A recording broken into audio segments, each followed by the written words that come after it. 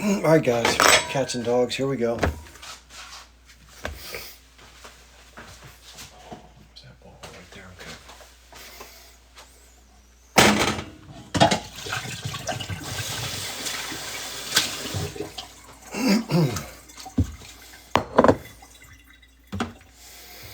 Good evening, how you doing? Good to see everybody. I'm just doing the cats and dogs real quick, feeding them while we get started. Good evening. I feel like it's a long time no see. Like it's been like, what, 2 hours? See if I can invite Sheila to come.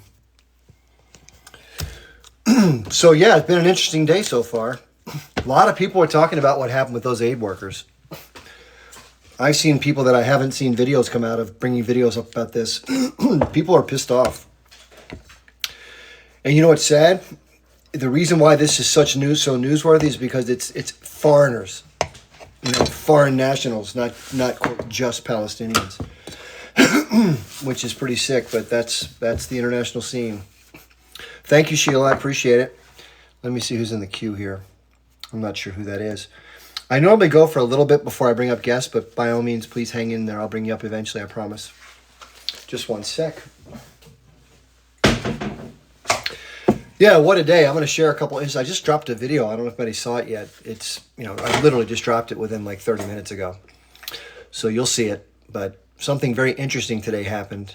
And I'm used to getting, a lot of negative feedback, which is fine. It's okay. It's part of the territory, putting yourself out there. Something today different happened, though. This was a whole nother level of strange pushback. So I don't know what's going on with these people. I'll tell you more about it.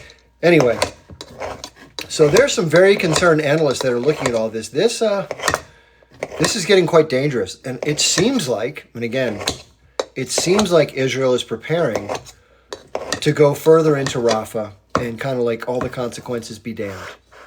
Even with all the advice they've gotten from the Americans, at least in public, and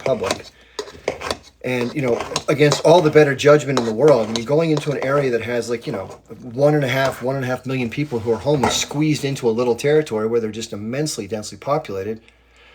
I don't know how anybody in their mind could want to go in there and start dropping, stuff. And they're all that's going to be said about it is, well, they're just all integrated with civilians. What are we supposed to do? We hear that over and over and over again. But that's not true. Think about this for a second. The rhetoric that we hear is that Palestinians and militant H group members, they don't care about life. They embrace death. They want death for everybody because they love death. I mean, are you serious? You're not being serious when you say that. And that every time somebody unfortunately doesn't survive, that it's because somebody forced them to stay where they are because they want to make the other side look bad by encouraging more death. Give that a thought for a second. See if that makes any sense to you. In fact, if you know anybody in elementary school, go into class, ask the teacher nicely if you can speak for a second, and ask the kids what they think about that. And just start shaking their heads, the whole room in unison. So, Carolina Heil Chip, you are a new Himlet. I guess you're trying to say that I have something to do with the Germans or something like that. Kekalina, I've done videos, you can go back and see them. I say, what if the script were flipped? In other words, if the players in this particular series of events we're all observing were the exact opposite. And there was some arbitrary Arab nation that was carved out of a region that had a larger Jewish population. And unfortunately, the adjacent Jewish nations were not happy about what was about to happen, and they decided to attack. But the Arab nation fought them off. And you got even more territory. And then all of the events, the actions, peace accords, conflicts, had happened the exact same way. And despite condemnation of some of the more aggressive and I'd call it, unfathomable tactics of the Jewish resistance, even so, I can see the framework within which I would criticize the Arab government for oppressing the people and disproportionately responding to their resistance. Now, if you think that's about Jews or Arabs, I just switched the script and told you that I would criticize the Arab government under the same circumstances. So I'm critical of the actions and the power dynamics, not the players. The players just happen to be who they are. So to somehow associate me with people with what happened in World War II is absurd. Absolutely absurd. I often say, if this conflict was taking place between Ethiopia and Eritrea in East Africa, And the same things were playing out. I would have criticism of whoever's doing the exploiting and oppressing. So I don't know what else to tell you. I mean, these sort of spurious attacks that have no relation to reality about, this is the standard tactic that when anybody advocates strongly for a just cause, you just marginalize them. This is a tried and true tactic of Israel, unfortunately, and people have admitted as much. That, whenever somebody tries to criticize Israel's actions or what the nation state is choosing to do, or its military, or all of the above, that somehow that's against the people, the citizens, the ethnicity, and the religion of the people. That is bullshit. I criticize the American government. Our population is majority white, but it's changing. And, it doesn't mean I hate all Americans because I criticize the American government's actions and policies. It doesn't make any sense. So the similarities are there. I analyze the Ukraine-Russia conflict. I have criticisms for both sides. I think you can make plausible arguments for every situation, so I try to respect them. But trying to disparage individuals' character and sort of impugn their motives shows a lack of cognitive ability, a lack of intellectual sincerity, that you can't bring it to the party, so you throw that on the table instead. So for those of you who choose that lane, why don't you come into the live as a guest and maybe put that one in your pocket for a second and come up with some stuff that the audience can analyze and makes heads or tails of. And if what you're saying makes more sense to a group of people, they're going to believe you. And if what someone else is saying sounds more plausible, they're going to believe them. And if there's an honest and goodness way to see it both ways, then they're going to think that. Okay? So I invite anybody who disagrees or thinks that I completely got it wrong. I could, I don't know. But I'm always open. And the difference is I was on a live today. I'll explain this now, what happened. So I was on a live today. It was hosted by someone named PG, or Patricia Gonzalez. She's a regular host. She hosts a lot of pro-Israeli panels. All good, but in the past, they have conducted themselves in ways that I think didn't reflect well on them. And that's happened in pro-Palestinian lives. I want to be fair. So I think they sort of agreed to take a different tact. But today, I think they forgot the lesson that they'd kind of held, the standard to which they were holding themselves. I was in a live with PG. She was nice enough to bring me up. It was sort of calm and quiet at first. It was like 8, 10, 15 people. It was sort of just conversational. I was pretty quiet. There was one issue that came up about the stripping of the Palestinian detainees in the north. We saw those photographs of men in their underwear and hands zip tied behind their back with blindfolds on and being left out in the cold for a while, being videotaped, talked down to, etc. And that's not how you're supposed to process detainees. And it turns out these were not members of the age group. They weren't militants. They were military-age males. But they're just regular citizens. And then someone named Daniela Amar made the comment, or somebody on the panel did. If it's not Danielle, I apologize. That because they have the ability to somehow facilitate or participate in either supporting, whether it's moral support or physical support, logistics, whatever it may be, that they're equally culpable and worthy of being taken captive. And if you look at the numbers inside of the population of Gaza, if you analyze the military-age male population, it's probably somewhere in the neighborhood between 350 to 500,000, I would guess. I don't know the exact number. Maybe more. Remember, half the population's under the age of 18. That means the other half is over, and half of them are about male. So that's about, 600,000, maybe a little less. So among those, we know about 22 to 25,000 are the militant arm of the age group, potentially. No one knows the exact number. So that leaves what? Let's say 480 to 580,000 military-age men that aren't involved with the militant group.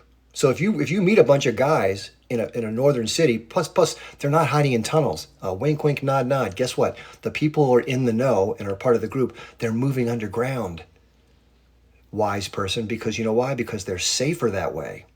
And the people that are left above ground, who are just trying to live their lives and get out of a hellscape, are then detained and humiliated by the Israeli military. Why?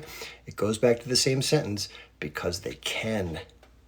Because they can. So I'm in this live, and they bring up another topic. They bring up 10-7. They start telling me what my position is on it, how I feel vis-a-vis certain things that did or may or may not have happened. They're starting to disparage me for not agreeing with their point of view. And then we get on to the point of, this person named Moroccan of Israel, who's not the nicest of fellows, but we'll just leave it at that. And what he starts saying is, He starts saying that he tries to paint the picture that it's all or nothing. Either one agrees with him that everything that happened on 10/7 was pure evil, or you're a bad person and you're dismissing that nothing happened and you're embracing it. I mean, this is kind of silly, one side or the other, black and white logic that it doesn't have any nuance. But despite that, my answer was, I don't believe that evil is necessarily, it's not objective, it's subjective. Because, not you could say unaliving somebody is evil, right?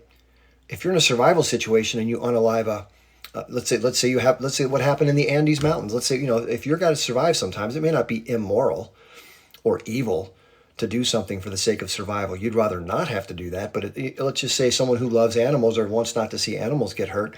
Is it immoral to harm a dog if you're trying to survive? Well, most people don't want you to harm dogs. They think that's evil. But it depends on the circumstances, right? Everything has to have shades of gray and analysis. But not with this person. It's either you agree with him or you're a horrific human being who deserves to be persecuted and put down and whatever. So the guy announces shortly thereafter, when we're trying to have other conversations, which, by the way, didn't go very far because I kept getting stepped on, which is the typical Zionist way. And fair enough, they're having their own life. They're kind of ganging up. It's what people do. It's okay. But the guy says in Hebrew, and I understand a little bit of it because I've heard enough Hebrew to understand a little bit of it, that he said, don't worry, everybody. I've reported his ass to the FBI. That's basically what he said.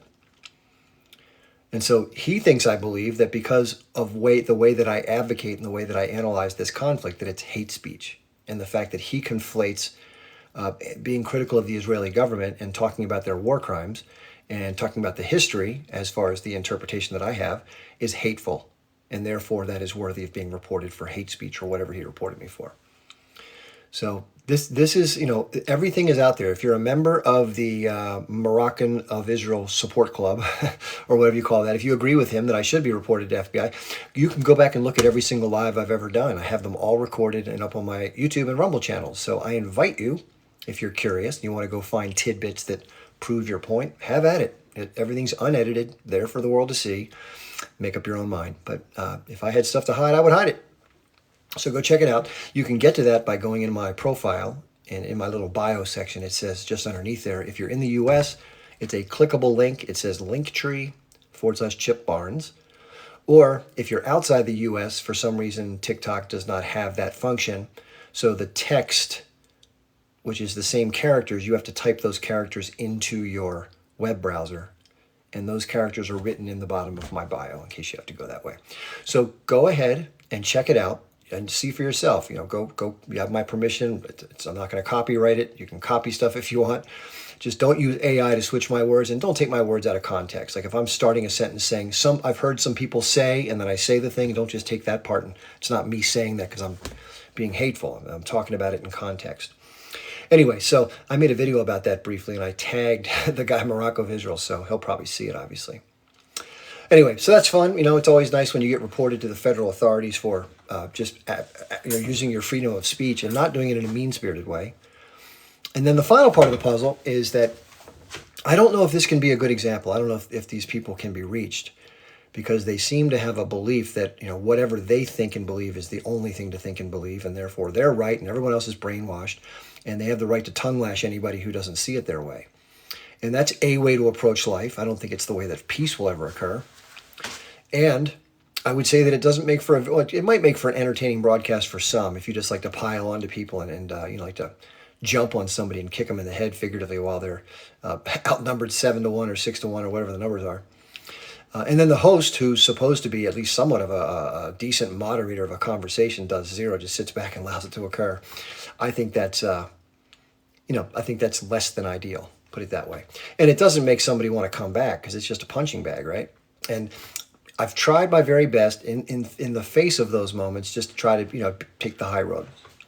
But there are times when they'll always say you're running away if you decide to drop down. They say, "Oh, you couldn't make your argument." Yeah, you're right. I couldn't make my argument. You know why? Because you would not let me speak.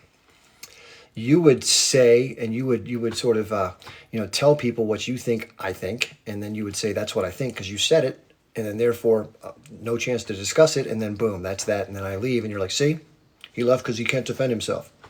Okay, gotcha. Anywho, enough of that bullshit. So I want to talk more about what happened to the United Food Kitchen workers, because this has really sparked a lot of controversy.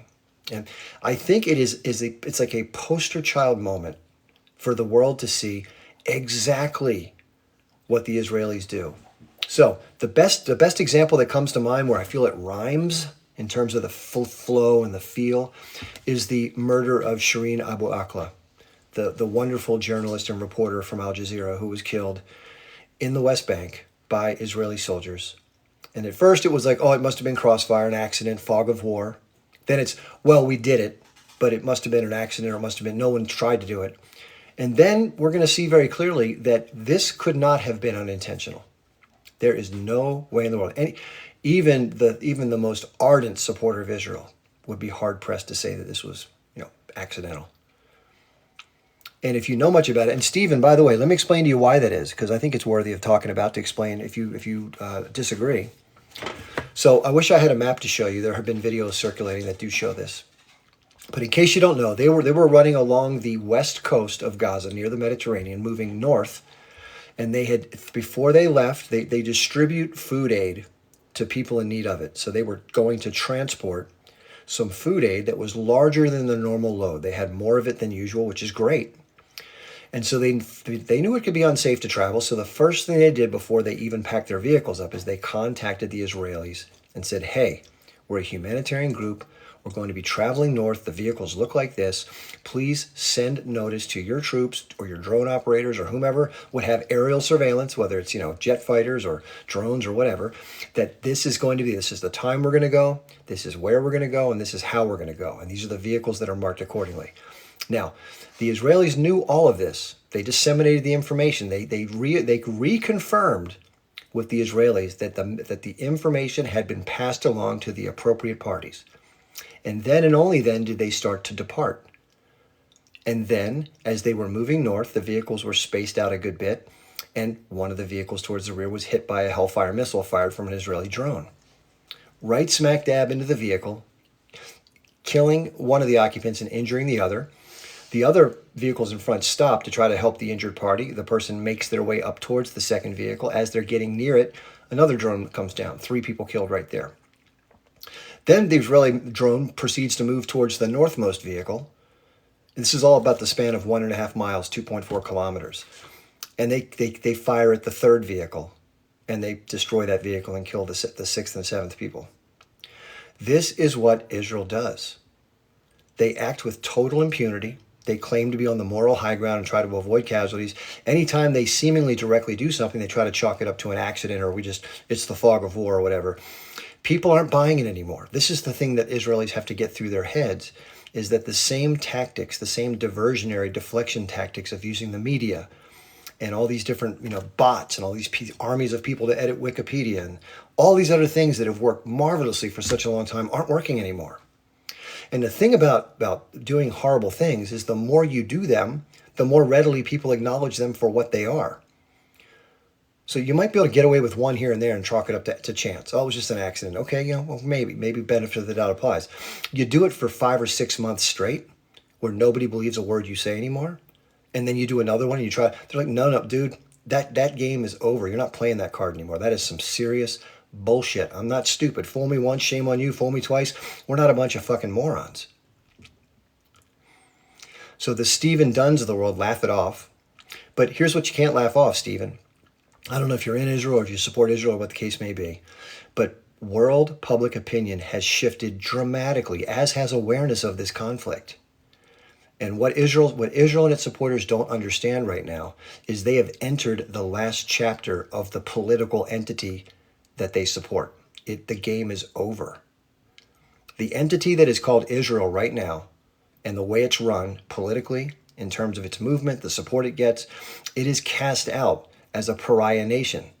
And the U.S. is very quickly reaching that status as well for so unquestionably supporting it. And if there's any justice in the world, here's what will happen in the coming months or years. Each and every person who has perpetrated these war crimes, these mass murders, these individual murders through snipers, tanks, bulldozers, bombs, doesn't matter.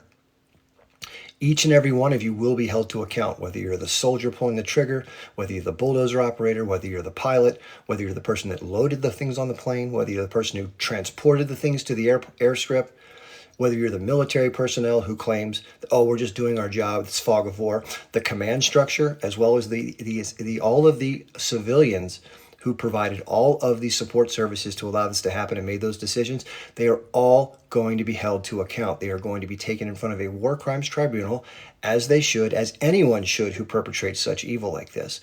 They will be convicted. Some will be executed. Many will be imprisoned for life. And they'll never be allowed back into civilization, as they should be kept apart. They are maniacs. They are maniacs. And the structure of that organization is going to have to change. Now, when I say it's going to change politically, what do I mean by that? Do I mean that all the people in the society are going to all of a sudden be, something's going to be done to them? No, of course not.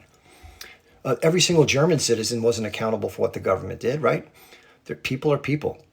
So this isn't one of those things like a caliphate where this idea is that there's going to come this sweeping power and it's going to go after some sort of ethnic group. Not going to happen. But in fairness, what should happen is people that have supported this crap have to make a good case as to why they should remain in the territory. Because what they've been doing is criminal. And if you support criminal, mass murder, genocide, you have no place in civilized society. Go somewhere else. If you're somebody that can get along with other human beings and live side by side and not be violent and not think you're the chosen one, then sure, stay, get a visa, hang out, God bless, do your thing, go to your synagogue, do whatever the hell you want to do. It doesn't matter. Nobody cares. What they care about is what you have done and what you won't do in the future.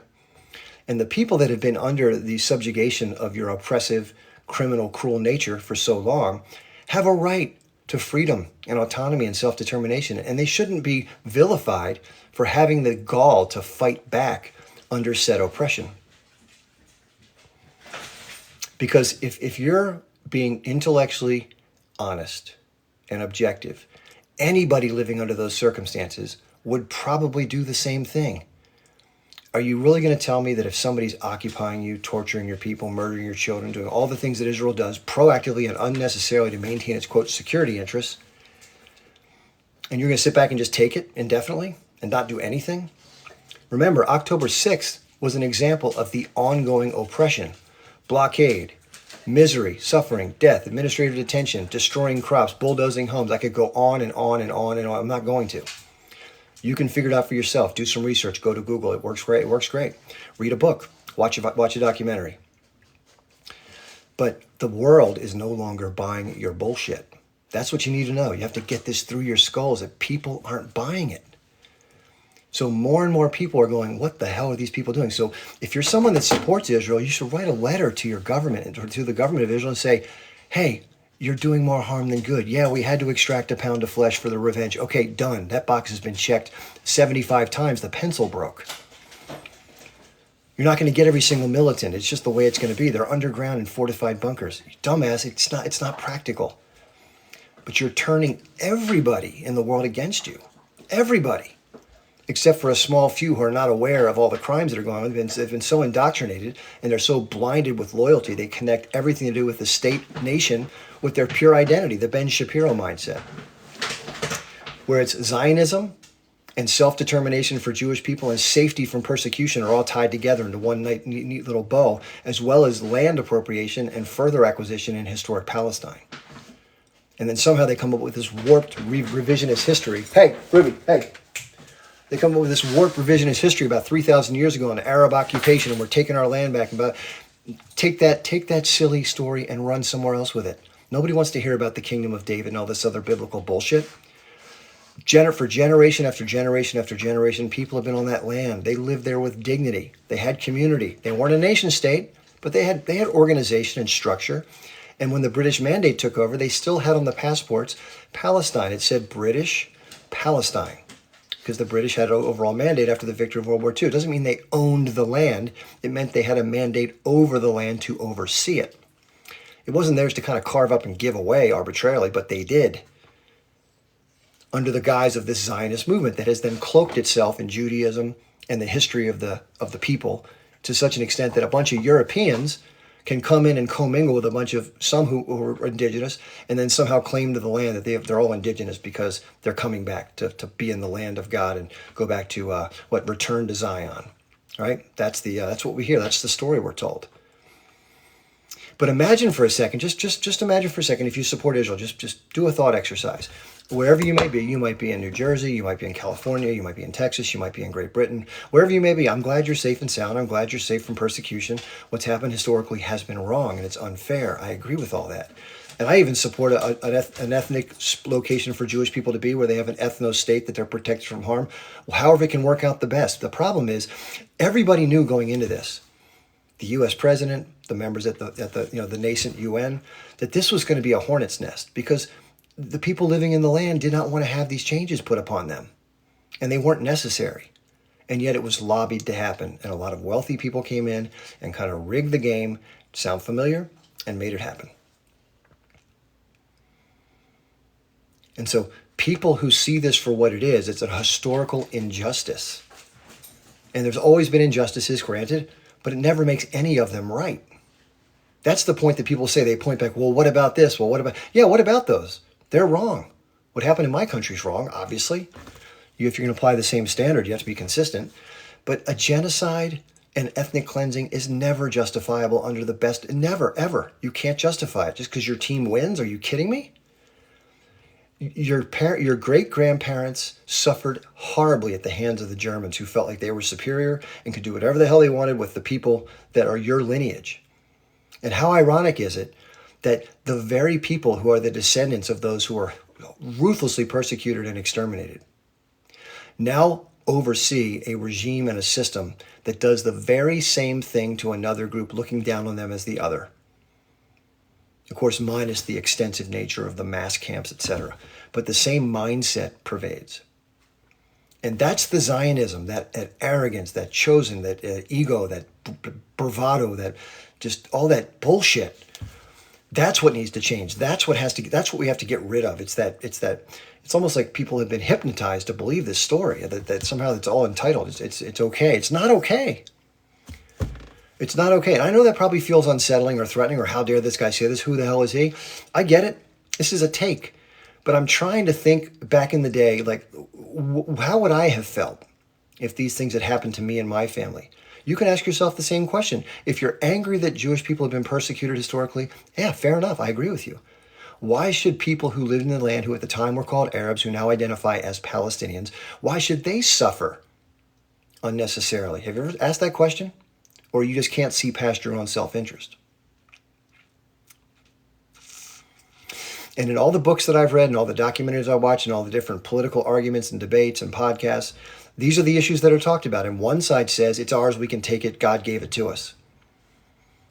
Well, if that's the logic you're going to go with, then I'm going to come down to your house. Let's say you're down in Delaware, and I'm going to show up and say, hey, I'm a great descendant of the Sioux Indian tribe who occupied this territory in 1704, and get the fuck out. Right? According to your ideal, that's fair, right? Because you have the right to return to that which you feel is yours. Well, there you go. So give me your keys and get a hopping, get it going. You're going to say bullshit to that, right? Yeah, rightly so. So you have to be consistent. You can't, for your benefit, bend the ideals of history and your principles because it somehow suits your purposes, and then shit down the neck of somebody else and mistreat them because they dare to point out the hypocrisy. Think about that. I mean, I think it's a fair point to raise, right? You want to have it both ways. And then you want to be able to use systematized violence over and above what is necessary for the core security of the land you did steal to brutalize and occupy and immiserate a group of people to an extent that is unimaginable. And you justified saying it's for your security, and everyone who is the target of that must be instigators or T-words. And you hold thousands and thousands of people against their will inside your jails who did nothing wrong. Thousands. And this is not something like me just making wild claims. Every human rights organization that has looked into this makes the same conclusion, that Israel illegally detains, i.e. they keep hostages from the West Bank and Gaza, of younger people for no charge. They're held under what's called administrative detention. How would you, just if you knew a neighbor of yours that you went and played with once a week, and you were out one night 100 yards away, and your friend threw a stone at a car that was passing, and the soldiers show up, and boom, they grab the kid who threw the rock because the driver points to him, and he also points to his friend. That's his friend, and they go grab the friend. He didn't do anything, but he's in jail for 3 years, 5 years, because he's a collaborator, or he's equally guilty. And again, it's this idea of that you can collectively punish anybody because you can. That is part of this whole mindset that has to go. It's this mindset, this disgusting arrogance, unaccountable. Nobody can touch us. We're completely, what is it? We're, invincible. Nobody can beat us because we got the best military and we're better than these people and we can take whatever the hell we want. Well, if you're being treated that way for so long, how would you feel? And if you were never given a true opportunity to have a peaceful resolution, every time you try to do something and try to deal with the terms they're saying, you just can't accept a shit sandwich. You're like, I just can't bring myself to say yes to this. It's not that you don't want peace, but you have to have peace with dignity and a chance to be autonomous. And if the person you're trying to negotiate with never gives you any of that in any of the offers, these great offers that come out, you can't say yes to that. You're giving them an offer they can't but refuse. And this is the pattern of behavior that has pervaded this conflict for decades. And it's indicated by the very words of the leadership like Benjamin Netanyahu that said things like, there will never be a two-state solution. The best thing to do to avoid the possibility of a two-state solution is to support and fund the H group, because it'll sow political divide and radicalize part of the population, which will lead to conflict, which will lead to the justification for harsh and this ridiculously disproportionate response that we're seeing right now. This is part and parcel of that entire process. Same behavior pattern, same stimulus response. Do something to rile up the people, they respond back, and then you use that as a justification to absolutely crush them. This has been going on for a long, long, long time. And there are many who don't see it this way. And the reason they don't see it that way is because they are told a different story from birth. So let me give you an example of a few people who have gotten out from under the sort of, blue and white colored glasses that were shoved on them since birth. And they've been able to just take them off and see outside of that and go, holy shit, how did I think this was okay? How did I find a way to justify what is now seemingly, of course, obviously unjustifiable under any objective standard of morality? And they've come to sort of have a moment of reflection.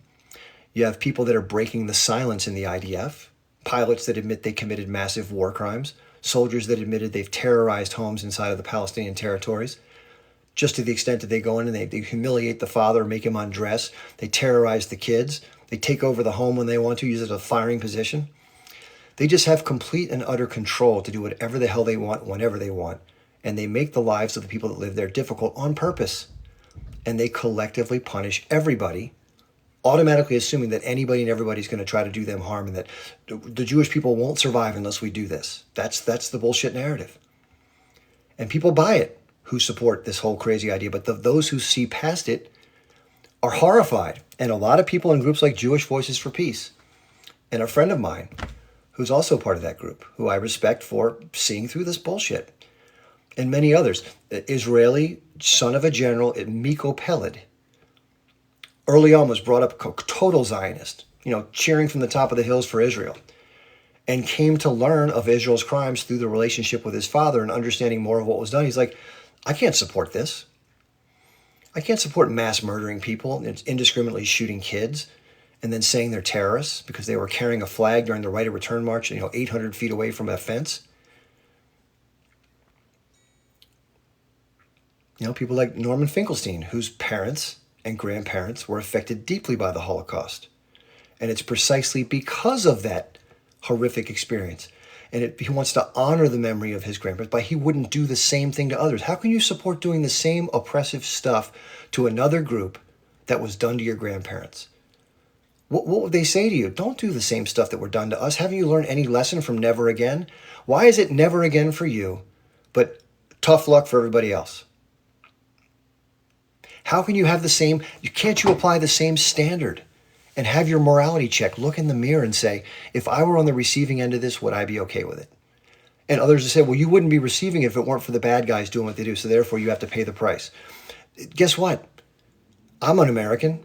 I don't support invading Iraq I don't support subverting governments around the world.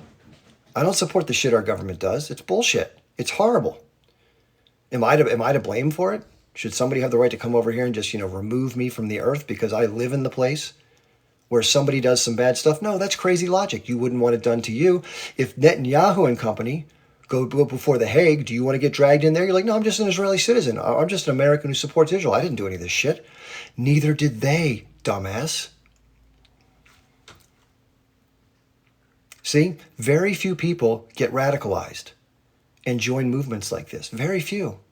Now, they may have a belief system that you may not agree with where they want to see the thing that they're under stopped, like oppressive occupation and a blockade and having so much control over your life by some third party who doesn't seem to give a damn whether you live or die. But that's understandable because that's called being human.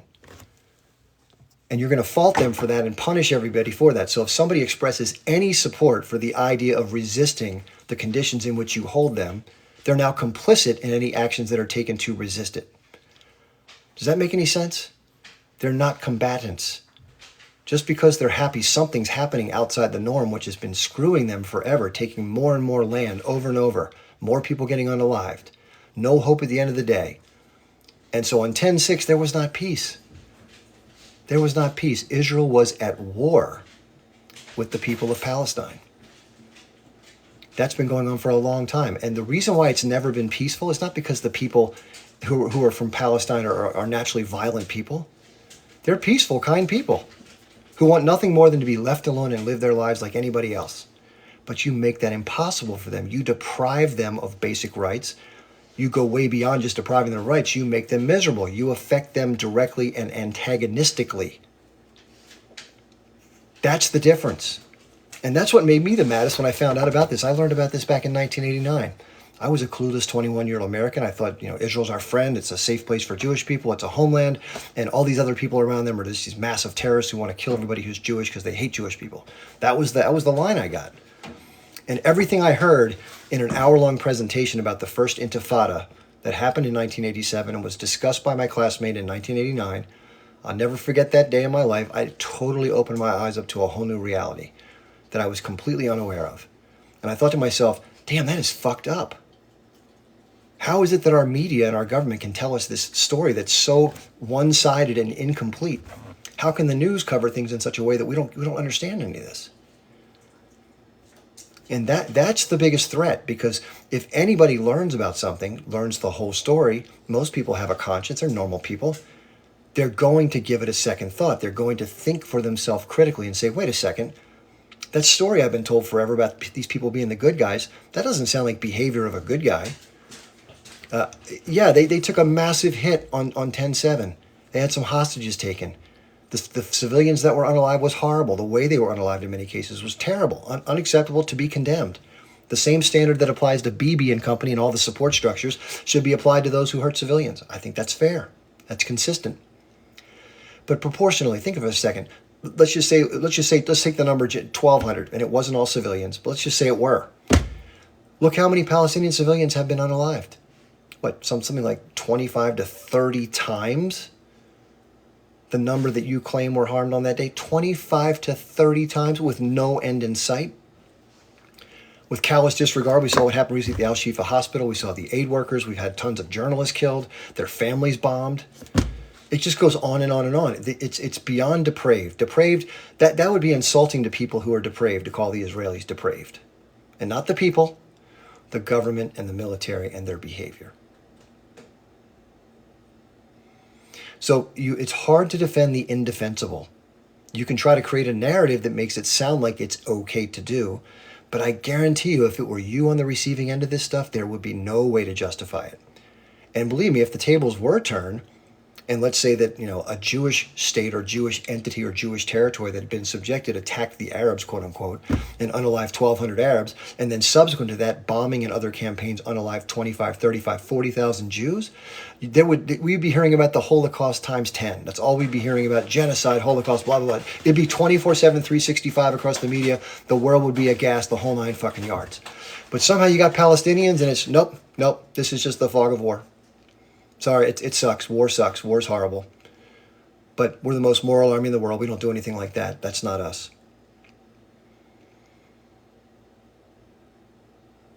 So this is the difference, and it's not fair to overlook the attacks that have occurred over the years. I think it's fair to criticize those and look at them for what they are. Anytime a civilian is harmed, it is to be condemned. A bus, a cafe, an Olympics, whatever it may be, wherever somebody who's not involved in direct combat gets hurt, it's not okay. And at the same time, context does play into it. And I'll give you an example from the history of our country here. And I say this a lot, and people say, well, that was different. The mindset is always the same. The tools, the tactics, the techniques, they differ. But in each historical context, the way that the one side, the oppressor, views the other side, the oppressed, they view it differently. Anytime the oppressed decides to rise up and do something, they're T-words. They're unconventional. They're animals. Blah, blah, blah, blah, blah. They don't fight fair. What's wrong with these people? Why don't they just accept their fate? Why don't they be peaceful? Well, the Americans, we call these people patriots, the forefathers of our country who fought for our independence from the British, who were, by the way, occupying the colonies, taxing the living bejesus, controlling the economy, controlling the administrative systems, the courts, etc. People didn't like that. They were getting tired of it. They tried through nonviolent measures. They dumped tea in the harbor. They tried to redress their grievances. You know what they were told? Send your money to the king and shut the fuck up. That's what they were told. And they got tired of hearing that shit after a while. You know what they decided? If these people aren't going to let us do something to change our circumstances, we're going to have to change them for us. At least try. And so what did they do? They started taking up arms. Do you think they wanted to go fight and risk their life because they hated British? They didn't like people who had crooked teeth and talked funny? Sorry, British people. I'm sorry, Maz, that was unfair. Who could have teeth like Austin Powers sometimes. How about that's more fair? No, they don't hate British people. They hate being occupied. Nobody likes being occupied. Nobody. Nobody likes being occupied. So they fought back. Now, guess what? They didn't just stand across from the British Redcoats, who were the best armed and equipped military at the time. They had many more muskets, many more bayonets, many more cannons, etc., etc., etc. It would have been suicide to stand across from them, maybe 50 men to their 1,000 or 2,000. You get wiped out. So what did they do? They used unconventional guerrilla tactics to take on things like passers-by and people's homes and to terrorize the British to get them the hell out of their country. And what did the British say? These colonists they're animals, they're terrorists, right? Typical stuff. You're the oppressor, you're controlling somebody else, they dare to resist you. Oh my God, they're animals. Why are they so unpeaceful? Why are they such barbarians? Well, you give somebody no daylight to peacefully resolve a major grievance that is deeply unfair and unjust. And that is what's to be expected. To expect anything else is being unrealistic. So for our friends on the other side of this issue who are Israeli, I speak for myself. I want you to enjoy peace, you and your families. I want the hostages to come home safely, unharmed. I want there to be a cessation of hostilities. I want aid to get to the people who need it most immediately, especially those who are low on food, fresh water, proper sanitation, and of course every other basic amenity that we take for granted, running water, electricity, something to run your vehicles with, and of course medical care. These are things that are all being deprived of many, many people by the actions, the intentional actions of the Israelis, under the guise that every time they do something that's super objectionable, it's the fault of the enemy. Blame them. They were in the hospital. They were doing this. They were using human shield. It's always the same story, but it is unjustifiable behavior with specific intent. Because it all ties together. You take a piece of evidence here and a piece of evidence, and it all comes together into one clear picture. And anybody who has any investigative skills or second-rate brain cells can see the pattern that develops. And it's ugly. And I think most Israelis aren't mean people or horrible, or people who support Israel aren't bad people. They're supporting a bad system that does bad things to others to protect them to their benefit. And I think that's lousy, and I think it needs to stop, and I think it needs to change. And if it can't change voluntarily, which I hope it would, if people could elect a different group, but it's never been different from administration to administration. Center, left, center, right, it doesn't matter. The same settlement policies, same aggressive demeanor, same oppressive approach, same idea of superiority, the whole nine. It's a Zionism problem. And Zionism stems from a racist, settler, colonial, and then emergence of apartheid land acquisition project, with this idea of being chosen, and you roll yourself up in this idea of Judaism and the ethnic Judaism, and you just go ahead and run your game, and whoever's in the way, you just steamroll them. Who gives a shit? And then you use your power militarily and politically to get the largest country in the world to support you, the most wealthy country, the most militarized country that's ever existed. And then you just keep on barreling straight ahead to whatever the hell you want and justifying it however you want. You use your whole Hasbara system to try to wrap it up in a nice, neat bow and tell the world you're the victim. Are you giving me a fucking break that you're the victim in all this after you do all this stuff proactively and then talk shit around it? You're the victim? You feel that people are being anti-Semitic when they criticize that? Give me a break. Give me a break. And nobody's buying that. This is the big thing. People have to wake up. Nobody is buying that bullshit story anymore. People know you're the victimizer. You're the one that's proactively murdering people. And yes, what people did that day on 10/7 was wrong.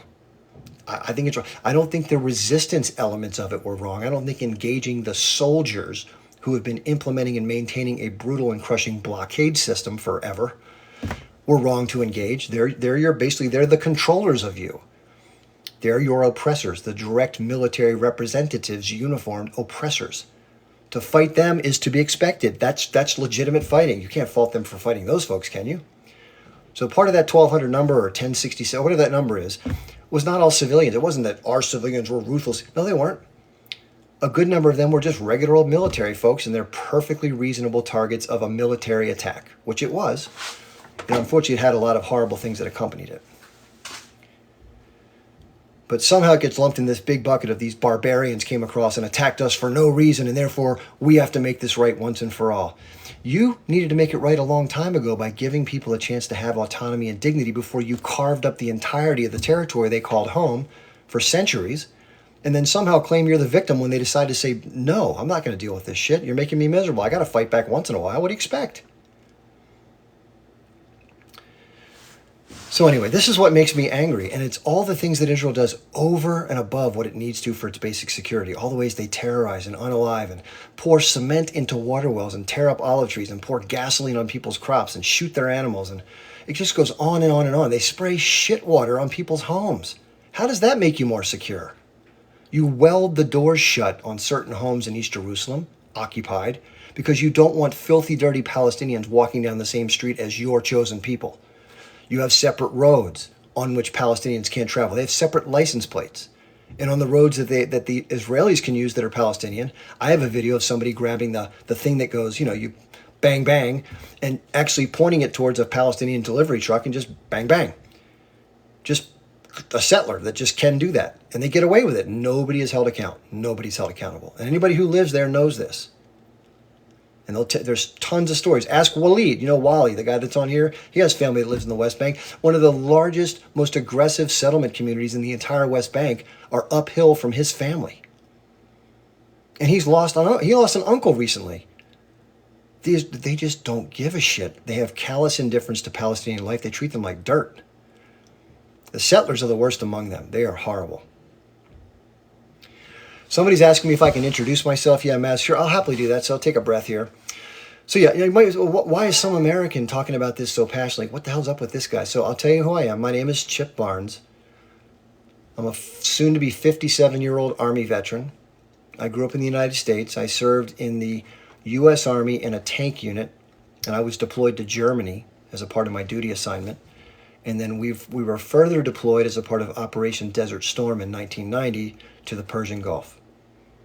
And our mission there was to remove the Iraqi army, which had invaded and occupied the small nation state of Kuwait at the end of the Persian Gulf. So I went. Now, before I went, I was in college. I was a political science major. And I was a young kid. I was having fun, playing sports, what most young people do. But I was learning a lot, too. And one of the things I learned, quite unexpectedly, I shared it a few moments ago, was what was happening in Israel-Palestine. I didn't know much, but from the presentation that I did listen to, one of my classmates did a presentation on a major uprising, it just completely shook up my way of thinking. I had no clue. And then what I did learn angered me. I mean, I hope anybody who sees an injustice will be like, okay, that's messed up, right? We learn about places like, blood diamonds or child labor, and you're buying something at the store you think is just a normal product. Then you find out that kids are doing X, Y, and Z. You're like, damn, I don't want to buy that anymore. It was one of those kind of feelings. Kind of surprising, upsetting. But I still didn't know that much, so I was really hungry to learn more, which I did. I read any book I could get my hand on because it just kind of spurred a big interest. I didn't think it was right, and I didn't understand why I'd been lied to. But it kind of pissed me off, actually. So, I've been a business guy most of my life. I've, had real estate. I've done certain things. I was taught to go out and make a lot of money. That never made me happy. So I'm doing more advocacy work now and try to share my political thoughts because I like thinking. I'm not an expert. I'm not a military expert because I served in the Army. But I have seen combat. I know what a Hellfire missile attack looks like. I know what it is to be in a tank unit and see all the carnage. I don't even like to talk about it. It's bad. But it gives you perspective on some of these issues that, like I said, I'm no expert, but I've seen some of this stuff firsthand, and it gives you a different view. And war is horrible. I still have issues with it. Everybody who goes has issues. Yeah, good reminder. Thank you. Somebody says, please hydrate. Good call. So I never was much for social media. I avoided getting on Facebook. I just didn't want to be out there, But something happened where I just decided I got to start talking about just politics stuff. I got to get it out of my head. I've been learning all this shit for years. So I got on TikTok 2 days after what happened on October 7th. It literally just coincided. I was going to do it anyway. It just so happened that happened, and I happened to know something about this conflict. So it was some synergy. But the first few videos I made weren't even about the conflict. It was still too fresh, and a lot of hurt, and a lot of anger on the Israeli side and shock. And I don't know. I didn't want to get right into it. I thought it was a little bit insensitive to make videos critical of Israel's policy so soon after the wound they just sustained. But in a little bit of time there, I started talking about the conflict, try to be as sensitive walk delicately around that. But, as American, who most Americans probably, just because they're busy and have other interests, weren't that familiar with it. And they've just been sort of trying to figure things out or get a better, sense of what's going on there. And obviously it's hard when you hear about the first attacks to understand the broader conflict. It just seems like these group of savages, as they were told on TV, went and did this. Like, how awful is that? These Palestinians must be rotten, horrible people. But there's so much more to it. And I was somebody who at least could share some of that and cover that terrain. And so my subscribership kind of ballooned quickly. I was like, I think it's like 2 weeks, I had like 64,000 followers. And then my account got taken down. Just no notice, no strikes, just boom, gone. I was like, damn. And my appeals were turned down. I was like, what did I do wrong? They wouldn't tell me. So I started over and did the same thing. Next 2 weeks, about 65,000, bang, gone. And I'm thinking to myself, like, man, this social media thing must not be for me. For some reason, I can't stay online. My content is just not welcome, I guess. And so I got a third account just to give it a try. And that one lasted 2 days, gone. And then the final one, I remember it was a Sunday morning. I'm like, all right, one more try and then I'm done. And it was up for 2 hours. And that was taken. I'm like, this sucks. And then a couple days later, the initial account that was originally taken down just magically popped back up. And I thought someone was screwing with me. I thought it was like an FBI tap or something like that. I was all kind of paranoid.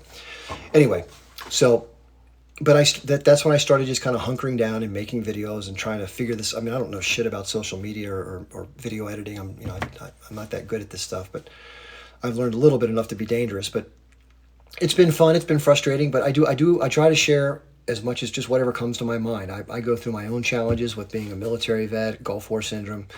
I don't always have my wits about me. I've done stupid stuff, made mistakes, but I try to stay true north, and I try to take accountability when I do screw up and apologize and move forward. And I try to be fair.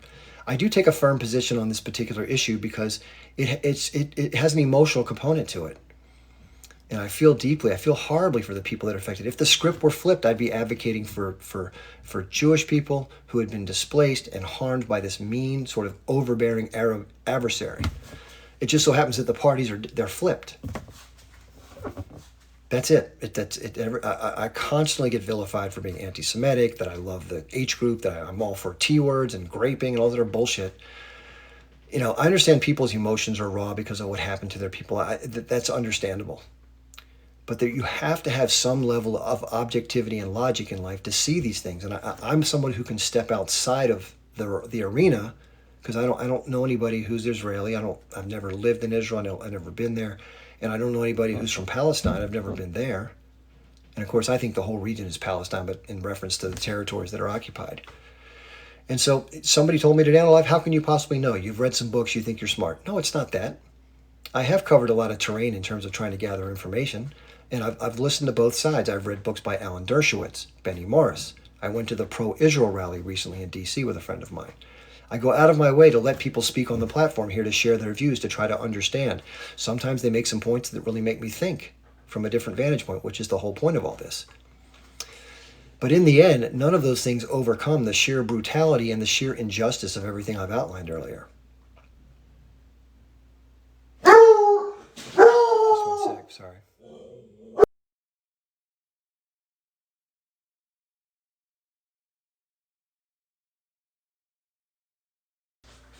Don't bark, please. So that's where I am. So I've been talking about this now for what, almost 6 months, I guess it is, and I have a little bit of a following. I'd probably be a lot bigger if I wasn't such an idiot sometimes, but I try to make it fair for people to come up and share their views and be respected.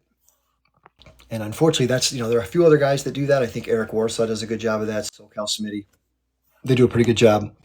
And I probably talk a lot more than most of those guys do. I interject my thoughts a lot, but just because of what I just shared, I have a pretty long track record of learning about this. But it's fun to have dialogue with people who disagree. I think that's good for any situation, as long as it's done in a civil and respectful manner. And to be fair, in recent lives that I've come in and out of, I've seen bad things happening, unfortunately, on both sides. I would never, ever tell anybody what to do, and I always appreciate anybody who advocates for causes that I think are worthy of that, regardless of how they go about it. But of course, the method that I use, I think, is, maybe it's not as entertaining, but I think it's more useful in terms of what it can accomplish. So that's the idea. So if you're somebody who wants to come up, I'd love to have some guests. I schedule my programs, what we want to call this, my lives, every Wednesday night from 7 p.m. or so until usually 9 or 10. And then on Saturdays, I do a longer one. I go from 12 noon until usually 4 p.m. And then here and there, I'll do some other ones where I just pop up if I have something I want to talk about. I've had some really cool guests. I've had Eddie Liger of Midwestern Marks. He was great to talk to. I had Liam O'Mara, an amazingly well-read professor. I've had Quinn the Eskimo on, who's a great guy that's down in Cairo trying to organize aid and help those in Gaza when the time comes. I've had Diane Sayre, independent Senate candidate for the state of New York, who's been on several times, and she's great to have on. She's really smart and pro-peace. And obviously, looking at this with a critical eye, similar to the way I do, that, listen, nobody hates people in Israel. They just hate what the government's doing to harm people. I mean, it's just common sense to most people. And if you don't have a sort of an undue allegiance to a group for whatever predisposed reason, if you're objective, you're just astonished. Like, how can this be allowed to happen? How can the United States, that's supposed to be this beacon of liberty and justice and freedom, not only stand by and don't do anything, but supply the very bombs, weapons, jet fighters? They just announced they're selling another, 8 or 10, 15 F-35 fighters today to Israel, and all the parts. So no matter what you say publicly, as long as you're selling and supporting somebody militarily, financially, politically, it's all just a bunch of bullshit. So I like to say the U.S. and the members of the U.S. that are supporting this, including the Congress, the leadership, they're all complicit. They're all complicit. And they all should be held accountable. I don't know exactly how you go about doing that, but the problem is that the power structures right now and the politics protects them. And the crazy thing is, it's always interesting to see how people act when they have power.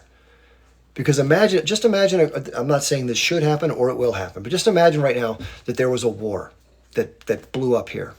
And let's say in the next 5 years, it resolves itself. And let's say the United States doesn't win.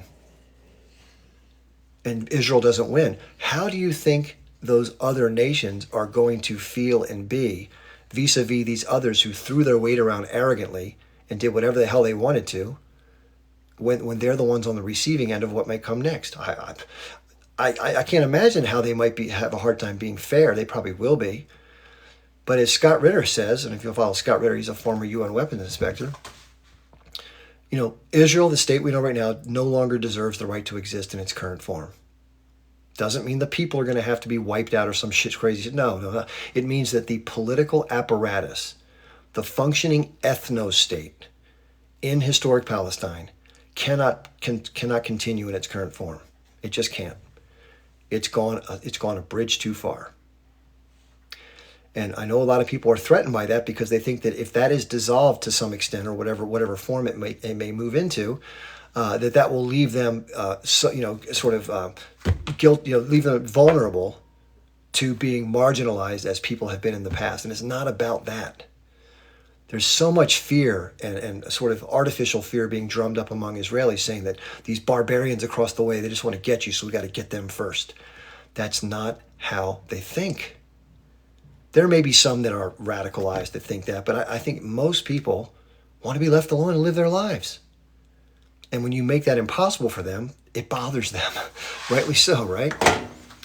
I got to finish making the dog's figure just a second. So if you're somebody who would like to come up and share your input, or if you want to, somebody says there's no such thing as historic Palestine. Should I bring out the Golda Meir video? Should I don't want to set somebody straight. But let me see who that was, and I want to share something. I'll tell you what, I won't go in and look at the video right now, but I'll show it if people want me to. This is MASRFC. I don't know if that's pronounced something. So here's what I would invite anybody who agrees with the statement that MASRFC said. He or she said no such thing as, quote, historic Palestine, end quote. So if you go back to the Roman era, you will see on maps until 1947 that the region, it wasn't a nation state, but the region that was from the Mediterranean towards what was called Transjordan is referred to as Palestine or Palestine to those who don't use the letter P. So that's indisputable. And everybody around the world has the same maps, except for people that are delusional and say that 3,000 years ago it was something else, so we're going to ignore that. Okay? Now, if you need further evidence that that's an acknowledgement by people who grew up there were people who were Palestinian Jewish, Palestinian Muslims, and Palestinian Christians, right? All three. And the population tables can be referenced. You'll see this. Golda Meir, the only female prime minister of Israel, in, I think it was 1970, maybe 73, she gave an interview to a British TV host in which she said he was trying to say that there was not a Palestine. She's like, no. What was Palestine? Palestine was all the territory from the sea to the Euphrates and the East and West Bank. She goes, I grew up in Palestine. I carried a Palestine passport from 1921 to 1948. I'm a Palestinian. That's what she said. If you don't believe me, you think I'm just making this up, go to YouTube and just type in Golda Meir, M-E-I-R, I'm a Palestinian. Don't trust a word I say. Go watch it. And you'll be like, damn, why did Golda say that? We're supposed to talk about the kingdom of David and the land of Zion. It was Palestine. It just was. Now, it didn't have a nation state and a capital at the time. Many places did not. In the emergence of modern nation states, many territorial boundaries were established and centralized governments and all the stuff we see. But that wasn't commonplace at the time. And many places were considered regions and had cultural identity and populations as such and multi-generational, people who lived there. And that's what was happening in Palestine, right? And most of the people that live there, just for your information, you can look at the this is indisputable evidence, facts. Look at the population tables. The population of Palestinian Jewish people from the historic Palestine born in that region, people may cringe when I say that, but that's what Golda Meir called herself, was a much smaller population than the larger Muslim population or Arab Muslims. It's just, these are just the numbers. I mean, numbers don't lie. And then there was a smaller population of Christians. And then those numbers all grew because population was soaring everywhere at that point because of fossil fuels and development and food production.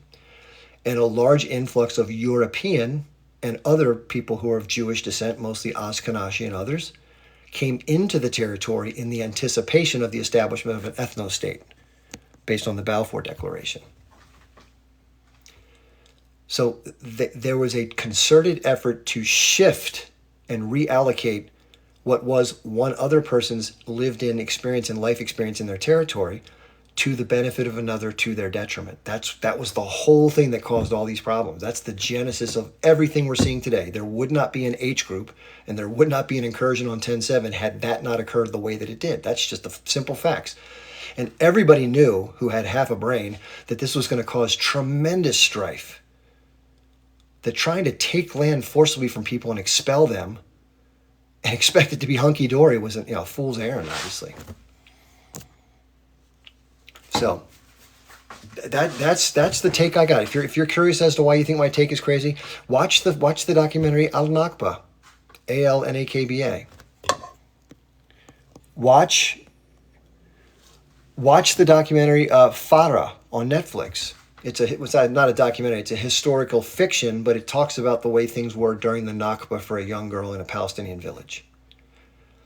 Watch the one that's called Tantora. Tantora. It shows the depravity of the Israeli soldiers and what they did to civilians and women, yes, including all the things that have been alleged that the H group did, times 10, as they expelled and unalived Palestinians during the ethnic cleansing of the territories. Not fun to watch, not fun to hear, but instructive. Read Ilyan Pape's The Ethnic Cleansing of Palestine. And you will find out that what the Zionist movement actually is not just the return to Zion for people who are Jewish as an ethno-state. That is part of the objective. And not a crazy objective. I mean, I think everybody who's carrying an objective should want any group of people to be safe from harm and have a place where they can live in peace, free from persecution. But the only question that comes up here is, at what cost to whom and why? Somebody says, say that again. I'll say that one more time. This is Zachariah Omar.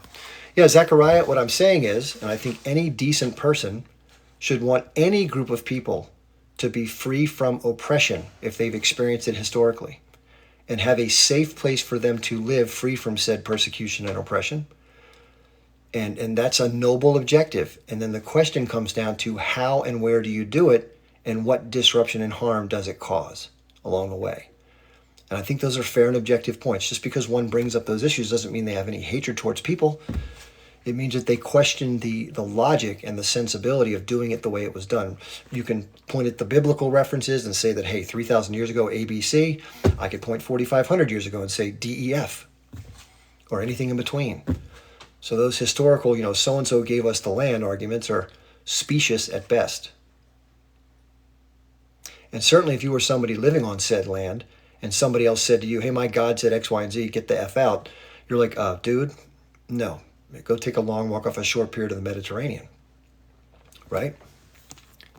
So I hope that second statement was okay for you there. Okay, we have two people who want to come up on the guest panel. I've talked a lot tonight. I want to say, first of all, thank you for listening, because it helps me get it out. I mean, sometimes this whole thing is just so overwhelming with what the Israelis are doing to brutalize and unalive children, women, the destruction of the infrastructure, just the sheer depravity and just the murders and the destruction of the hospitals and the aid workers being bombed and journalists being killed. I mean, Christ, it takes me, I have to take 3 breaths just to get a 1/10 of it out. And how anybody can support that and blame it all on one group is just beyond me. You have no sense of morality. And yes, what happened on 10/7 was awful, so don't say I'm ignoring that. I'm not ignoring the hostages. I'm sensitive to all those issues, and I wish they would be returned home, and I wish there'd be a peaceful outcome.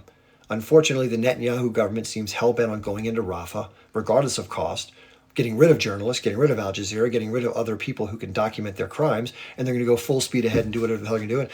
They say people should leave. They should go to Egypt, they should go to Jordan, or they can go back up north and pitch a tent in the rubble. That's the mindset of these people. They don't give a shit. They want what they want. Everyone else can go to hell. And they feel like they're completely free from any accountability ever. That's why they're going to come down. My name is Mm, It's always refreshing to hear you. I swear, you help a lot. I have a question for you though, Chip. Do you think? Well, I have a couple of questions.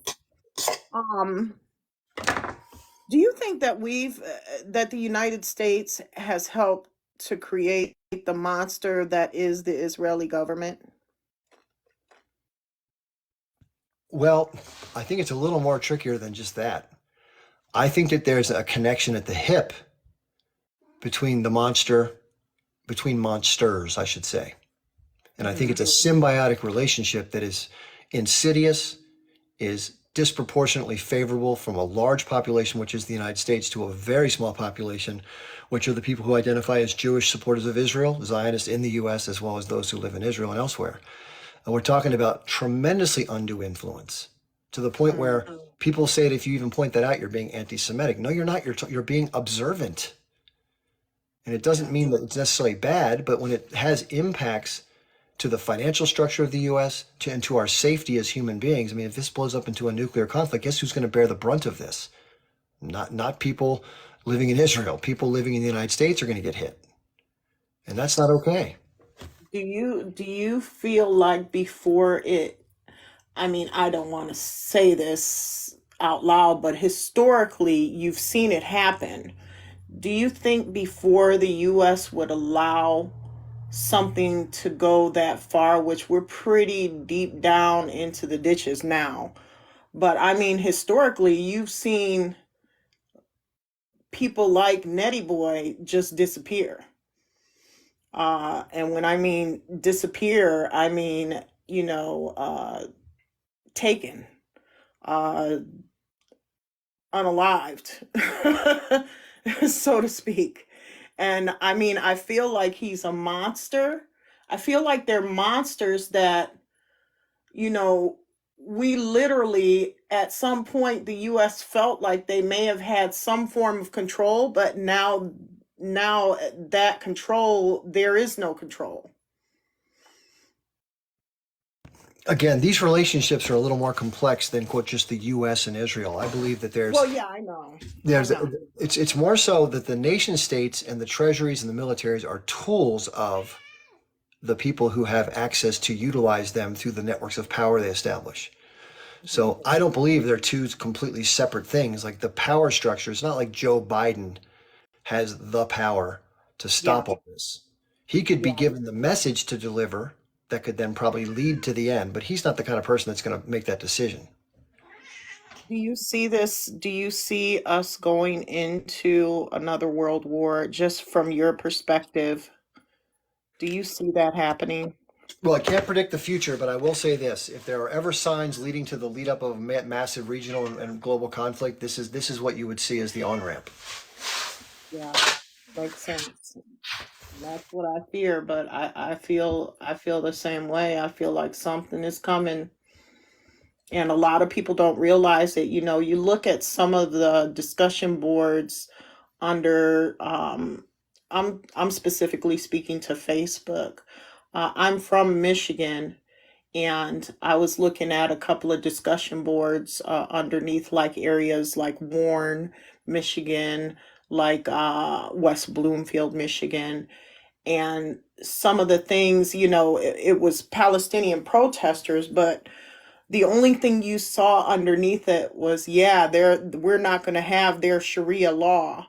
It was stuff like that. They're trying to take over our country. People just don't get it. And I feel like they're comfortable, living in stupidity. It's more easier to believe, the narrative that's been pushed on us, for so many years than to actually take time and research and dig into what's actually happening. Because I've spoke to people that, I mean, even at 50 years old, they still don't have a clue. And it's scary because I feel like if more people understood what was happening, more people would be out there and in those government buildings and talking to their representatives and making a bigger fuss, and you would see a much wider scale of protest, you know but it's just it's we live in scary times, Chip.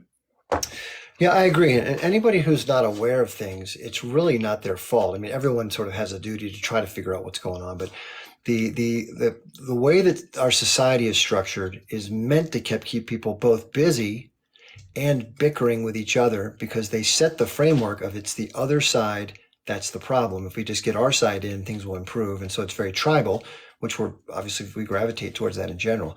And meanwhile, you have a transnational oligarchy who controls the banking system, who controls the military, the pharmaceutical, and all the industry groups that are siphoning money slowly but surely out of the lower and working classes up to the very small section of people who are super wealthy.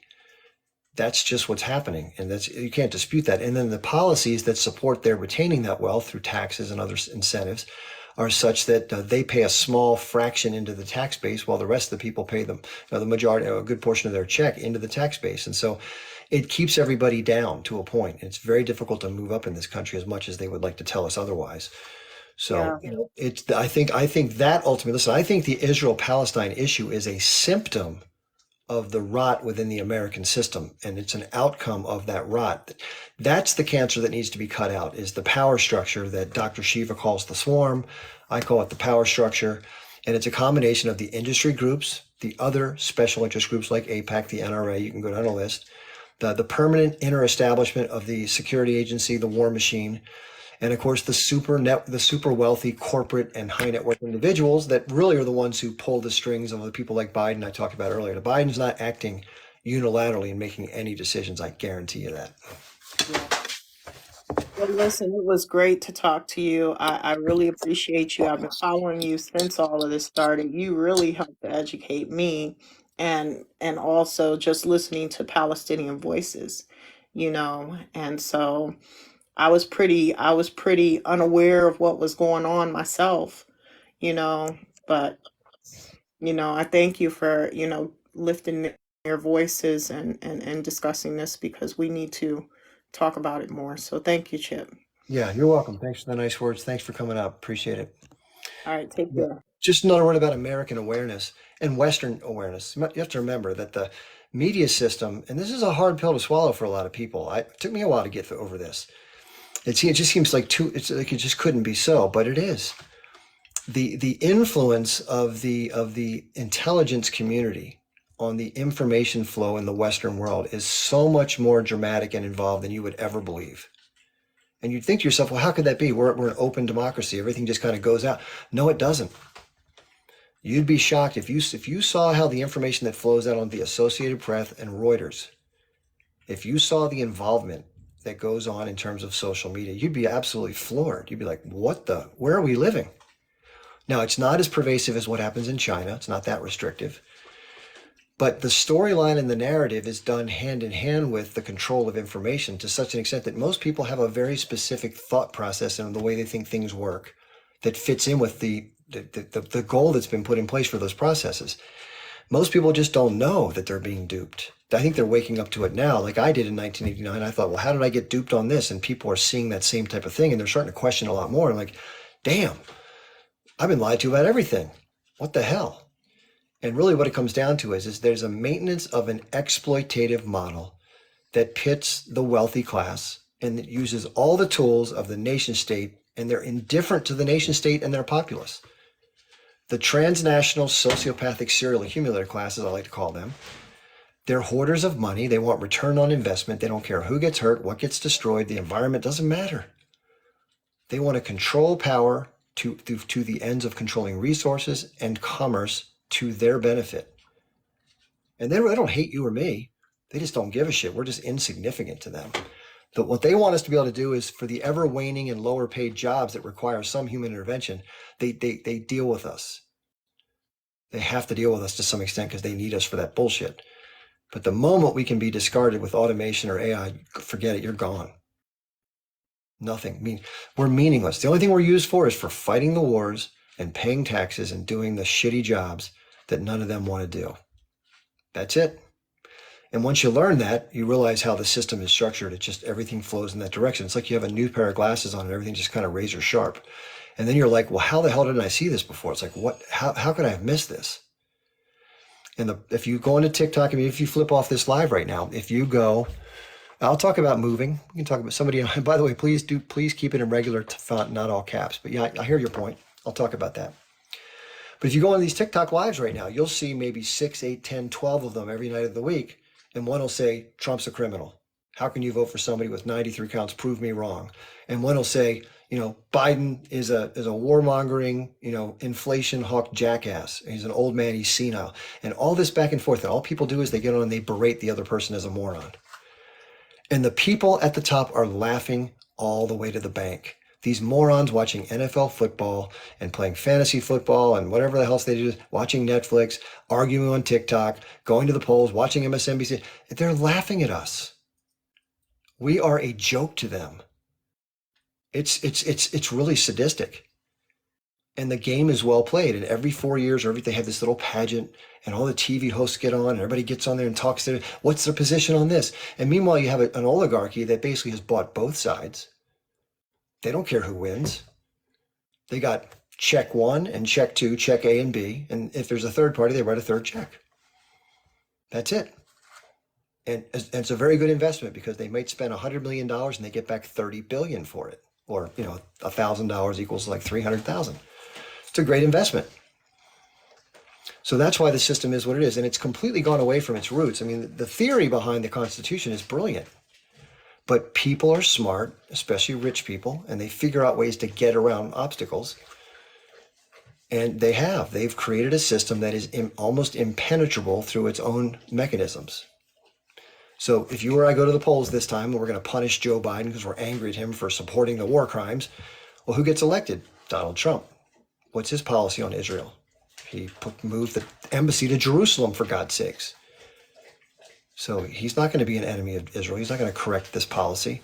If Bobby Kennedy gets in, if that's a miracle candidate, he's even more brainwashed with Israel. I think they got him under his thumb for something.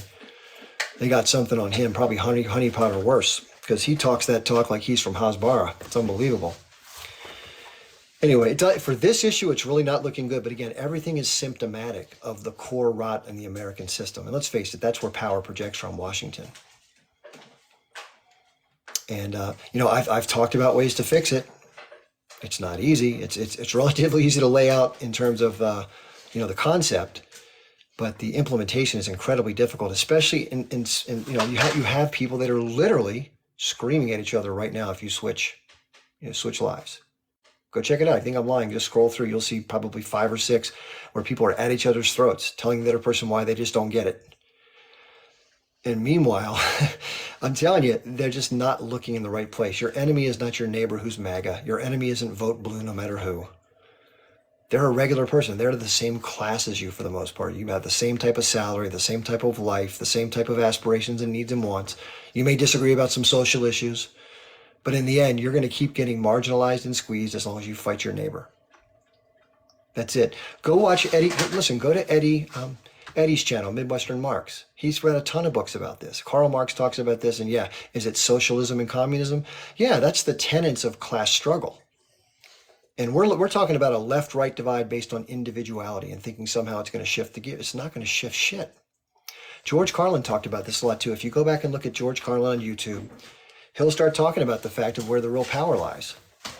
And the fact that there's an illusion of choice. Every election we have somebody in 2 different jumpsuits, but they might as well wear the patches from the different, big pharma, energy companies, all these different NASCAR patches, APAC, NRA, it's absurd. And they just call it campaign donations and they call them super PACs.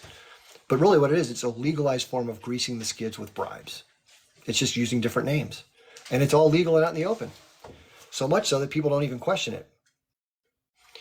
And then people make a $25 donation to Bernie Sanders and think that they're doing something good to move the needle. No. And people aren't stupid for that. They're conditioned to think this way, as was I. So none of the changes are going to come through with voting. So if you think that you're going to vote a representative in or a senator or a president, that's not where the power is. The power are the marionettes who stand above the stage. The politicians and the president are these little dancers, the little nice little robes are bouncing around, and someone at the top is speaking and holding the wires. It's the speakers and the wire holders that are doing all the work, that own the place. People that have, 600 billion, 1.4 trillion, $3 trillion. These are the families that own the central banks. And they're the ones who control all this stuff. And they don't give a shit where the money comes from. They just want it coming. So it's an unfortunate reality. Listen, the only way to break it is to use the resources that the larger pool of people have at their disposal. We all know that companies, when the union is when the workers are getting screwed and the company's making record profits like UPS was doing, and they're not going to share some with the workers. Well, the workers say, okay, we're going to talk to each other. We're going to get a big enough number of us. And if you don't do something reasonable, we're just going to stop working. So imagine if, 140 million Americans who are sick of this bullshit, who see it for what it is, they stop bickering and they start looking north and they say, okay, you know what? We're not going to work for the next 6 months. We're just going to stop. And people go, oh my God, well, I can't. Don't worry about it. You will live. Yes, your credit might get fucked up. Yes, you might have to go live with another family in their basement to deal. You'll survive. You'll figure it out. Don't let fear. That's the thing. Fear runs people out of this mindset. Oh my God, what about that's just the first thought, right? That's natural. But if you want a better life for your kids and you don't want them to have to deal with the wrong end of a bad stick that's coming very quickly at us all, you're gonna have to do something different. It's just common fucking sense. So, I mean, if you think you can keep doing the same thing and expect a different result, we know what that is. Einstein talked about that. So anyway, but the solution is using the numbers, withdrawing labor, withdrawing purchasing, blocking the system, and have a very specific set of clear demands with an after program to fix the transition. That's what you got to have. It's got to be decentralized. It can't be any one leader. It's got to be 10,000 different people in all sorts of communities that all agree on the same principles in general, like get money out of politics, no more corrupted PACs, no corporate personhood, no unfair tax policies so the rich don't pay jack shit. Corporations maybe have a maximum wealth size, just different ideas, whatever people can agree upon that's fair, that 99% of people, that's what you go with. You have your top 10 and that's what's going to happen next. Citizens Council, temporary suspension of this, that, and the other, just the mechanisms aren't as important as that can be all laid out and people will agree. The point is you got to get the willingness. You have to organize and get people willing to see this for what it is and then say, okay, the gears have to stop. If the gears don't stop, the game goes on, the machine will crush everybody in its path. That's the bottom line. And Israel and the United States relationship is a symptom of the broader machine. It's just one of the portions of the machine running. The gears at the center is what's running the whole thing. Okay, we have some more guests here. We have 3 people want to come up. We have Brenda and Shearwater and Ella Bakers. I'll bring everybody up. Please be polite. Please be friendly. Please be TikTok friendly language. And then say whatever you want. Hi, Brenda. Hey Chip, how's it going? Just another night at the office. Yeah, no, I'm listening to everything that you're saying, and I mean, it's amazing how much of what you're saying is just like thoughts that have been rummaging around in my brain as well. And I think for a lot of us, right? Because I think what's happening right now is so many of us are going to through all this like collective trauma of realizing that nothing is what we thought it was, and nothing is what it seems. And sort of like the more we learn, the less we know, right? Because the more you start digging, the more you realizing, oh my gosh, there's so much more to dig, right? And so I'm kind of one of the things that I'm kind of seeing is like this whole situation with people whose curtain, whose veils has lifted, especially in the last few months, who've really come to understand what's happening, or to wake up to the reality that we've been fed so many lies. It's almost like a bad breakup. So many people we're going through like collective trauma, and it's like a bad breakup, and sort of like realizing what's going on. And I think what I did want to offer is that it's important for so many people, especially those of you like, the guests you had before who has learned so much since October 7th. I think it's important for so many people, especially young people, or like maybe even older people who are starting to realize what's going on, is that it's important to take care of ourselves personally, because we are going through collective trauma. So we're gonna be triggered, and there's gonna be things that are gonna trigger us like even more easily. And we do have to start doing that inner work, to deconstruct so much of like what we know, and to find our triggers. Because I it's not just in your situation, Tip, but I've seen in a bunch of other lives, like the infighting. And I think that what's happening is like that we're so many of us are being triggered because we are going through a really bad breakup. And so we're all just extra sensitive too. And so I think it's really important for us to challenge our beliefs, our belief systems, because I think that's something that if there's a lesson that we've learned from all of this, is that we don't really know what's going on. And so anything that you like have like such a firm belief in, like if you're like so set, like this is what I know, this is the truth, like let's say like, wait, hold up, like let me think back to a year ago. What was I sure that was like a truth, right? And it has now come to light to not be so true. And then we can even go back, 5 years, 10 years. What did you believe 10 years and now you realize is not true?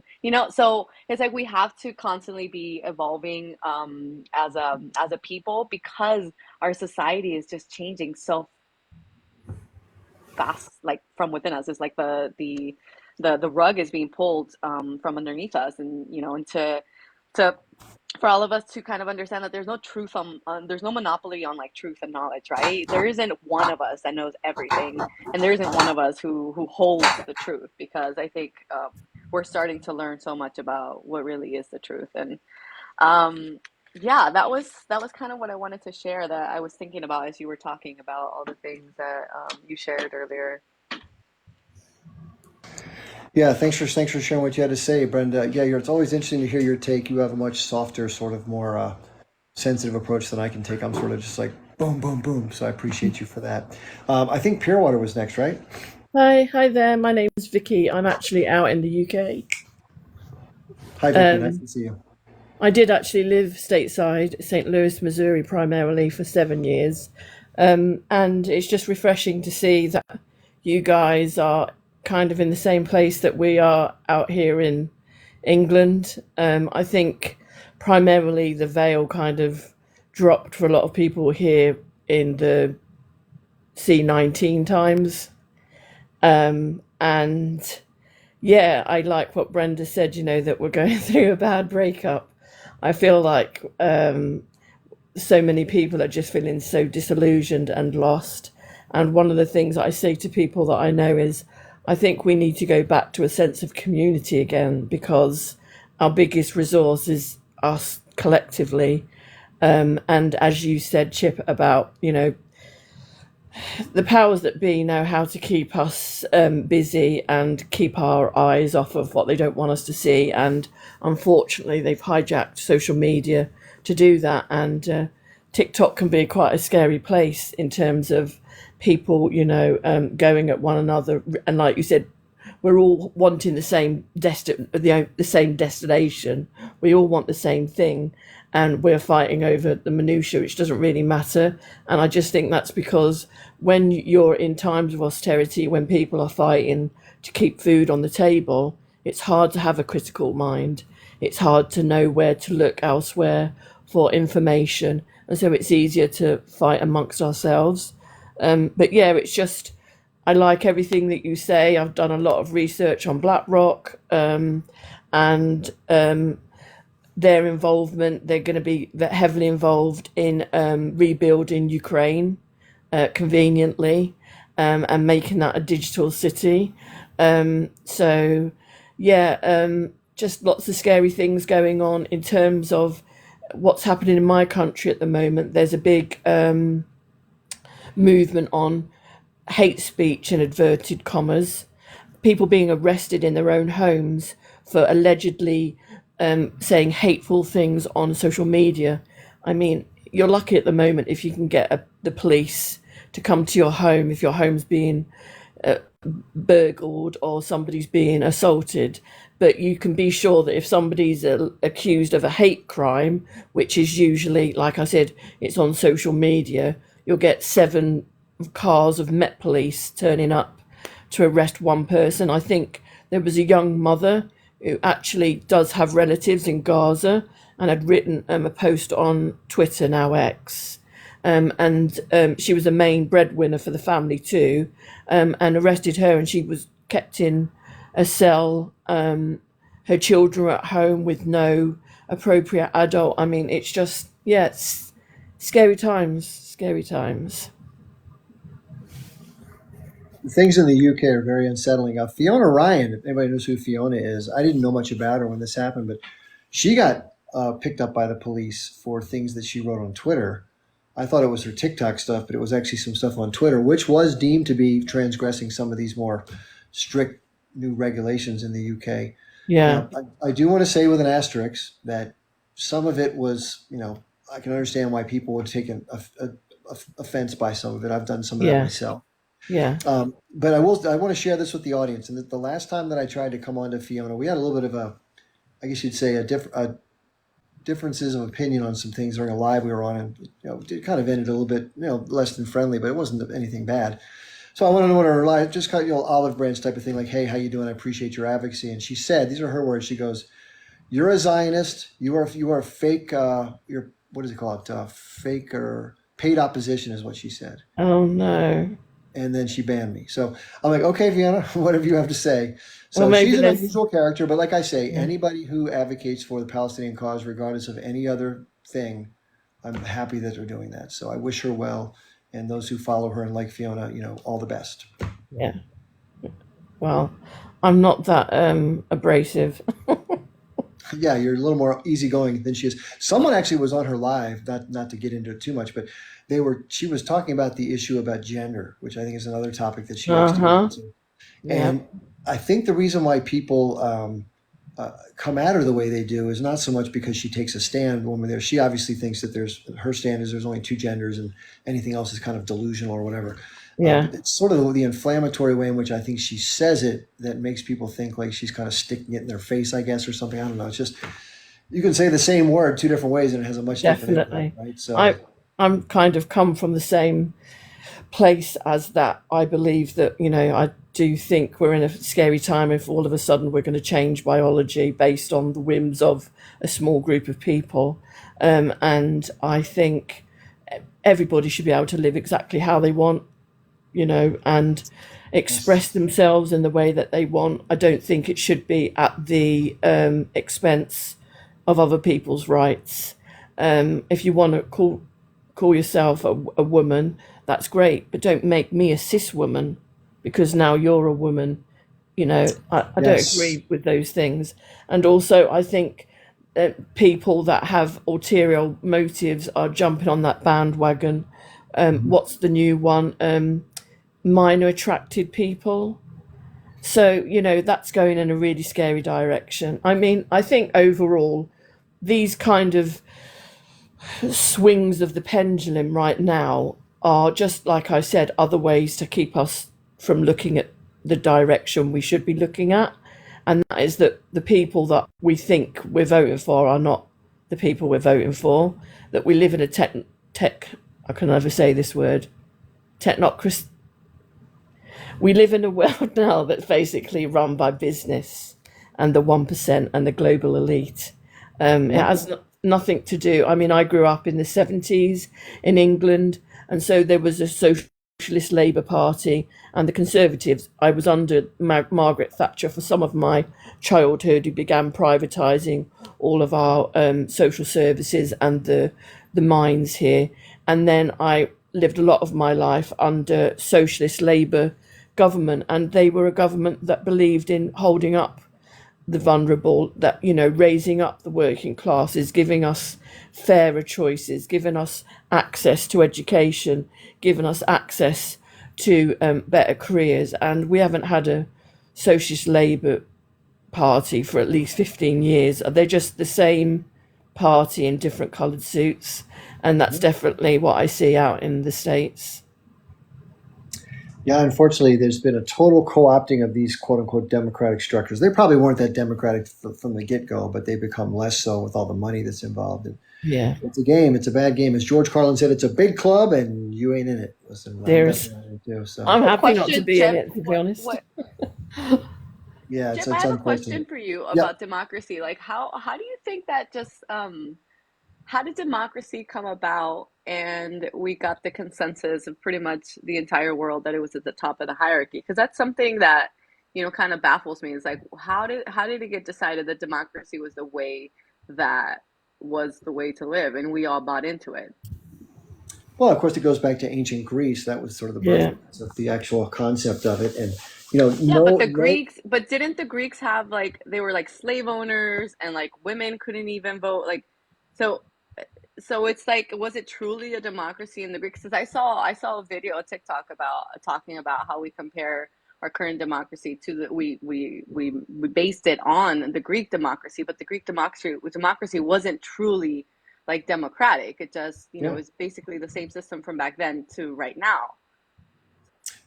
Yeah, I agree. Well, if So you it's look at the U.S. but that's what I mean. Like Constitution, I'm not saying like it's origins, like, but do you know what well, I mean? every Like, do you know what system, I mean? Like every it's so yeah, flawed that we every just accepted system. it. Hold on, let me answer. So every system has its exclusionary elements. So, for example, like you said, in some cases, women or even slaves or other people that were deemed to be, not official citizen members that were male. There's a lot of patriarchal approaches to a lot of society, not just when it comes to how power is adjudicated. And of course, in the United States, I mean, women being able to vote is only a very recent phenomenon in the last 100 years, right? So that's Mhm. pretty amazing. That for a good portion of our existence, women couldn't vote at all. In fact, only men, white men who owned property, Mhm. could vote at the beginning of our republic. Mhm. That's pretty exclusionary, right? Mhm. So when they say all men are created equal, they meant the word men. Men. And they meant Yeah. all white landowning men are created equal. I should have Yeah. put that in there, but they didn't. Well, So Mhm. it's interesting because it overpowered, a lot of, obviously we know why, but because of colonization, a lot of indigenous communities around the world, there were so many communities that were matriarchal in nature and that had like there were a lot of African tribes that had like just women as the leaders. So it's just like to me, so much of what we're learning about history and what obviously growing up in the US we didn't really learn much about cultures outside of the US, or god forbid we learn anything about Africa. But like I've done so much studying into Africa now, and I'm learning about so many of the societies that existed before, that it just seems so many systems seem so much better because we're seeing the repercussions of the system that we have now that's so individualistic, and as a woman and as like a single mom, like I feel it so heavily just because our individualistic Western societies are not meant for families, but we need families in order to further our species. So it just seemed contradictory to like our nature as humans, and that we are indeed pack animals, right? yeah, I would argue that you said earlier, you made a sort of a premise that we decided that democracy is the best system. I would disagree with that, in Mhm. that there are a lot of places on earth where they don't have anything closely resembling a democracy, China being among them, pretty obviously. And yet there's still successful societies economically, and some of the repressive natures that affect the freedom of the civilians is, in their mind, a trade-off for the order that their society has, which I think a lot of people from China have a different mindset of the relationship of the individual vis-a-vis state power. Mhm. And there's no one right answer. There's instances of socialism in other countries. I would argue that Cuba and places like Venezuela and Nicaragua have more of a system based on socialism and lack of corporate sort of imperial control of the state. So there's no one right way. It's what works for that society. And unfortunately, the United States, if you don't know this, is the greatest supporter of dictatorships and autocracies on the planet. Absolutely. Well, but that's what I mean. It's like the democracy was determined by the West that only makes up 12% of the population of the world.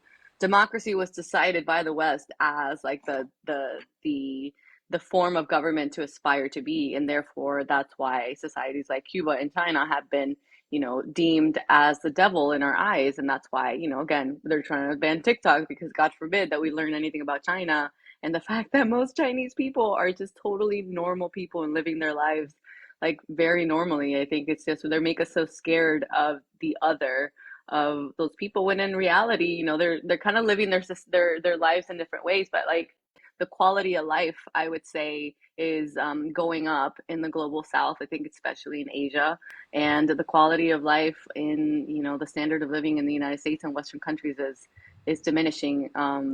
And I think that's what's played a part in why the veil has lifted, because of the fact that a lot of people in the West are starting to be like, well, wait, we're supposed to be, have this like higher quality of life, when a lot of like the misgovernings of the quote unquote capitalistic democracy is what's causing so many of the restraints on, and I speak for the American people, just that's what I'm most familiar with, but just the restraints on the society and the economy, and making everything so much more difficult now, in terms of living, especially for like young people, like the millennials, Brenda, were I'm trying to probably. jump in. Just give me 1 second. There's a comment that came through that was noteworthy. I wanted to just, please hold your thought. I want to hear the rest of it. So someone named DD underscore cute, I sure hope this person is. This was the statement: stop putting pro-Israeli on your lives. Stop going on theirs. So Didi, I don't know, I may have missed something, but I didn't know that Didi had become my supervisor or my boss. So Didi, when the check comes through, I'll just do 20,000 a month. Then I will certainly take your suggestion into account. But until then, Didi, I think Quinn said it best when someone was complaining about the way he either did his videos or lives. He said, "If you don't like it, swipe the fuck on." So the reason I bring people up like the way I do is because everyone else does it differently. They just shit on each other. And I think that's the worst way to communicate. So this is a panel where people think can be done differently. I've been given criticism for quote platforming Zionists, and you may feel that way. If you do, you can put me out on the porch and forget about me. I think the reason why a lot of people tune in is because I give people a chance to speak, and I'm civil and I'm polite and respectful in ways that just very few, if anybody else, is that way. So that's my style. I don't do it because I want to hear a lot of Zionist talking points. I don't want to project people's voices, but I do walk them into a corner as best I can in part of that process. That's it. And that's exactly what you have to do, Chip, in order to cause people to really have that light bulb moment. Because it's like no one really gets that light bulb moment by, insult and yelling. That doesn't happen. It's like it happens through like actual discourse and like logical, having logical conversations in which we actually exchange information. And I think that's what's so important about what we have to do is like we have to start challenging our beliefs and start listening to what the other person has to say instead of just saying, "Oh, you're wrong." Thinking about, well, why do they think that way, right? Because we might learn a thing or two. So we have somebody who just came on. I think it's called Syzygy. Syzygy, how are you? Yeah, thank you for having me. I'm fine, and you? Yes. What's on your mind tonight? Yeah.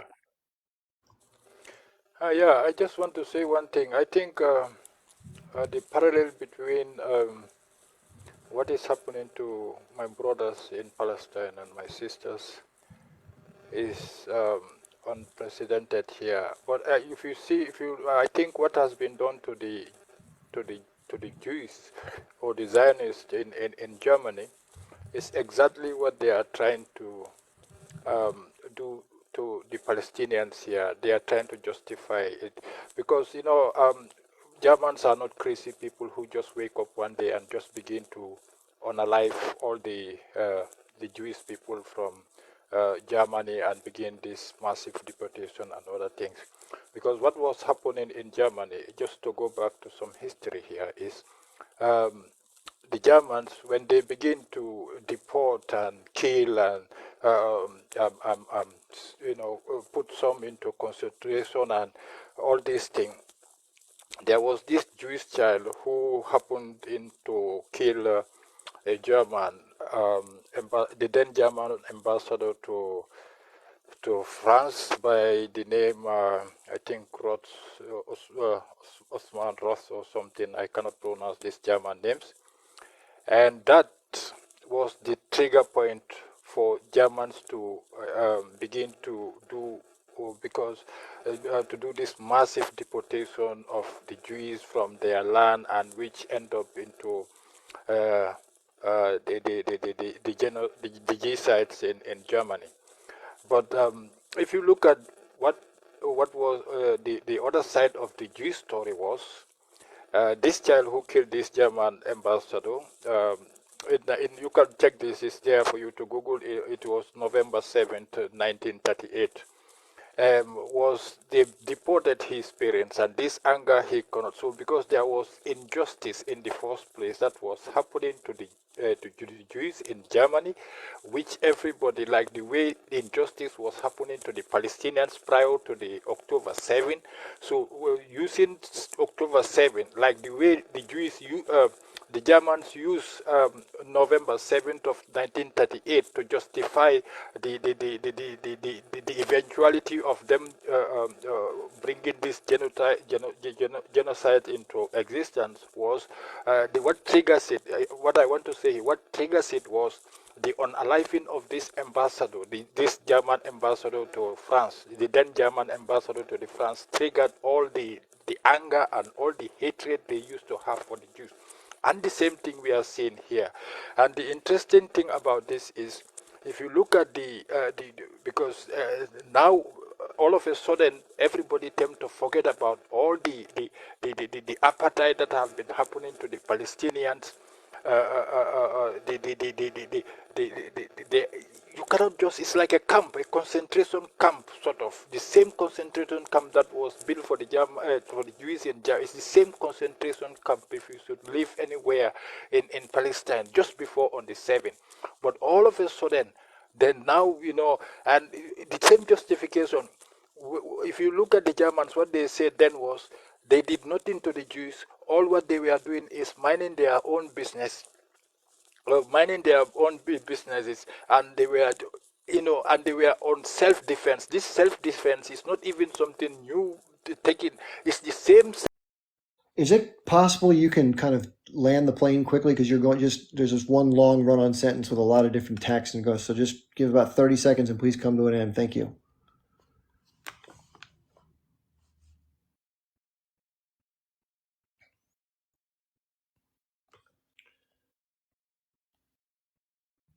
Yeah, I'm not sure why the mute button didn't work. One of the things we want to be able to do, if we can, while we're guests, is try to make a succinct point and not bounce too much around. I mean, we're happy to share a lot of different viewpoints and stuff like that, but I think it's hard when somebody covers so much terrain in like a 3-4 minute monologue. It's hard for people to make heads and tails of it sometimes.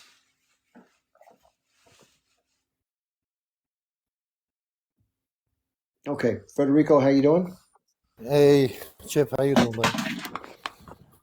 Sorry about that. Go ahead, please. Nothing. I was listening, man. All the stuff we're going through in this world, man.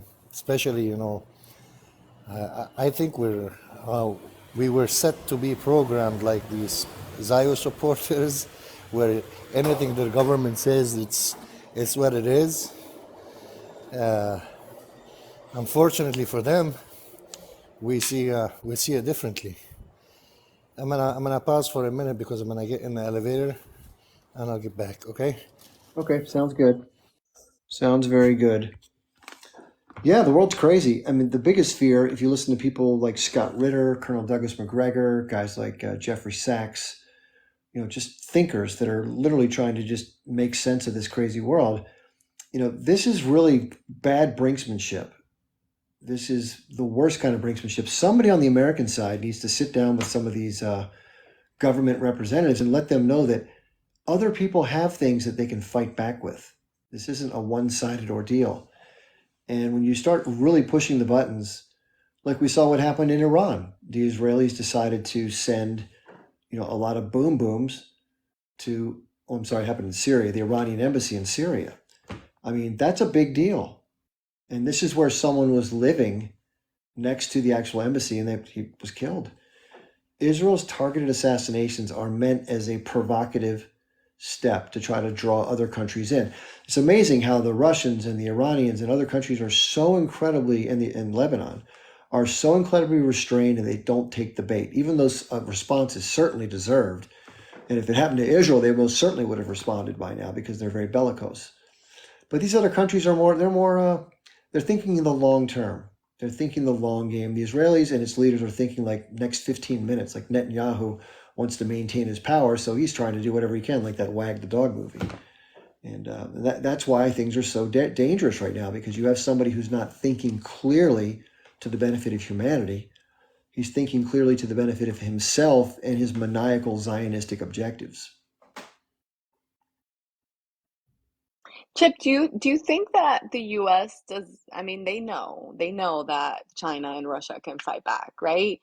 But Yeah. like, do you think that it's just like that leftover imperialistic just arrogance that is making us just be like, no, we're gonna hold our ground because, everybody has to be scared of us and we're the bosses.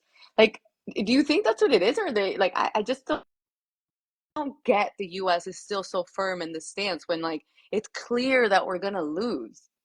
Well, imagine it this way. Let's say that you're somebody who's worked at a job for a while and you've had a boss you really don't like and the job is no fun. And they make you come in and work on weekends and they talk down to you. And you've been working really hard on your spare time to try to find other ways out of this problem. And you find two other great companies that reward you much better money, much better treatment, no weekend bullshit.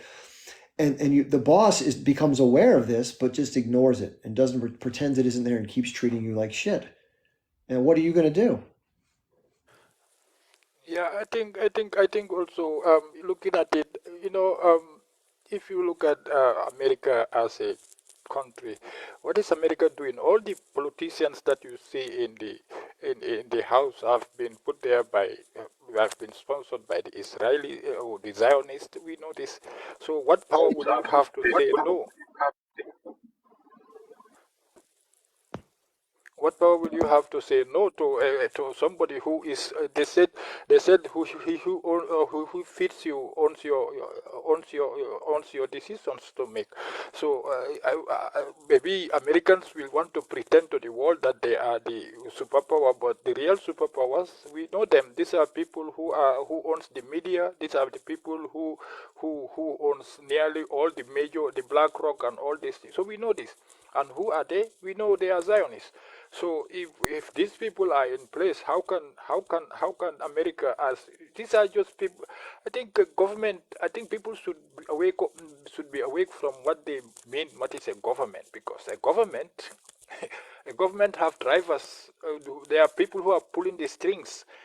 These people are just there for you to represent you, just to make a ceremonial kind of appearance. But the real people on the ground, we know this. So unless these people are no longer in charge, then America will become. America is not independent. I would say it or not. So, what the interest of people like Netanyahu is to draw everybody into war, because he knows that the Germans will not criticize him, because when the Germans talk, oh no, you are the first one who do genocide. Now here you are again. So they know that Europe has wronged the Jews so much that they cannot even say a word against them, because any European country, that them, not Poland, not so all these countries are they have bloods in their hand when it comes to Jewish. I don't know how else to manage it. It's hard to get in a sound, a peep, as you just, for whatever reason, you have a way of communicating where it's just a nonstop loop. I'm not trying to be rude to you. We do have to give a few other guests a chance. If you want to stay up, I'm happy to give you a chance to come back. But when you are speaking, if you don't mind, I'm not trying to be critical of you. Try to be mindful of the fact that when you go on a never-ending soliloquy, and it just has to have some pace to it. It has to have some starts and stops to it. Okay. Okay. Federico, did you want to say anything? Yeah. I'm back. The action yesterday on the Iranian consulate is definitely a declaration of war, and the Iranian has a specific way of responding. They do not go by the reaction. If you remember when they unalived Soleimani when when Trump was president, the response was really firm. They did not play around, and I've seen it on 60 Minute, a documentary about the American soldiers that were in Iraq in a military base, and they said they were very, very precise in their targeting. And mind you, Iran has been developing drones since the late 70s. I saw some videos of the Revolutionary Guard that were trying, preparing, like they were making tryout to building drones, and look at them now. Today, there was actually for the past 3 days, the Iraqi resistance firing drones from Iraq, flying over Jordan, passing the American radars that are in Jordan, and one went to Eilat in a military base, and it almost got the destroyer, the Israeli destroyer. Today they hit the airport in Kiryat Shmona. It's a military airport. So the Iranian will respond, and usually when the attack is on, like let's say, when they target Iranian targets in Syria, the Iranian lets someone else retaliate. But when you attack a sovereign Iranian state, which is the council that is considered in Iranian land. So now the response is gonna be from Iran. But how is that response gonna be? I don't know. I'm still firm because this Friday coming, it's the International Quds Day, which is Jerusalem International Day that was declared by Khomeini in 1973, and it's being celebrated every year. The last Friday of Ramadan, they celebrate the International Quds Day in the whole world. Every Muslim nation does, besides Saudi Arabia and these other countries. So the Is it response. possible, Federico, to get to a spot where there's not quite so much background noise? Let's let Omar and then Sluggo is going to come in while you get resituated. Omar, Yeah, how are you sounds doing? Hi guys, how you doing? Hey, Omar, what's going on? Hi, yeah. The unalived that happened with the was it Jose Andreas, the famous chef that started this food thing, All Drive free kitchen. NGO. All free kitchen. Yeah, and they got unalived, and the whole Western media and press for the last 24 hours are talking about, oh my God, Trudeau and Rishi and Macron and Biden. 40,000 unalived in the last 5 months, nothing. Right. And these people, God bless them, of course. It's a tragedy. But all the Western people now, all the Western media this is the that's it. Oh, tough words now.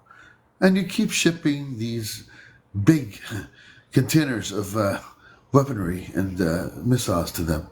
The Houthis closed off the passageway, and then you try to find every route through the Gulf states and Jordan. Anyways, it's such a hypocrisy, guys. It's so tragic. It is so tragic. It's so biased. It's so not right. I just don't know what we can do. All I'm trying to beg you guys all around, if you hear me, I think the only power is to embargo and to try not to hit them in the wallet. That's how we tore down South Africa and brought it down to its knees. Yeah. Okay, thank you. Yeah, thanks for sharing that. Yeah, it's going to take a lot of different things, but I think most people are absolutely just horrified at what they've seen. I mean, look, a good example would be Candace Owens, normally a very conservative thinker, probably just by de facto supportive of Israel because it goes with the conservative thought process. But as a young mother and as an aware human being of people who are marginalized, she saw what was something that she objected to, which is she said, I'm pro-Israel, I'm just not anti-Palestinian. And that got others angered at her for speaking up for those who are being mass murdered, basically. There's no other way to say it. And that just struck a chord with her as a young mom. And so the fact that she brought that up and some other issues got her fired from her position at the Daily Wire. That is an example of the awareness that's being created. She is a prime example of how most people have gone through a metamorphosis and many more are to follow. And that is the thing that Israel has not calculated out of this. And they are absolutely on the wrong side of history. And everybody who isn't already blinded with loyalty for whatever reason is against them now. Not just feeling ambivalent or don't care. They are against Israel, like actively. And if that means Starbucks, no way. McDonald's, no way. Disney, no way, etc., etc., etc. Yeah, Slugzo. How you doing tonight, Slug?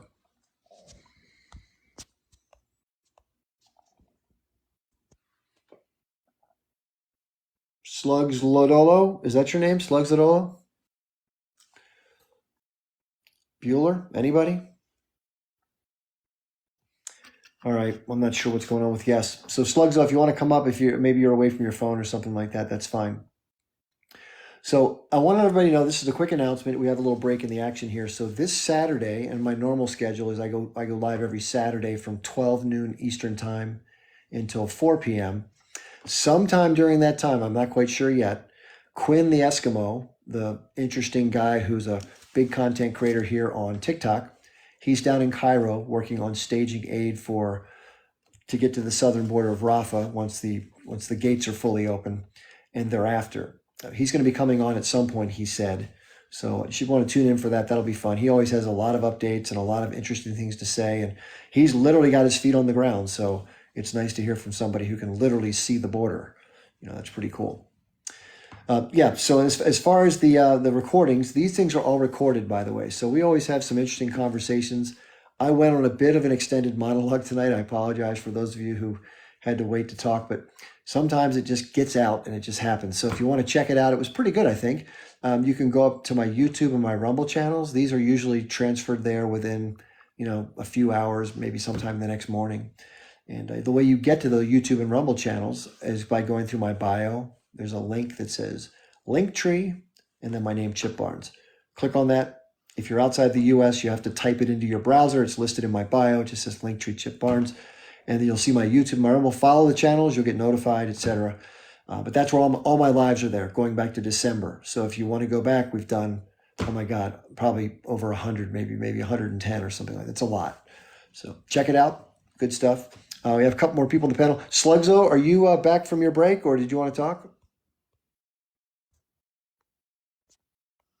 Nope. Okay, we have Moned Shaheen coming up. And then we have... Chip, I gotta Angel. jump off. Good night. Okay, Brenda. Good to see you. Thanks for being here, as always. Hello, welcome. Hello. Is it Moned? Is that how you say it?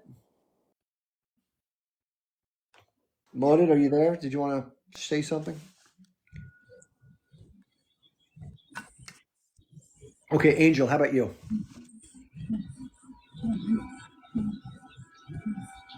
Angel, are you there?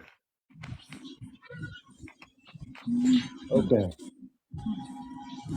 Seem to have an issue with guests tonight. Okay, Angel, if and when you decide you want to talk, come on, let us know. Haifa Wifa, did you want to say? How's it going, Chip? Okay, how are you? Good, good. Chip, how does it feel? I mean, I feel like since you've started talking about like Palestine and all that, you've been getting tons of hate lately, at least based on what I see on TikTok. So, I mean, I know you're speaking the right thing or whatever, but how does it feel to be all of a sudden getting all that hate? It's probably never fun to be the object of other people's ire, but I would say this, it's not unexpected and it's par for the course whenever you take a strong position on any issue where people have strong emotions on either side. So, I think just like anything in life, the best thing to do is just to do what you think is right and try to be respectful along the way. If people want to come speak with you about it and share their differences, let them. And then if somebody's making hateful statements or saying things, you got to just leave that for what it's going to be and just try to tune it out. And that's what I try to do. Totally. I mean, the only thing that bothers me is like, I'm looking at it and I see all this hate and I see like it's all young people and I feel like, okay, the next generation is somewhat going to be similar to the, unfortunately, last generation. I mean, there's got to be hope, but it's just kind of sad to see. With all the proof still, they buy into the propaganda and the lies and they don't see the truth. Yeah, and remember, there's some social differences. And I'm almost 57, so someone who's 57 and someone who's 22 are a lot different in terms of the cultural acclamations they've been through. When I was growing up, there was no cancel culture. Like there was no social media to cancel people from. So one of the things that pervades the younger generation is like an outrage thing. So they have different thresholds, and if anybody pushes over one of those dominoes, all the dominoes go with it, and they completely go after somebody. It's just the nature. It's like a feeding frenzy. That's the nature of how things work now. So the online experience is one where if you trigger somebody in one particular way or another, they have an outrage that's like a chain reaction. It's like a nuclear explosion.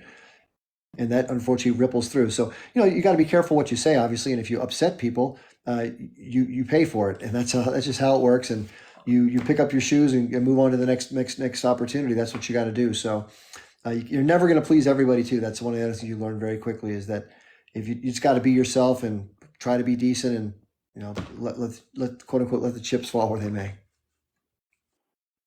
Agreed. I mean, just like what you said, you're right. I mean, you got to be careful what you say. You don't want to upset people, but I feel like even if you say the truth, people just don't want to not just believe it. I mean, they probably believe the truth, but they don't want you to even speak out the truth, and then the hate begins. Then the the labeling, the naming, and just begins. And then at that point, I feel like in your case, at least, what I've seen is that they started targeting with you more lies. I'm like, and in some of these lives, I was just typing like, this guy saying the truth. We are literally seeing these videos on TikTok, on news or Instagram, but they were like, no, we don't want his truth, but let's bring the lies out against him. I'm like, wow, this is just crazy.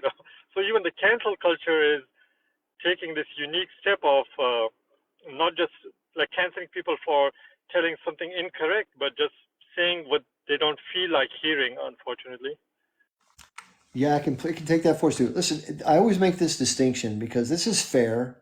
No, I've never met somebody who came up and said, "Hey, I'm so and so. This is what I believe, and I know I'm wrong." Like, it just doesn't happen. Everyone thinks that whatever their take is the right take, and that their belief system in terms of their religion or their life experience is just that's it. But we all live different paths, and the same things can happen in reality, like the same exact events. I use this example. There could be a tank that fires into a kibbutzim house, right? And so someone from the Israeli side would say, hey, we're defending ourselves from this violent attack that happened on 10/7, and we're going after the bad guys, right? That could be one interpretation. Another interpretation is, from maybe a different vantage point, you're using excessive force, you're causing damage to the house that may unalive not only the enemy, but the civilians, and that's reckless and unnecessary, right? So those are two different interpretations of the exact same thing happening, and so on and so on. That goes for everything. So when we talk about these things, what I do try to do is be cognizant of someone else's potential to view the same set of events differently, which is fair, as do I. Unfortunately, I don't get a whole lot of that in return, but I don't like to use the word truth, because truth is what happens. You can say the tank fired at the house. That is truthful. But the rationale or the justification or the narrative that surrounds the why is not truth. It's an interpretation of the events around that, if that makes sense. Right.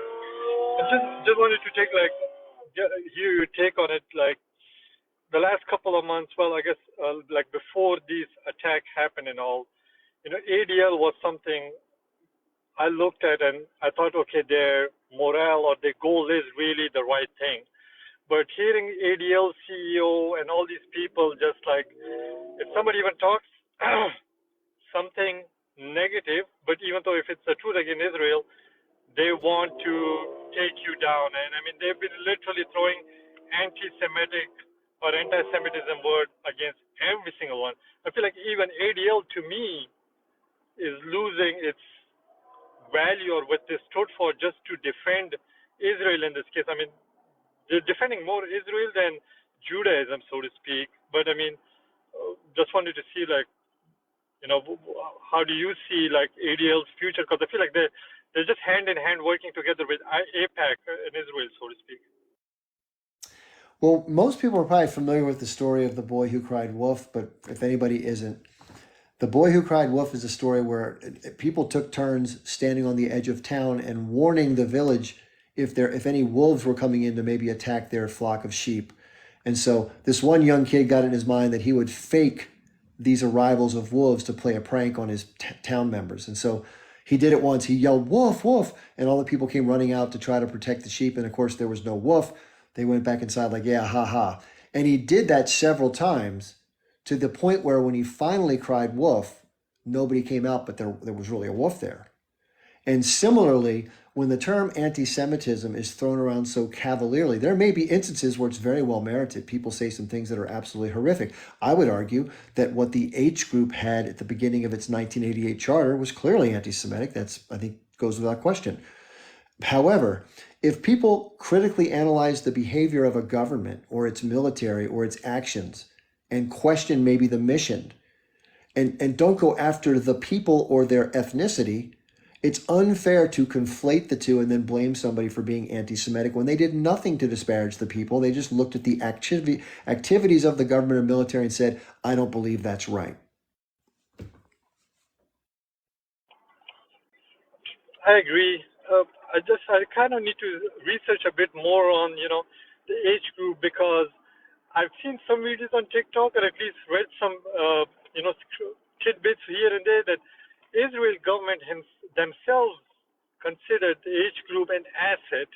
But I need to do a bit more research on it, because they, again, I haven't read into too much detail, but it was considered an asset because they do not want a two-state solution, and that helps Israel's agenda of just taking everything away. They're like, well, we want to do a two-state solution, but the age group doesn't want to do that, and boom, now we are in the situation where we are. Yeah, I mean, it's been stated publicly, especially by Benjamin Netanyahu. He said over the years that A, he does not want there to be any two-state solution, but B, more importantly, if anyone wants to thwart the possibility of a two-state solution, that the best thing they can do is to support and hold up Hamas, knowing that would be a divide between the two factions from what was the PLO/Palestinian Authority and now who runs Gaza, which is Hamas. Hey, thanks for being here. I'm going to give one more person a chance, but thanks so much for coming up, and you're welcome to stay if you want. We'll take some turns here. Okay, I think the next person in was, boy, it's hard to remember. I think it was Jeff Robbins, and then Leroy, and then Gaza News. I think that's right. Yeah, I mean, my situation is that I am torn really by what has happened with this conflict. On the one side of it, the Palestinians have, well, let's put it this way, the organization that is motivating the Palestinians set up an attack. They took Israel completely by surprise. Because of the fact that they were the ones that were taking the Israelis in by surprise, they were able to get their propaganda lined up and positioned correctly so that they could then exploit the events that were going on and went on afterwards. On the flip side of the coin, I can see the reaction that Israel has taken against the Gazans has been considerably more violent than most people would be able to tolerate as an outside observer. I'm not sure what was the propaganda that you were referring to that accompanied the advantageous surprise attack? Well, they immediately after the surprise attack took place, they turned around and said that they'd done this because they'd been hemmed down, they'd been attacked, they'd followed a standard process. They'd managed to work it out, that they had appealed to the Gazans, the Hamas had appealed to the world, saying that we were defending our rights, we were attacked, we were all these sort of things, and they were calling on support from people in the West to put pressure on Israel to stop attacking them. What about that do you think was propagandistic? I think that they had turned round and said that they had been repressed by the Israelis in Gaza, there is some truth to that, but you have to remember that the gates to Egypt and such like had also been barred. It wasn't just Israel that wasn't turning Gaza into effectively a prison camp. The Egyptians have a very tight border on there. They won't let anybody out. They've seen what's happened before where they have been the Hamas people have been and destabilized other countries in the east, particularly Jordan is one example. Lebanon is another one. There are a number of places where these countries have put the hand of friendship out to Hamas, and Hamas have bitten the hand off. Well, to be clear, I think we need to be clear about distinguishing between the militant arm of the H group, which are the militants, the political authority, which is Hamas, and the Palestinian people, both the civilians in Gaza as well as all the civilians in the remainder of the occupied territory. I think those hands of friendship were not just extended to the militant group, but there are other hands extended. But the point is that I think the people of Palestine and those who support them don't want foreign governments to acquiesce to Israeli demands of shifting the population involuntarily into their territory. It's sort of an easy way out, like a steam valve for the Israelis to get what they want, which is to cleanse the land with the least amount of effort and hardship.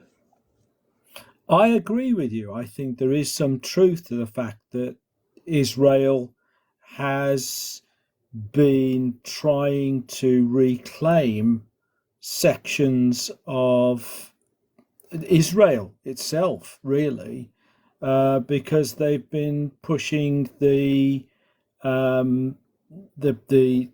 Gazans, or those people in Israel who were indigenous before Israel became an independent nation.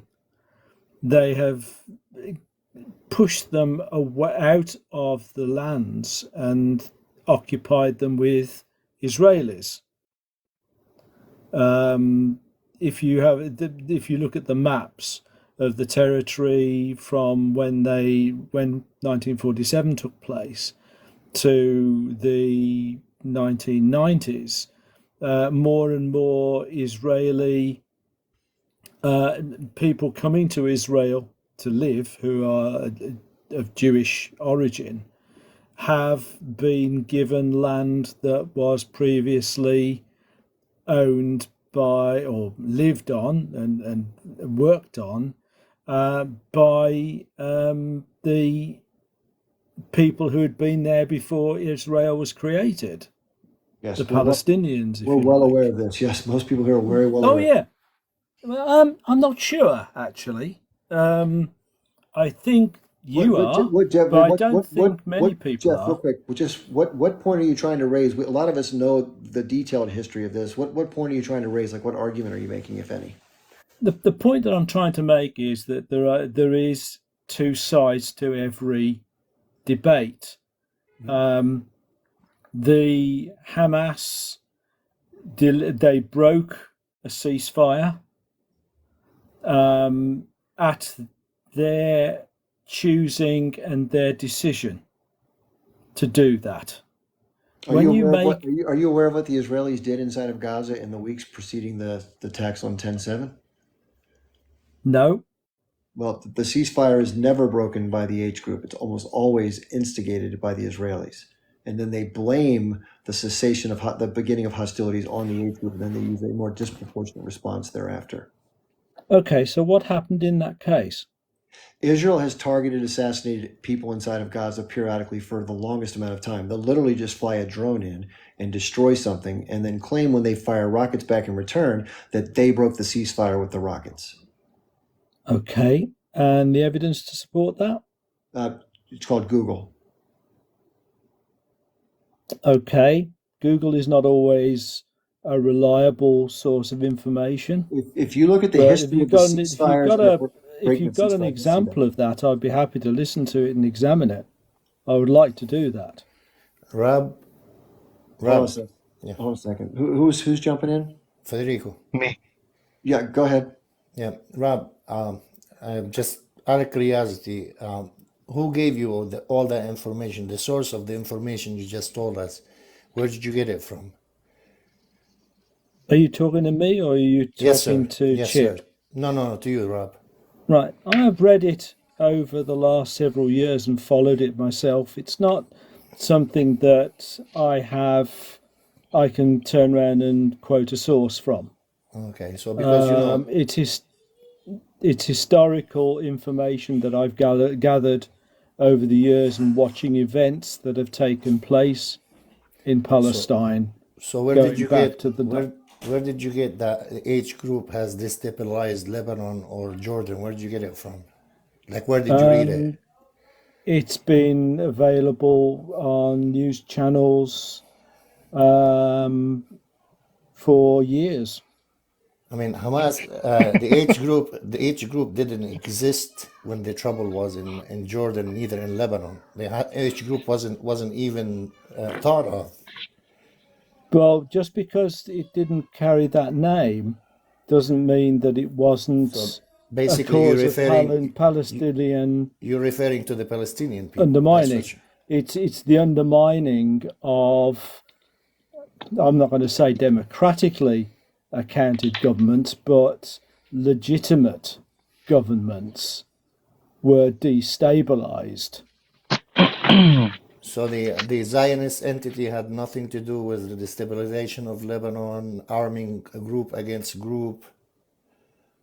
Did you know that the PLO in 1982, when they left Lebanon, they were guaranteed by the Israeli that nothing will happen to the Palestinian civilians in Lebanon. And once they left Lebanon, have you ever heard of Sabra and Shatila? 2,500 people that were massacred in the most brutal way. Just a whole camp was surrounded by the IOF, and then they went in and in the most brutal way that you can analyze somebody. And these were all women's and children and old men. Okay, in that case, can I ask you your source so that I can look it up? That's very simple. I lived by Sabra and Shatila. I saw it with my Have, own eyes. have you got sources that I can read up on? You can look at it everywhere. Just type in Sabra and Shatila and all kind of sources. And by the way, Ariel Sharon was charged by an Israeli court of being partially responsible for that massacre. Jeff, I'll just give So, someone else a chance to speak for a second here, but you can look that up, I'm sure. We have, is it Lee Rolero 99, I think it says? And God's the News, I think, whichever one comes up first. Yep. Hello, how's it going, Chip? Thanks Okay, for having me. sure. Good evening to all, and I don't know what to say exactly. It's actually my first time I interact with this, and I follow you up really closely, and I really appreciate the work you do. Thank you very much. Is there any part of the conflict you want to focus on, or anything you want to share about recent events or anything like this? Well, I've been following this event like not only from like right now, I've been reading about it and informing about the conflict since like 6, 7 years ago. I wasn't really active on doing anything, but I was really active on learning and educating myself about it. One of the things I would like to ask you as an American, so for a living, I travel around the world and I see this around. So one of the things I would like to ask you as an American, how does it feel that the world since the 70s, since we had that Russian fear, the fear against the communism and all that. Like Sure. right now, we have the fear against the Muslims because of propaganda like Hollywood and a lot of TV shows that actually come from the States. And what I want to point out is that most of the world, we grew up to the American dream. We grew up to TV shows, to MTV stars, to Hollywood stars, telling us since we were kids, even Disney, Cartoon Networks and all that, telling us and teaching us that you'll always have to stand for the truth and nothing but the truth. There's nothing greater than the law and all that. And now it's kind of like I feel so disappointed that I grew up on a dream like that since I was like 6, 7 years old. Hmm. And now I work around the world. I have a lot of American friends.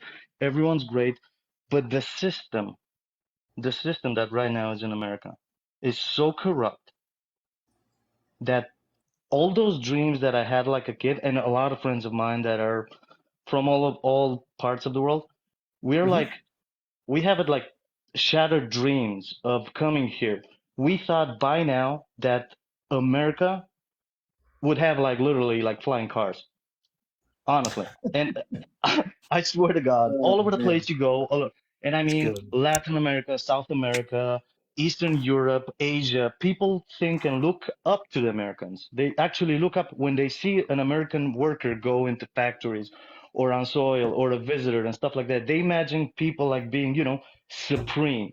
You know, this guy will never lie to me. This guy's here to protect me because that's what we were taught from kids.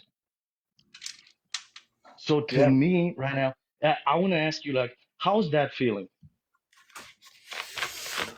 Well, I think different people have different levels of awareness when it comes to this type of issue. It's a sad wake up call, though. I think different things wake people up. I think this conflict has done that more than anything I can remember in my lifetime. I've known about this stuff for a long, long time, so I'm kind of just used to it. I'm saddened by it. I'm kind of numb to it, I should say. Because at least I'm not happy. At least it comforts me to know that I'm not the only one. Because I talked to a lot of American friends, and it's kind of like they go on, "What are you talking about? What do Yeah. you mean anything's greater than NFL and NBA?" You know what I mean? It's kind of like Yep. there's I more know. world after NFL and all that. It's kind of like weird sometimes. Yeah, the American mindset is interesting. It's a mix of it is a free society in a lot of ways, but I think it's becoming more difficult. More and more people are finding that freedom is a very difficult thing to maintain with rising prices and the change of the industrial base and et cetera, et cetera. We'll see. I think it's going to be an interesting next 25 years. I don't think it's going to be trajectorying higher, at least not for most people. I think it's going to be headed rapidly the other way. It's going to be interesting to see how the society responds to those changes. Okay. Well, thank you for your honesty and everything. Oh, by the way, the next question, I think everyone's gonna answer on this, but I'm literally asking, like the person that talked before me, I don't remember who, I can't remember his name, the old person. I don't want to be rude or anything. You mean Um, Federico or the person from the UK? the person from the UK. His name was Jeffrey. It's yes, Jeffrey. Well, my question is, where do people actually educate themselves? I mean, you have literally, if you just take 5 minutes, and I'm not even talking Google, you can go on Opera, Microsoft Edge, whatever. You can just go and search thing, and you can easily find just by clicking on links of books and other web pages that are references. That's also, we're not sticking up to the first page of Google. I mean, where do people actually get their info? I get it from a lot of news source. I get it from a lot of uh, TikTok, Twitter, Telegram, everything, you name it. So it's kind of like, why are people so like, how do I call it, clumsy when it comes up to technology? I mean, Google's been with us for what, 20 years or so? Not everybody is as eager to source out different places for the total rounding out of their thinking process. A lot of times people just get it tangentially in whatever flow they're in. The older you are, the more you're welcome to have a TV or a newspaper or an online newspaper. The younger you are, a variety of different apps like this and others. And you're getting news of much different things. Obviously, there's pros and cons to both. The people can put out garbage on social media as well, but the state has less control over that, it has a portion of it. But the state has almost complete control over the narrative that goes out through the corporate airwaves and the corporate media system. So that's why Hmm. older people tend to stick to the more traditional narratives, and younger people tend to push back against them. Okay, okay. Yo, that's a valid point. Uh, and my last thing, and I'll get out of here. Uh, Buds, what was my question? So sorry. Sometimes Well, I hang kind of tight. like You don't have to forget my leave. You don't words. have to leave. Just let me give us somebody else a chance. If you remember and you want to stay, please let us know. I think that Gaza News was next, and then Sorsha, I think it's pronounced. I always screw it up. Yes, Gaza News. Oh, let me see if I need to undo you there. Yep. How are you, Chip? Good, thanks. How about you? I'm good, man. For those that do support genocide, Oh, we lost you there. It wasn't anything on our end, I don't think. I don't think anybody muted you. Well, I tell you what, while Gaza News is trying to work out those technical difficulties, did you remember what you wanted to say, Lorelo 99?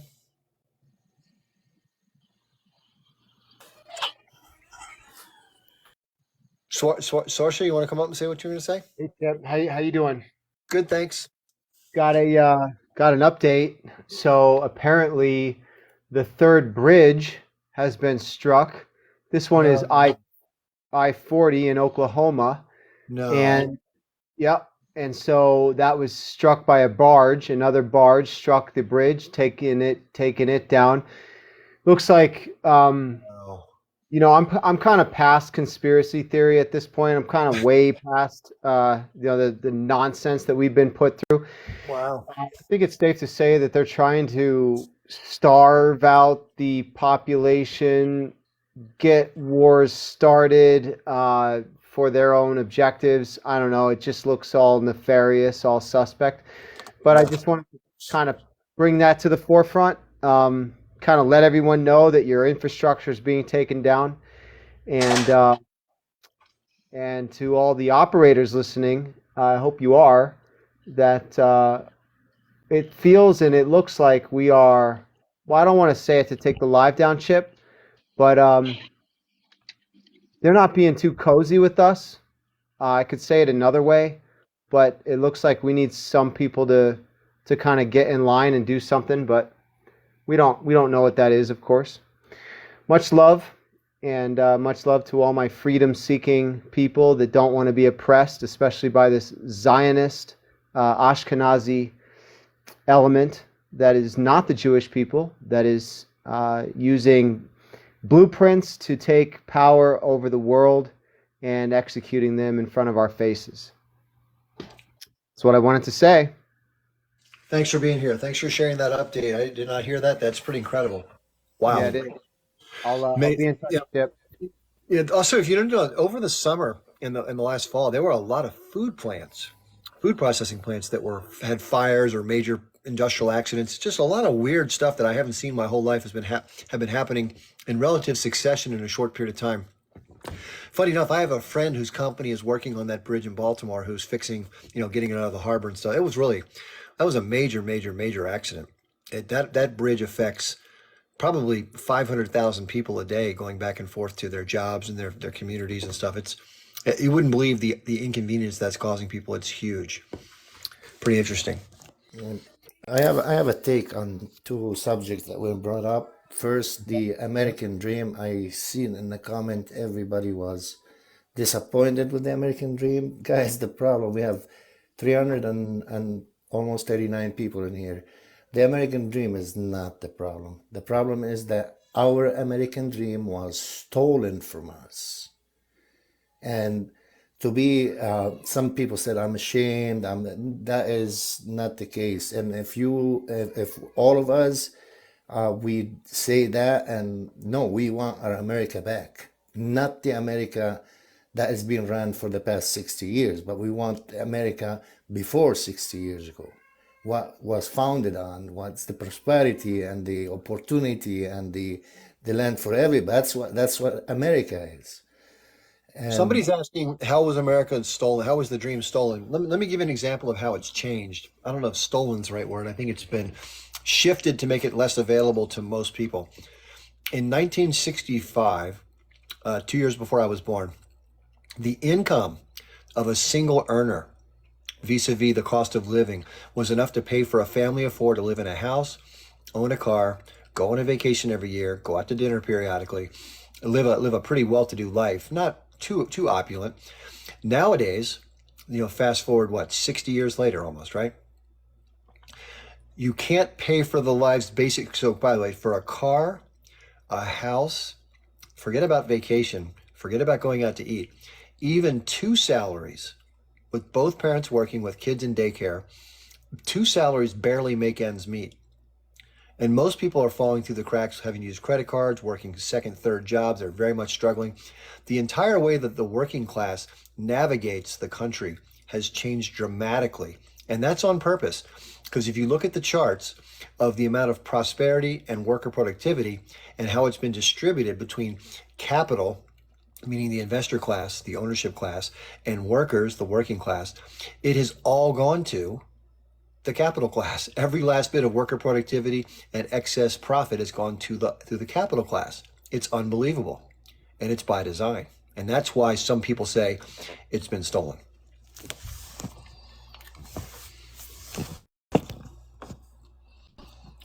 All right. If you're someone who's trying to get into the guest pool and you're having trouble getting in, it's not that I'm keeping you out. What happens is, and by the way, Frederico, I'm just going to keep you quiet because there's some background noise. It's something with TikTok that it'll bring you up temporarily, like the little gears will turn, but then it just drops. And so if that happens to you, the best trick is to exit TikTok, usually going into airplane mode, and then come back up on your data connection, and then come back in, and then usually that'll fix it. Okay, so if you're somebody who keeps getting dropped, it's not me, because I always get accused like, why are you dropping me? I'm not dropping you. Okay, I think Water Sign was coming in next. What's up, Water Sign? Oh no, I'm sorry. The person at the very top was next, and then you're next, Water Sign. Sorry about that. Hey I don't. Chip, how are you doing, Chip? What does your name say? I can't read whatever So, that says. yeah, no, it's Paimon. Paimon. Paimon, welcome. Thank you. It's a Persian name. I'm Afghan, so I totally agree with you. You know, back then the economy, the American dream, and all that stuff, it's just been shot in the head. It's completely unfair what's going on. People nowadays can't even, rent an apartment, let alone hold down a mortgage, hold down a family, have kids, and be happy. They're all just stuck being teenagers. Yep. But I do have a question, two questions for you. Okay. Your peers being, around 62 or 60, something like that around there. Your peers, they're not on TikTok advocating for Palestine. I'm just curious to know how come, what brought that about? Well, my story is I learned about this a long time ago. And I've been talking, the reason why I got on social media had nothing to do with this, although it has combined itself. I learned about this in 1989. So, just happened to learn it from a political science class I was in school. And I was totally shell shocked because I had been told that Israel was our friend. It's a Jewish homeland, only democracy in the Middle East, good people, great country. And all that they have around them are enemies, these crazy Arab terrorists who want to kill Jewish people. That's what I was told. And what I came to learn was something completely different. I was just completely blown away. In terms of social media, I've been talking to my VA therapist. I've done a lot of learning about geopolitics for a long, long time as like a hobby. And I was really very reluctant to come on because I didn't think anybody, this is because of my family, that anybody would listen to me. I thought I'd be talking to a vacuum. I was like, that's going to suck. And after like months of hearing me talk about these fears, he said, just grab your phone and just start talking. If nobody listens, turn your phone off. And then it just kind of took off because I was able to speak to this in a way that reflected what I've learned about it. So that's kind of how I got started. Now, why don't other people do it? Most people don't want to be on social media like this. I'm single, not married, don't have a lot of connections to positions in the community that it would hurt me to speak out. So in fairness to them, being outspoken has consequences, unfortunately. And I don't necessarily suffer most of them because I work independently and I don't have anybody I have to answer to or be afraid of.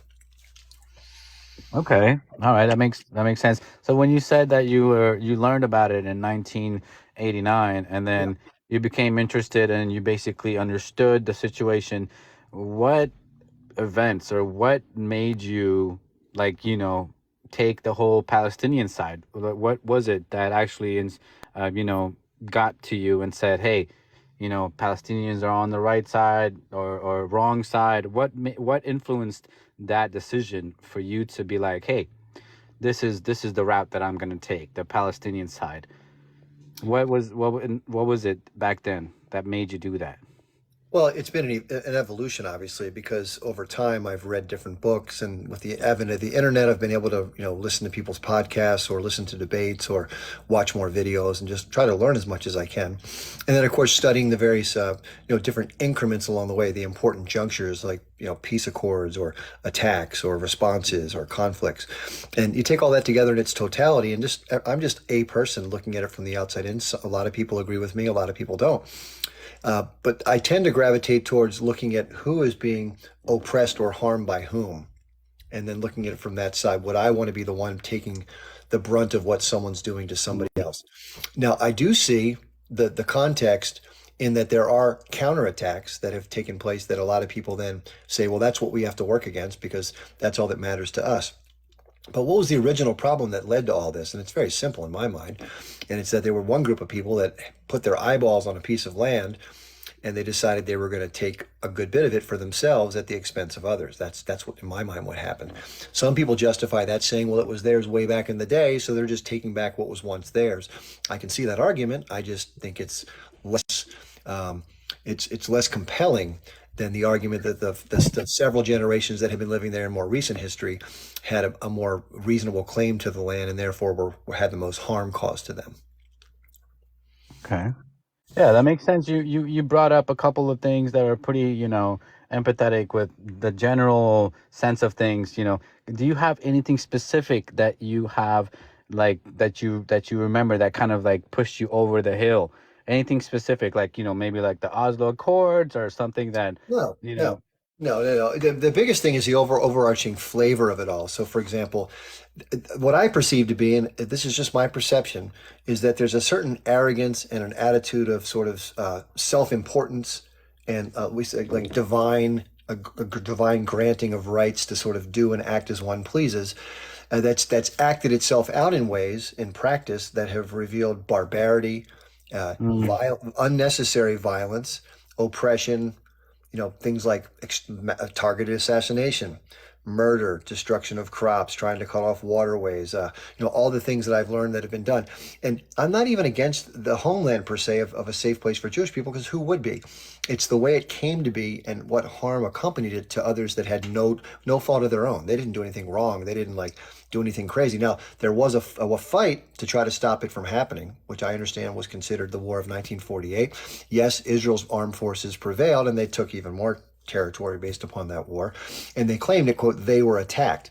People didn't just decide to attack a bunch of Jewish people one day. They were people that were Jewish living in that territory for several hundred years. And they didn't, quote, attack them. 5 countries didn't come in and go after the Jews. They went in because a formal ethno-nation state was going to be very disruptive. And the partition plan was, let's face it, from a population versus land, it was unfair. I mean, even if you have no allegiance to either side, it just wasn't fair. So I can't blame them for wanting to stop something that was going to be very disruptive. Any person with half a lick of sense would have looked at those circumstances and said, hey, this is not going to be good. This is going to be disruptive. And Right. sure enough, it has been. Right. Thank you for answering those questions. I appreciate it. Just want to understand as a whole, for the people that are asking, oh, why is this guy asking these kind of questions? I just want to give a little bit of background. I myself, I've never asked Chip these questions. Maybe some of you don't know these things about Chip, but Chip is a very, very sincere, very honest guy. I love that what he's doing. So this is a little bit of a background, but thank you. Yeah, Chip, thank you so much. Yeah, and there's a lot more to it. I mean, the more you learn about this conflict, for me, the angrier that I got, because I realized that the imposition, it's an asymmetric conflict where most of the physical military power lies on one side. And then they've used that in terms of the extent to which they're willing to use the overwhelming force. And of course, the backing of the American government. Let's face it, that has played a huge role financially and militarily and politically, especially at the UN, where much of this rogue behavior would not have been allowed to persist if it weren't for the veto the United States has used to protect Israel at the UN. That's just indisputable. So I just look at, if I were in the shoes of people who are from Palestine, how would I be feeling about what's been happening? And I would not be enjoying one bit of it. I can tell you that. And, this is an ongoing thing. This isn't ancient history. I know what happened in America in 1810 to 1840. It was horrible, but that was, what, 100 and whatever it was, a long time ago, 180 years ago. I can't change any of that. But this is happening right now. There are still settlements being built right now as we speak. There are bulldozers and heavy equipment that are plowing out land, and they're carving out stuff, and they're building out infrastructure, and they're putting in houses, and this has never stopped from different governments. They're trying to blame the Netanyahu government because of what's happening now to sort of be the fall guy, the goat, so to speak, for everything that's been going on. But that's not true. This has been consistent policy for many, many decades. And it's a nonstop effort to claim you're the victim while you're victimizing others and stealing from them. And I think that's a bad set of traits that I don't like, no matter who's doing it. To whom? Okay, who was next on the list here? I think it was, is it Water Sign and then Polly Hijab? Yeah. Water Sign. Hey. Hi. I have a question. Curious what your thoughts are on it. Yeah. I've been following Ilan Pappé and the Israeli historian, Yeah. and he was saying that he says that the time that we're in right now, he thinks this is the beginning of the end of Zionism. And so I guess I'm kind of actually bringing this up just to kind of have some hope or something, because just like, they have these briefings, where Blinken's talking and stuff, and they're just completely lying and saying there's nothing, that everything that's happening in Gaza is on the up and up. And I'm just curious what your thoughts are, if you see little cracks in the whole system of everything kind of falling apart with, people, realizing what's happening, even in the, even in the government and stuff. I was curious what your thoughts are. I'll be happy to answer that. Just one second. Somebody asked me why I dropped them a second ago. I didn't drop anybody. I usually will leave somebody on pause and let them stay up. I didn't drop you, so I'm not sure what you mean. If you want to come back, please do. I'll just re-request. I'll bring you back up. Okay, yeah, I see you in the queue, so I'll bring you back up. Yeah, but we do have to take turns, though. Well, I don't know what's going to happen next because I can't predict the future, but I do sense, like others do, that Israel is kind of taking things a step too far. And the Zionist movement, I think, has miscalculated the extent to which the public will accept, as they have for decades, continuation of their efforts. I believe that what people are looking at now is the beginning stages of what's going to be international campaigns to literally squeeze the life out of what is currently called the nation state of Israel. I think economically they're going to be marginalized. I think the entire world is going to go along with whatever people come up with as far as boycotts and BDS. And while there are rules in certain American states that say that if you're doing contract work and you do anything along these lines of advocacy, you lose access to the funds. If you have a flood in your town and any FEMA benefits are available, you'll lose access to those if you speak out. I think people are like, they just had it. No more bullying, no more strong arming. The AIPAC influence, they're sick of it. This sick system, which is much bigger than just this issue, but this is endemic. It's endemic to the whole system. It's everywhere. But people have had enough. The mass murdering of 15,000 children is just a step too far. People cannot take that shit. So I think that's where we're headed. I agree with Ilan Pape. I don't know exactly how it's going to play out, but whatever role I can play in doing something that's legal and nonviolent to make it happen as soon as possible, sign me up.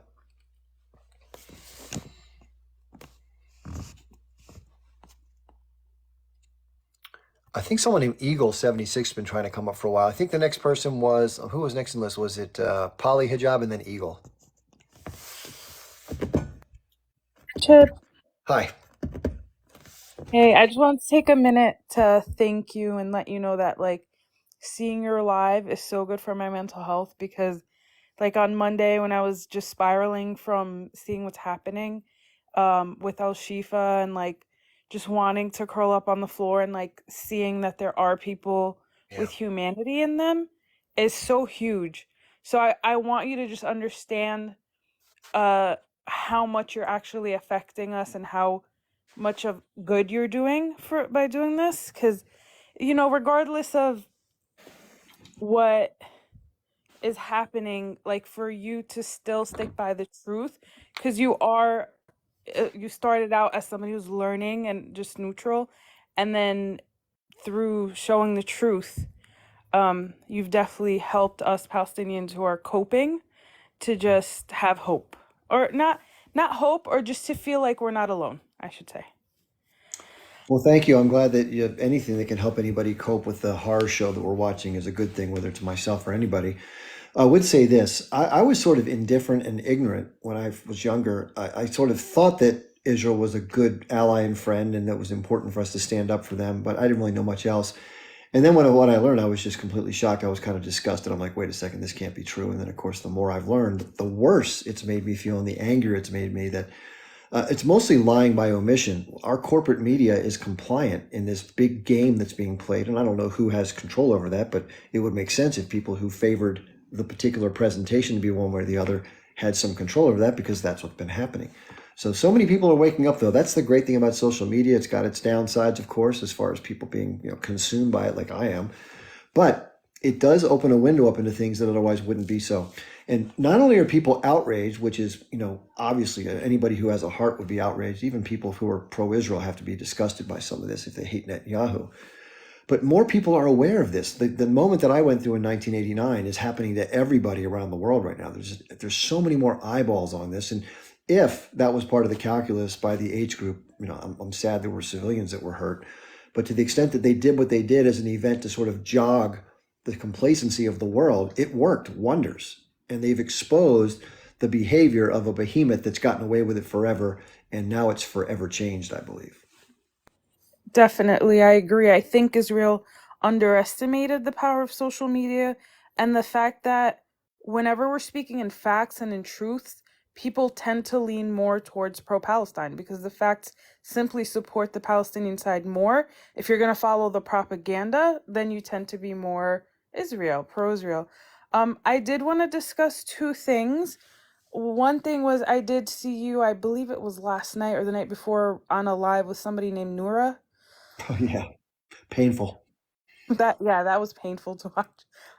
I did want to give a warning that there's a lot of people who are using their Arabness or pretending to be pro-Palis to create division from within. Like there was somebody with a username Palestine something. And then when I went onto their page, it was all disguised anti-Palestine things. So Yeah, if you find that again, by the way, since I have a small reach, if you can email me or contact me, DM me, I will do a video about it so at least our circle can hear about it. yes, definitely. Like I'll see them commenting, and they might know some things about Palestinians because they're probably Israeli or Israeli bots. And then I'll go onto their page, and it's so well disguised, but my eye could see it because I've been dealing with it all my life. So that's the first point. The second point was I was on your live a few days ago, and you were debating a pro-Israeli person, and they were justifying the imprisonment of children, like 12, 13, 14-year-olds, because they said they were throwing rocks at soldiers and at tanks. I think that also made so many claims, and you couldn't address that particular one. So I just wanted to say, so like when somebody is saying there are laws in Israel against throwing rocks, and it's a legitimate reason to imprison children, then we have to counteract with, what about the occupation, right? Those children are throwing rocks on Palestinian territory, and the soldiers in the tanks should not be there to begin with. It's like saying, why is a child in New York throwing a rock at a Canadian soldier or Canadian tank that's invading New York? Why is there an invader there to begin with? Even Israelis themselves admit that they can never counteract or defend against the occupation and what's actually happening in the West Bank. They will use things in Gaza like, but what about H group, or what about human shield argument, which are ridiculous arguments, but they really cannot stand against anything to do with the West Bank like that, because yeah, they did throw rocks. The children had every single right to throw the rock, and you are not allowed to take them to military court. The solution to you not getting hurt by the children's rocks is not to be there. So that's just something. Yeah, I agree with that. Yeah, listen, a lot of people don't understand it. This is the other thing to keep in mind. Most people who are supporters of Israel or who live in Israel who support Israel are not given the full set of information. So they don't know what they don't know in many cases. And the story that they're told to believe makes a lot of sense from their point of view. And they're told that what is done for their safety. They have to do it, or otherwise they're all going to be unalived, something to that extent. They're always on defense, saying they're going to be victimized and everyone just wants to get them. That's the prevailing mindset.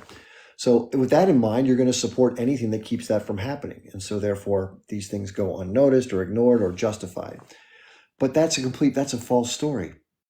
I can't say that every Palestinian doesn't want to hurt somebody who's Jewish. I don't know what goes on in people's heads. But people just want to be free from the circumstances in which they find themselves. They want to be given a chance to live with dignity and respect and autonomy and self-determination. And you do you over there. If you want to go do what you do, go do it. Just don't bother us. You took our stuff, and now you want to subject us to more brutality. And then when we dare fight back, you criticize us as being terrorists. Give me a break. That's, I think, how most people feel. And I guess I know I said I had 2 points, and just one final thought that I had was, and this might upset some Palestinians, me saying that, if you feel the same way as you, every day almost and every night I spend so much time going through to see the devastation in the strip and seeing the children and you know the all the unalived people, and that is so painful. But it's so odd, and please let me know if anyone else feels the same. I cannot watch them stealing land. Like, I can't watch the videos where the settlers are actively going in and taking people out of the homes, or just literally like claiming a piece of land, or that Daniela Weiss woman who wants to refill the entire Middle East, actually. Um, to me, that's so much more painful, and that's not to diminish the loss of all the martyrs, but I think in my mind, when I see them stealing the land, then I feel like all the martyrs of the past have been erased, like all their hard work has been erased. So every time they take another inch, another acre, it's like, well, what about like my family members that were martyred for this land? What about all the blood that's soaking this land that is ours? So it's just a whole other level of pain. So watching the settlers is so maddening and enraging. And so I can't even imagine being in the middle of that and it happening to you. Like, being somebody like, you literally go to a wedding that's one town over and you come home and there's these thieves who are in your home, and then they're surrounded by these soldiers, and now you know you're homeless in a second. And all the sacrifice of the Palis who passed away is just gone as they're eating away at the land. It's out. It literally is outrageous. It foments outrage. And I don't know any human being in the face of that type of mistreatment and just utter disdain for their humanity would not be upset by that and want to do something about it. It's just it's common sense. And the more you press people's buttons like that, and I call it sticking the finger in the wound, they're not going to be very happy with you. And so stop doing it. How about that as an idea? Stop. But they don't want to stop doing it because their ultimate goal is to take the land and to cleanse the Palestinians off of said land. Exactly. And it's so clear. And I don't understand how like state actors like Kirby, Matt Miller, Biden can go on and spew their lies with zero credibility at this point, and they're allowed to do it because they're literally lying to our faces. When Kirby today said, or I don't know if it was today or yesterday, said that it was just a mistake what happened to the well, pursuant to an investigation, it most likely was just an oopsie. Yeah. Like, is he even up there allowed to talk to us at that point? Because who believes him? Well, they did the same sort of thing when Shireen Abu Akleh was killed, and they said they were going to do an investigation, and they go through this. It's like having somebody accused of murder running their own investigation. Of course, they're not going to find themselves guilty. Are you kidding me? There is one administrative thing I need to say real quickly, and then we're going to let, I think, Eagle 1976. Thank you for your comments, and I feel every bit of your pain, even though I've not lived the experience.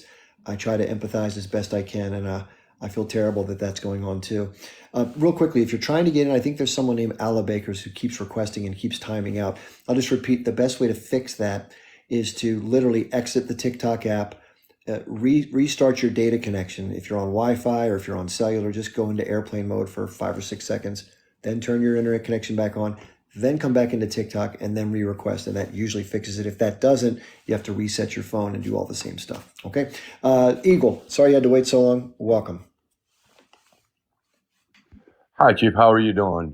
Okay, thanks. I've been following you for a little while, and I like to just say something. You know what I mean? I thank you for spread that truth. It's hard these days. We got a lot of disinformation and this and that, but it's hard to spread the truth. But anyway, I got a question for you. Are you worried about our government?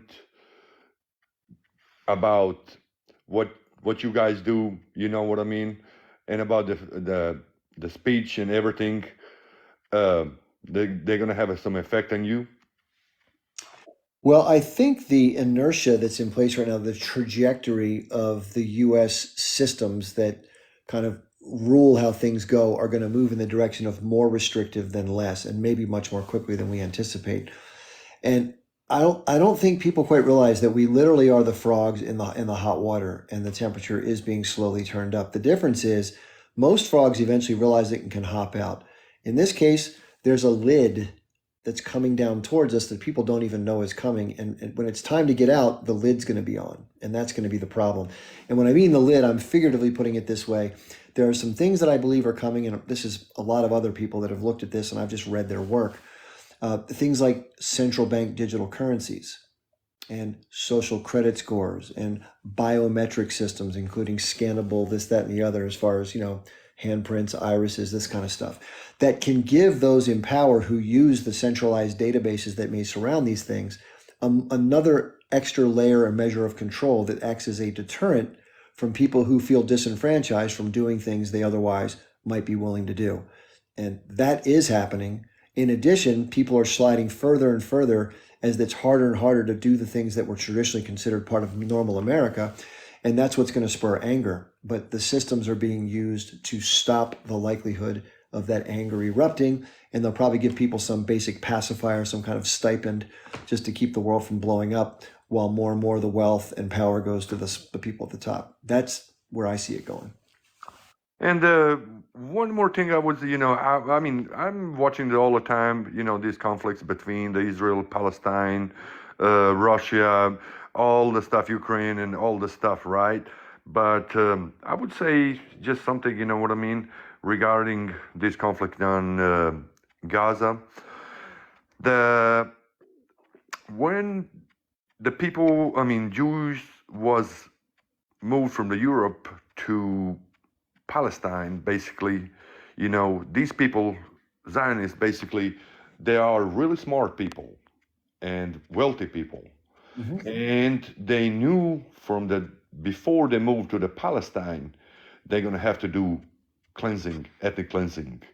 That's why they went pretty much, all over the world by the governments. You know what I mean? They control it.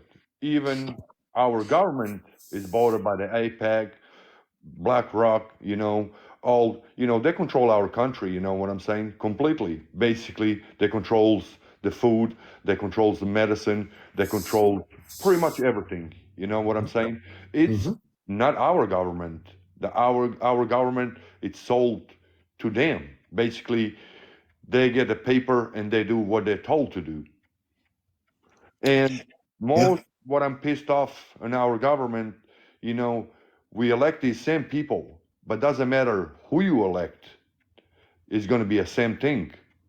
Yeah, doesn't matter, because these people, they got them in the pockets, basically, and they don't have no choice just to do what they're told to do. Yeah. But anyway, you know what I'm saying? I see that in Europe as well. You know what I mean? Germany. I see that in Ukraine. I see, before when we were in the war to Afghanistan, you know what I mean? That was a plan as well to move the Jews to the Afghanistan, but they couldn't do it there. You know what I'm saying? But it's sad, really sad. You know what I mean? That you see so many people dying. You know what I mean? Yeah. It's just heartbreaking. You know what I mean? It's very concerning, and many of us who have been sort of, I guess, lucky enough to kind of peer under the edge of this thing have seen it progressing for some time. I mean, I follow people like Chris Hedges and other authors and speakers who I think are very insightful. And Chris Hedges has said that it's worth an effort, but there is a strong likelihood that no matter what the effort is, whatever form it takes, if there is one, probably won't succeed because of the overwhelming nature of these structures that have been slowly but steadily built over many decades. I liken it to a super huge, like super cruise, like big liner ship. And, to turn this thing, it's incredibly large and it doesn't turn quickly and it requires a ton of work. And the rudder right now is being controlled by a very small but powerful group of people. And I think what we need to do figuratively is get on the other side of that rudder, start pushing. It's not going to happen right away. It's going to take some time. It's going to be a pain in the ass. A lot of people are going to get knocked off the back of the ship or whatever. But if we keep coming long enough and keep pushing hard enough, that rudder will eventually turn and things will turn, barring some sort of, crazy wild card like a nuclear war or something like that. So it can be changed, but people have to break out of the complacency. They don't even know there's a rudder or a ship right now. And we have to make sure they're aware of what those things are and why they matter, and then why it's important to organize and start getting towards that rudder. Yeah, that's all what I want to say. Thank you. Thanks, Eagle. Thanks for being here. Mm-hmm. Yeah, and by the way, I've kind of flown this trial balloon a lot of times, just in different situations with people who don't normally frequent these types of discussions. And I got to say, you're looked at like you're speaking some foreign language, like you're from Neptune or something like that. People literally can't even make the connection. They literally think you're crazy because they just don't see, they don't view the paradigm the same way. And it's not because they're dumb and I'm smart. It's because they just don't see it. It's just their condition. I like to use this example, and then I'm going to let the next person come in and speak a little bit, because I think, I forget his first name. He said it, but he said he was dropped accidentally, so I want to give him a chance to say some more. But for those of you who haven't heard this is the best way I can try to convey this as far as how propaganda works and one's awareness or lack of awareness. So it's when it's more subtle but very pervasive, it's the best. And that's what the United States and Israel have. It's a pretty well done system. Imagine going to an older person's house, like maybe your grandfather, your grandmother, or maybe a friend's, and you walk through the front door, and the first thing you notice is that old person smell, whatever that is. It just doesn't smell like any other house you go into. It's a little different and it's noticeable. And so you ask if it's your grandfather and you're friendly, you say, hey, grandpa, what is that? What does that smell? And your grandfather, the first question will be like, what smell? Because the grandmother and grandfather live in that place so frequently that it's become invisible to them. And that's how olfactory senses work. If it's omnipresent, you don't even notice it anymore. Have you ever visited a city sometimes where it has like maybe like a paper plant? People get used to it, or like a hog farm, and you come through and you're like, oh my God, this is horrific, because it's new to your senses, but they're in there 24/7. It's less noticeable. Well, most Americans are living in the house with those grandparents, and they don't even know that there is a smell because they're just in it. They don't even think to question it, because why would you? It's just the house. They don't even know there's a front porch or fresh air. And usually it's only by forcing somebody out on the front porch, or somehow they get shaken out of their thing by some event, or they go to some lecture, and then they understand there is fresh air. And then when they go back in, they're like, oh my God, how did I not notice that before? This is absolutely ridiculous. And that's how the journey is with propaganda. Okay, you want to say something else? I forget your first name. I apologize. Yeah, it's Paimon again. Paimon, sorry. Yeah, no worries, man. Appreciate all this stuff there. That was a great point, by the way. Definitely. People that are, smell their own shit, they don't know it stinks. They don't know it stinks, but to everyone else. But yeah, it actually kind of plays into how the American dream was kind of shot down. Now everyone's living in their grandpa's or grandma's or their mother's house, and it's kind of they don't have any new ideas. It's just the same repetitive old stuff that they were indoctrinated by. So maybe another way to indoctrinate your children is to not literally let them go free. But yeah, I did want to say, when they say, I want to ask you a question, ask your panelists a question. When they say, from the river to the sea, you heard that, right? More than once. So when they say from the river to the sea, what does that mean to you guys? Does that mean, hey, get rid of the Jews, get rid of everyone, it's just Palestinians, or what does it mean to you guys? Real quickly, I'll put my 2 cents in as a non-Palestinian, non-Israeli, or whatever you want to call it, non-Jew. So a lot of times people will accuse those who say this as having genocidal intent. What does that mean then? Are you going to demolish Israel, destroy all the people, unalive all the Jewish people? And the response I give to that is, if you look back in the 1910s, 1920s, 1930s, even though the immigration patterns changed, the territory was shared. And there was freedom for the people that lived in the territory. There was no subjugation of large groups over the other. And that happened from the Jordan River to the Mediterranean Sea. Those were the conditions under which things were prior to the establishment of this Jewish ethno-state of Israel based on the Zionist principles. And that there was no great harm occurring and people weren't displaced from their land. So it's fair for people who were harmed to kind of get a chance to go back and undo that harm. And from the Okay. river to the sea, there will be freedom. Does not mean people who are living there can't remain there, who have been there and were living there, because that was a mixed culture and society. It just means that it needs to revert and the harm needs to be undone. Right. So exactly. So it doesn't mean that Jews or Christians or Muslims or anybody or even current day Israelis, I don't, even them. It doesn't mean that none of those people will be exiled, kicked out, or unalived. That's not what that statement means. From the river to the sea, and they're making it. Politicians in the West, here in America, they're all making it look like it's a genocidal statement. But at the end of the day, I just let's we could come up with a better statement. But I think Exactly. we could come up with a better one. Maybe something a little bit better. Maybe you guys could put it Is in the it comments. is, But is it okay if I, as a Yeah. Palestinian, Pally, kind go of ahead. Yeah, Pally, please. I want to hear jump what you in a have to little say. bit about Yeah, that statement? yeah, go ahead, sir. Go ahead, please. man. As also somebody who studied the Constitution, and I know that things forbidden by the First Amendment are things that are fighting words. So they're essentially trying to categorize that statement to make it not protected by the First Amendment by implying that it has bad intentions behind it. But looking at the words face value, you hear freedom and geographical locations. Where in that does it call for the harm of anyone or the G side of anyone, right? So like fighting words would be like saying the N word or something actually anti-Semitic, right? So that's just from somebody who studied the Constitution. As an Arab, I did speak to Israelis and I told them, I was like, listen, you guys are born onto the land. And we Palestinians, and I'm not going to speak for all Palestinians, but for myself, we understand that that's a tough position. Like, you now are of the land, but you're born of the sins of your grandfathers and your fathers. The way they came to this land was through crimes. And so when we say freedom, we're saying the by the river, right?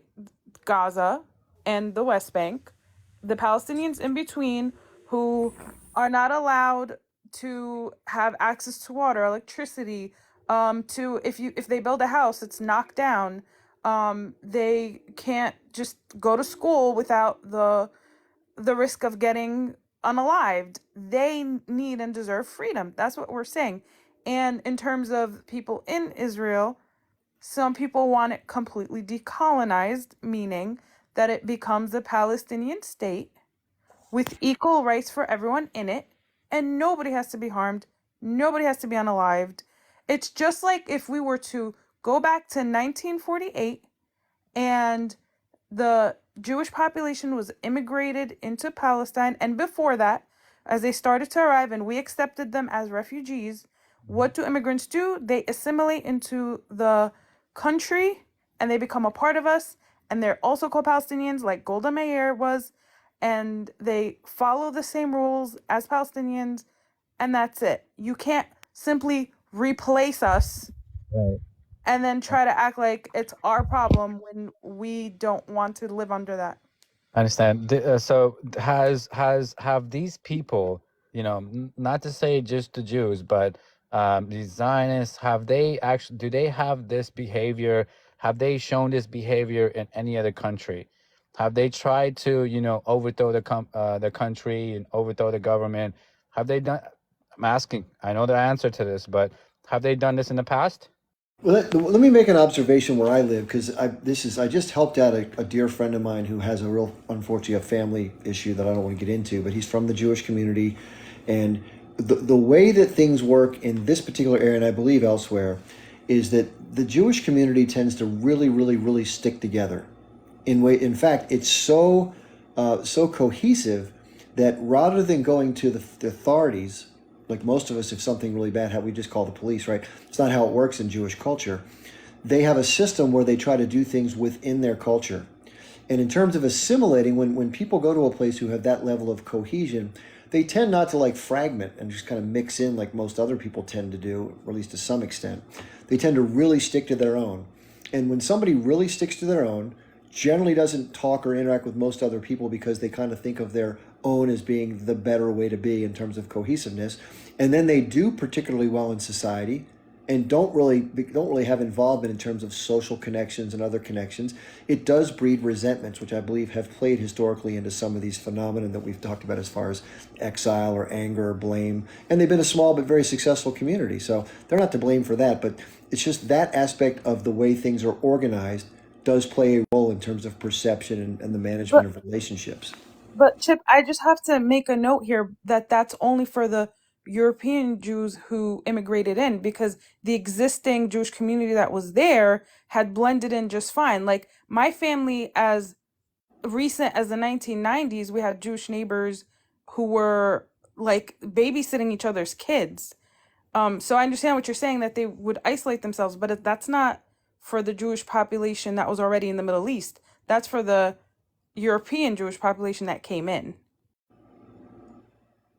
Yeah, that makes sense. Again, not everything's a monolith, right? Let's be clear. There's no such thing as Jewish people or Jews. There's a whole different range of people in Israeli society, throughout the cultures, throughout the world. So I'm speaking to the way that the culture in my particular area seems to appear. And I've talked to people within that community who have said that's how it is. That's how they look at the way they build their community and their ties and their socialization and their business. And it's just how they operate. It's not bad or good. It just is what it is. So I think Mazen, is that Mazen that came in last? And I think then we have Faraj and then Nader. Hi, Nader, by the way. Hello, can I make a comment on what Bayan was asking before? Of course. Thanks.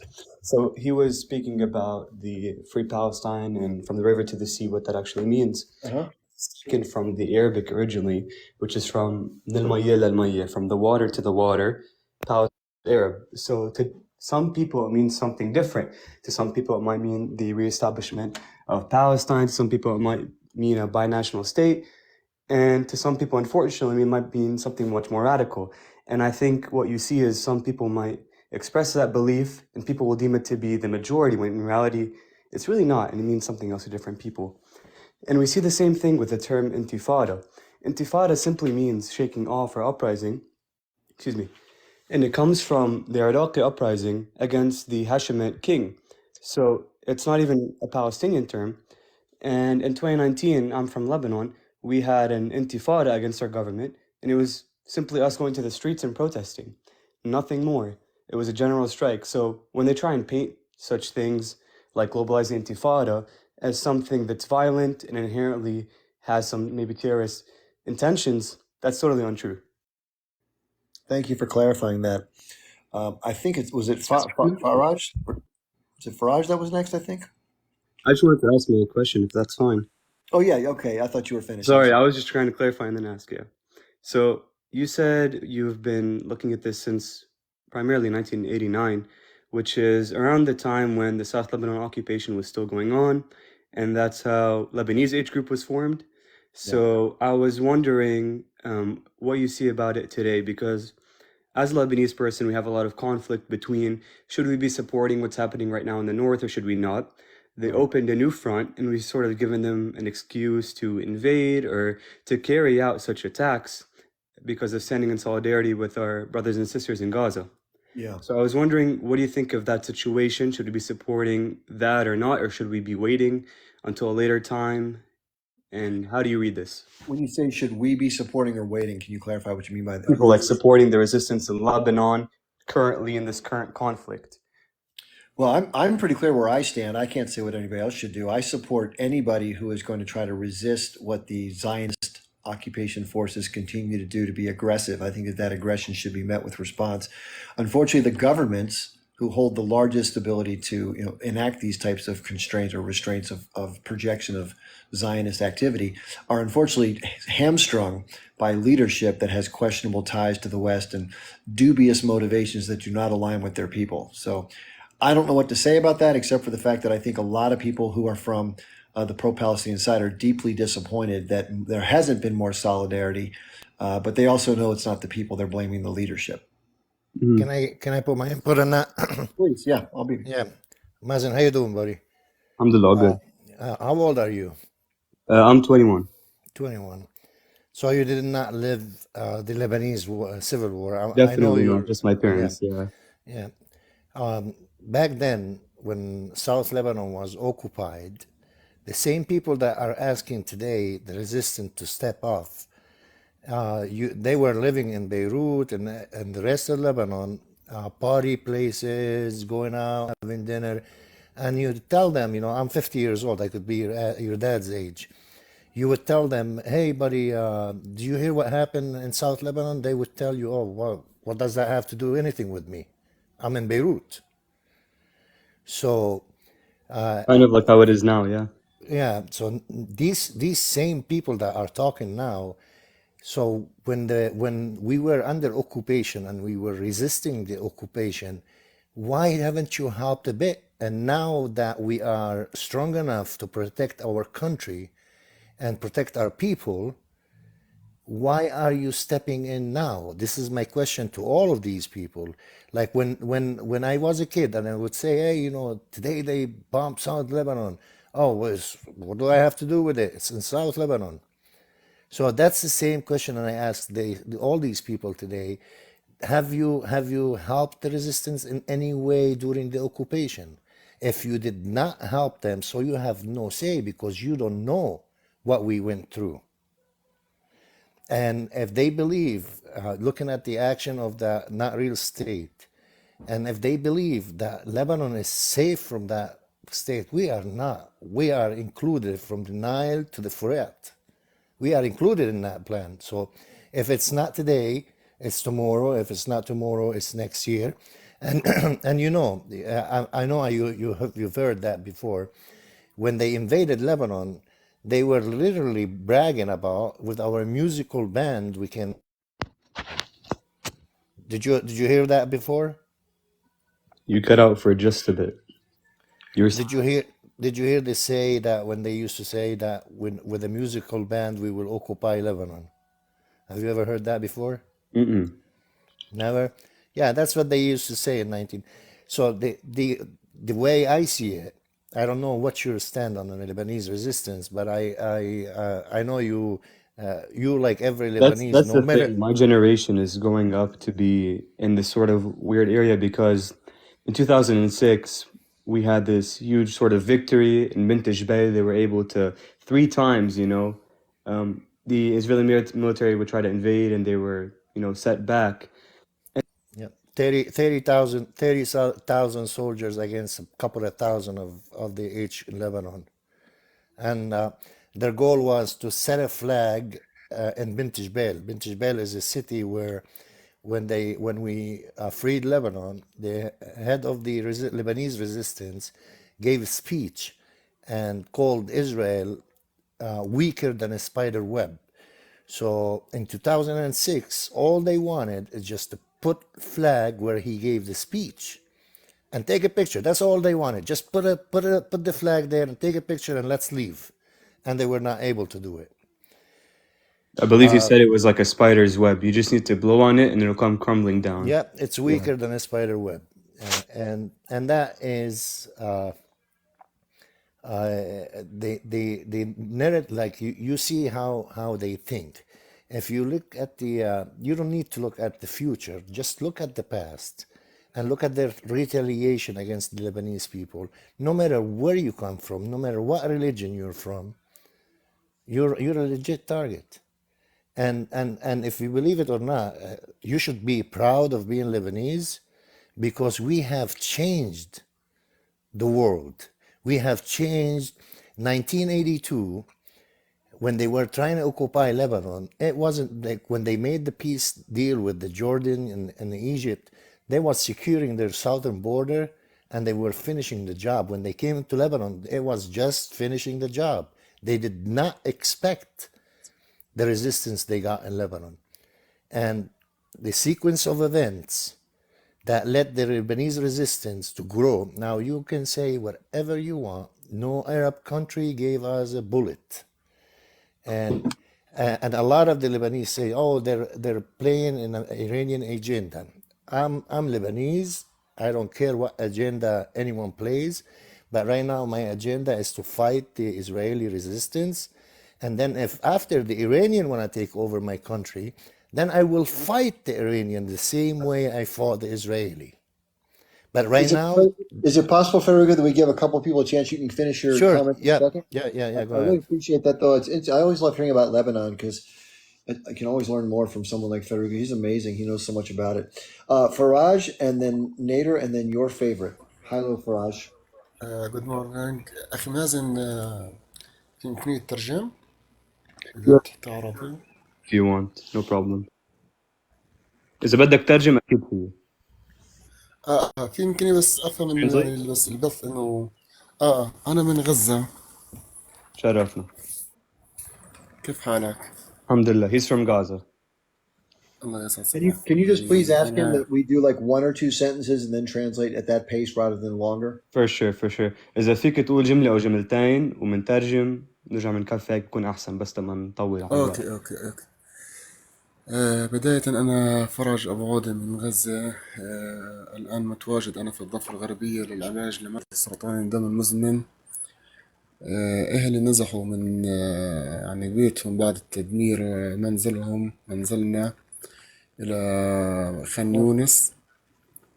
تمام Okay. ترجم هيك. He's a cancer patient and his parents recently left from Khan Yunis to seek treatment. اتفضل.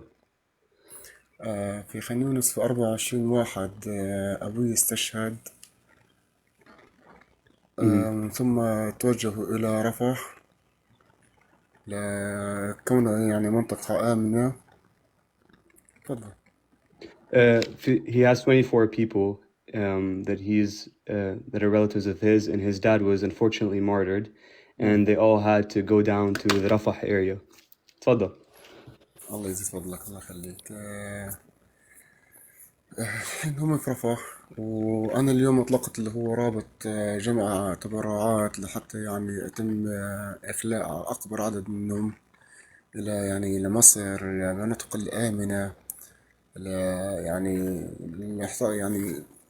كيف يعني أقول لك يعني لبر الأمان ويعني إن شاء الله أراهم على خير. بس نترجم. He said essentially if anyone would like to donate, he's receiving donations to get those 24 people out of Rafah into Egypt or any safe area. That's all. And he would appreciate it very much. Just real quick, this is for the audience to know. Maybe you can translate this. Eric Warsaw, the other person who does a great job with these lives. Unfortunately, and the only reason I say this is I don't doubt anybody, but there have been people that have come through that have posed as people from Gaza asking for money, and then they've made off with the money and whatever. So there's a process now to screen people so they get verified that they are indeed from Gaza, and then they can ask and come on anytime they want to ask for donations. I'm fine with it. So Eric Warsaw is the place to go and ask. Sounds good. I'll let him know. في حدا اليوزر نيم تبعه إيريك وورسا بكتب لك إياها بالكومنتس هلا. وهو إذا بتروح تحكيه بأكد لك كل شيء وبيساعدك بالتبرعات. تمام يعني هذا الاسم بالكومنتس. Way for him to actually prove that he's from Gaza. And there could be another way to do this. هني بس بدهم إثبات إنك من غزة أو إنه. طب أنا كيف يعني إيش أثبت اليوم يعني؟ مش اليوم. إذا فيك تحكي هيدا اليوزر اللي كتبته تحت بالكومنتس اسمه إيريك وورسا، هو اختصاصه هيدا الشيء. وين هو مين بالضبط؟ تفضل. هيدا هو عمل له برايفت مسج، بعت له إرسال، وهو إن شاء الله بيتسر الأمور وكلنا معاكم. إيريك؟ تمام. إيه إيريك. تمام. حطه على السيرش بار ولازم يطلع لك. عمل له بحث. وأكيد عنده في ناس انستغرام. لايف بيساعدوك. Everyone on the live, if you want to help him, DM him and just make sure he finds his way to his account. There we go. أنا بس بتمنى إنه يعني ينشروا الرابط يعني. فرج اطلع على عند إيريك وارسا وعنده وحدة أختها اسمها ريما. هي ريما بتعمل عندها ناس بفلسطين بيتأكدوا منك، وبس يتأكدوا منك هم بيعطوا اللينك تبعك لنا كلياتنا وكلنا بنساعدك. ممتاز. ماشي. انا كمان اذا حابين كمان تتاكدوا يعني انا هي على صفحتي موجود لا مش يعني. نحن مش نحن بنتأكد، نحن شلنا هو إيريك وارسا واللي معه أخذوا مسؤولية التأكد من الجماعة. هلا هم بس يحطوا اسمك بالناس اللي لازم تتساعد بتتساعد. ان شاء الله. ماشي. حبيبي شكرا. الله معك. سلام. Thank you. I think the person that's waited a while now is Nader Who. How you doing, Nader? Good to see you. Hello, my friend. Hello. Can you hear me okay? Why aren't you showing your beautiful face to the audience? Because I'm in the dark walking my dog. Okay, no worries. That would be more annoying, believe me. By the way, before you, Nader, I will not let you leave without promoting your coffee brand. But how would you like to make your presence known tonight? Well, first I just want to talk about, when I came in, I heard the question about from the river to the sea. And, I don't think we need to really explain it too much because Palestinians are under occupation. And being under occupation, uh, we don't have to really justify what we want our freedom to look like. Right, neither. That's not what I was really saying. What I was saying is that I was No, I'm I not was criticizing the question. I was I'm answering the. explaining it. I was explaining it what it actually means, and that's we need some more clarification on what it actually Yeah, means. no, I'm going to get to that. I'm not criticizing the question. I'm just giving my opinion about the whole topic, about that topic itself. But the from the river to the sea, Palestine historically has been a place of refuge for many people, for people coming from Africa, from Armenia, and we have, and for Jews. I mean, in the 1800s, Jews did not just start coming in 1948. They came in the 1800s. The Jews from Europe and elsewhere. And Palestine is a very good example of a true melting pot. We have always lived respectfully amongst one another.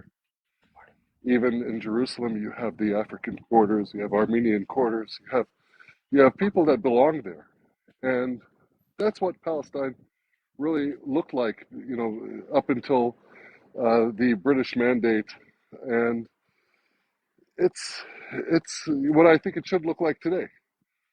Unfortunately, we are under occupation, and from the river to the sea, to me, what it means is freedom for the people that belong there, that belong to the land. We keep saying that the land belongs to us, but no, I think we belong to the land. Palestinians belong to the land, and I would like to see a free Palestine on all of historic Palestine. Because we have, don't forget all of the refugees that are outside of Palestine that have a right to return to their homeland. And so that's what I'm concerned with. That's what I'm concerned about. The slogans don't matter as much to me. What matters to me is the equal rights for all. Now, in regards to the people that were born there, the Israeli citizens, we can discuss that, but you can't discuss that at the expense of the Palestinians that deserve to return home, that have the right to return home. And there are bigger issues for me than the slogan itself. And maybe there's a better term that could have been used, but everybody has to remember that it's the Likud party that has used that term first. Honestly, they used it first, and we don't talk about that too much. They didn't talk about it too much in Congress when they tried to bring that topic up and use it as a black mark on Palestinians. However, it was the Likud party that brought that up. In regards to Israel, is the only thing you will see from the river to the sea. So that's where I stand on that.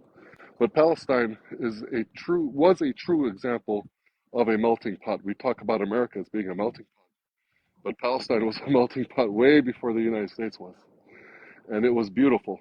And it wasn't perfect. It's never perfect. There's nothing perfect. But we have the issues of human rights right now, and we have to keep that in mind, and we can't let the people that tell us, that the terms, and I'm glad that he brought up the term intifada, even the term jihad, like when we talk about jihad, they say somebody's a jihadi. Jihad just means struggle. It just means struggle, and there are many forms of jihad. Whether you're struggling at work, whether you're, internally struggling with yourself, it can also mean a holy war, sure. But these are terms, whether it's intifada or jihad or all of these things. They bring them up as ways to deflect from the fact that Palestinians deserve their humanity and human rights. Now, in regards to the coffee,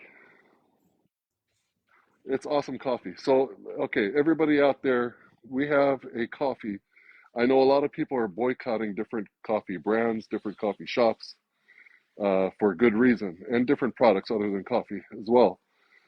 About a year ago, I thought maybe the easiest way for people to boycott something is to have an alternative that actually does something good. And so we thought about coffee, because coffee is a big one today. And we came up with Human Refuge Coffee. Human Refuge Coffee came out of Human Refuge, the nonprofit organization, which is a 501c3 organization. It's been in existence for about 4 years, where we concentrated on helping children living in Palestinian refugee camps experiencing extreme behavioral disorders. And so Human Refuge Coffee came out as a product from the organization itself. It's an organic free trade coffee brand online. When you order the coffee from the website humanrefugecoffee.com, and we also have a TikTok page, Human Refuge Coffee, on TikTok. When you order the coffee, and every coffee roast that we have is named after a Palestinian refugee camp. So right now we have the Jabalia blend, we have the Jenin and Al Maghazi and Kalandia. And we actually have a Gaza blend, an espresso that's coming up in 2 weeks, and we have a decaf that we haven't named yet. But the coffee beans are only roasted when you order, so it's that fresh. You order, we roast the beans, we bag it, whether it's whole bean or ground, whatever your choice is, and we send it to you. You get it in about 3 or 4 days in the United States. There's some merch on there. Everything, 100% of the profits go to humanitarian aid organizations. And thanks for bringing up the website. There it is.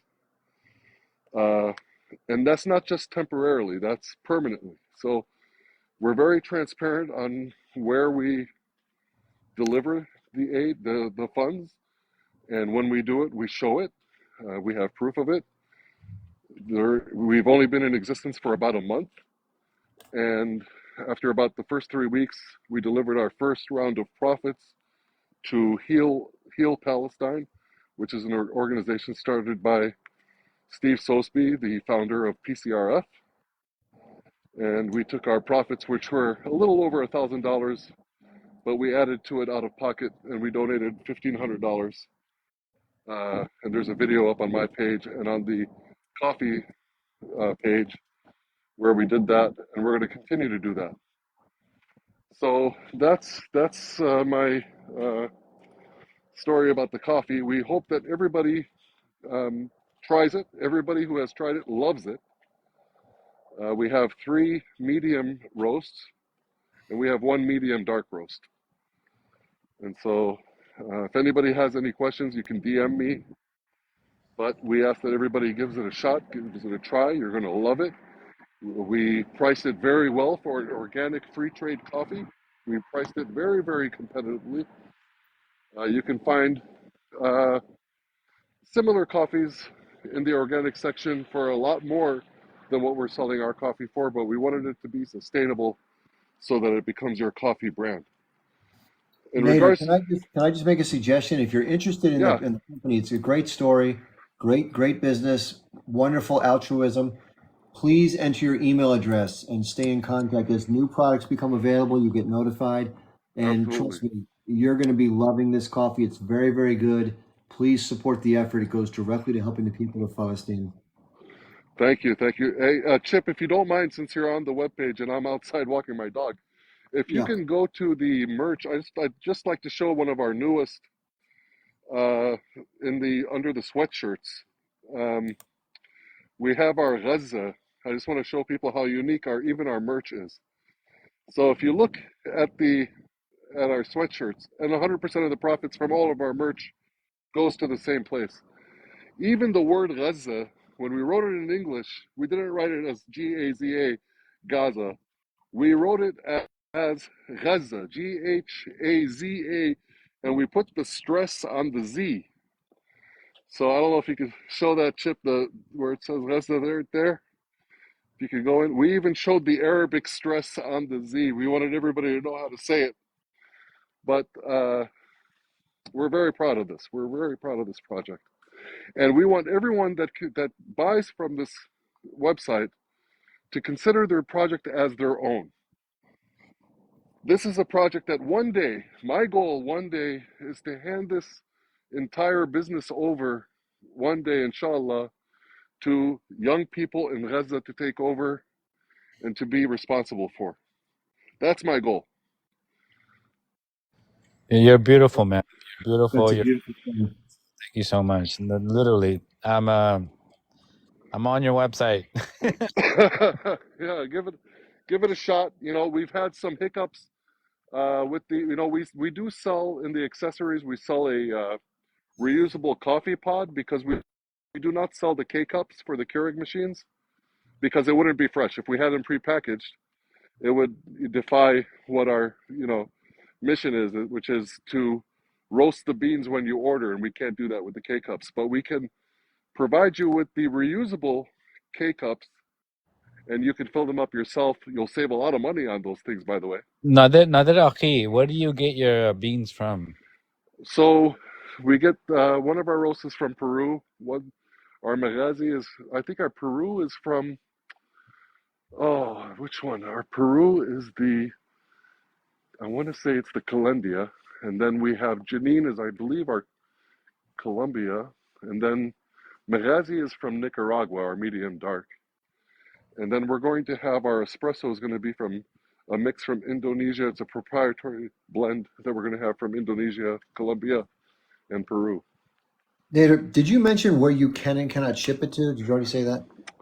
So we can ship it anywhere, but it's very expensive, and we're working on that. So we can't control the shipping costs. I mean, when you go on the website, you can technically order it in Canada and Europe, but it's going to be very, very expensive and not sustainable for anybody trying the coffee.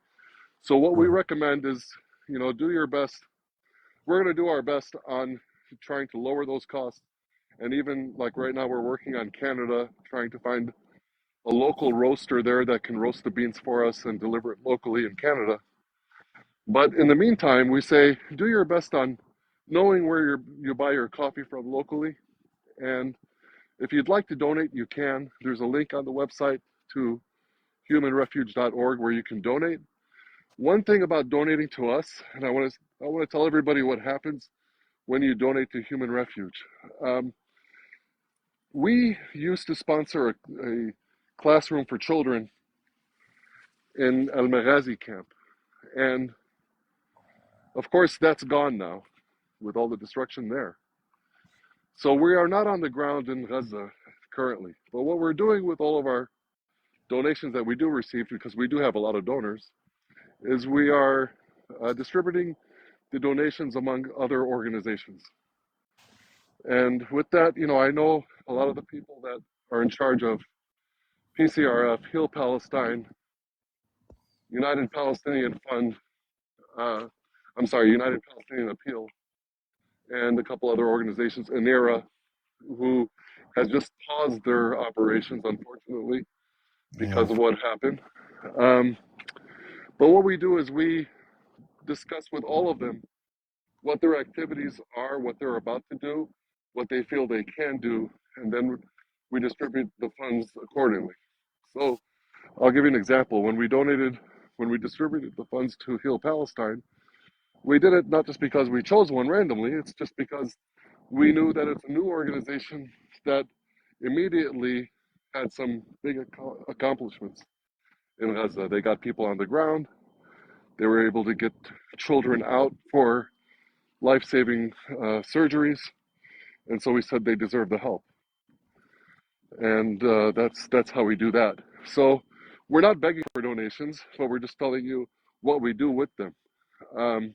We, yeah. What is your website? Everyone's asking in the comments, what is your I website? just wrote it down. It's humanrefugecoffee.com.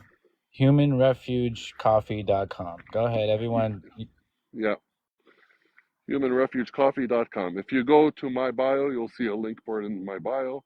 And then we also have the Human Refuge Coffee TikTok page as well, TikTok account. You're gonna love the coffee. What we ask though is that you share it. Once you buy it, please consider this as your project. That's the important thing. This is not my project. We started it, and that's it. But now it belongs to everyone. And I want to remind everyone, don't ever shy away from keeping us accountable. I believe in accountability. I believe that everyone should always ask, where's the next donation going to? We want this to happen. We want this to be successful. And we want to be transparent. We want, when somebody asks us, how much did you sell? We want to be able to tell them, this is how much we sold. This is how much was profit. And let's go give it to somebody. Let's go do something with it. And we want it to always be that way. And it feels good. It feels great because that's what an organization that, you know, so many people say, you buy from us, we give some money to Palestine. I don't know what that means. Right. God bless them. Maybe they do it, and maybe they do. I just don't know what it means, and I don't want to take anything away from them. But I'm telling you, with us, what it means is 100, actually more than 100% goes because we put some money from ourselves. A lot of the expenses we take care of outside of the donations. So it's a pretty cool project. We're proud of it, and you should be too. Everybody else should be proud of it and make it their own. Yeah, I think the best businesses are the ones that they look at a real problem and they work to solve it, but also that has a good story to accompany it that people can identify with. This is all that and then some. So I'm just really impressed, and I don't want to say the word proud because I'm not like your father, but I'm really excited for the idea, for the community, and for the initiative that you and others took. Hats off. Hey, and it's not just us. Absolutely. Thank you, Chip, but it's not just us. We made sure that everybody is on board with this project, from the farmer in Peru and Nicaragua and Indonesia. We've selected farmers that know what the mission is. We didn't Wow. just buy coffee beans. We didn't find a roaster that does a good job. We found a roaster that we had to tell them, and we went through a few. We interviewed a few, and we were declined by some because of our mission, by the way. Wow. But we have Jim Curry is our roaster. The beans are roasted in Ohio, and he's the guy that travels around the world to find these beans. And he's the guy that we negotiated with. He made sure to give us the lowest price possible for this product because he believed in the mission. When we said no to him because of the price, he came back and he said, I slept on this. I can't let it go. I love the mission. I want to help. Whatever I could do, I'll consider it a donation for myself. Let's do this. And so we went with him just because of the passion he had and still has. So it's awesome. I just thought of something, by the way. I have a Starbucks that's like, I don't know, like 5-minute walk away from where I live. I would love it if there was a placard that I could go stand in front and said, don't give your money to people who support genocide, support Human Refuge Coffee instead, and then have the website. Yeah, that would be Yeah. amazing. Yeah, Nader, I did want to ask you a question. Do you have anybody in the West Coast, California being the biggest state in America? Do you have somebody out here that's representing your brand? No, we don't. Not really. I mean, Okay. we have customers out there that are buying it online. Absolutely. Because, So, but no, we don't. It's, to be honest with you, it's just me. I do have a lot of requests in my inbox that I have to get back to, people that want to participate, and everyone is welcome to do that.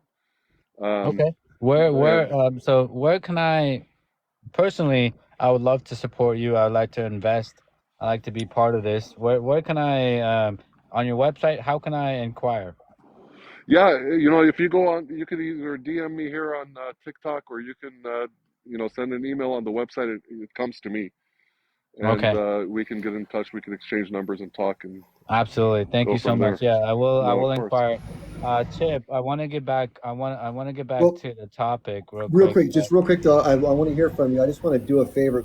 Your favorite doctor has waited quite a while. I want to give him a chance, and then I'll come back to you. Okay? Okay, Thank you, yes, sir. Chip. Thank you so much, Chip. Yeah, Nader, love you. Take care, man. Thank you, Yes, Chip. Nader. Thank you. It's not a problem waiting at all.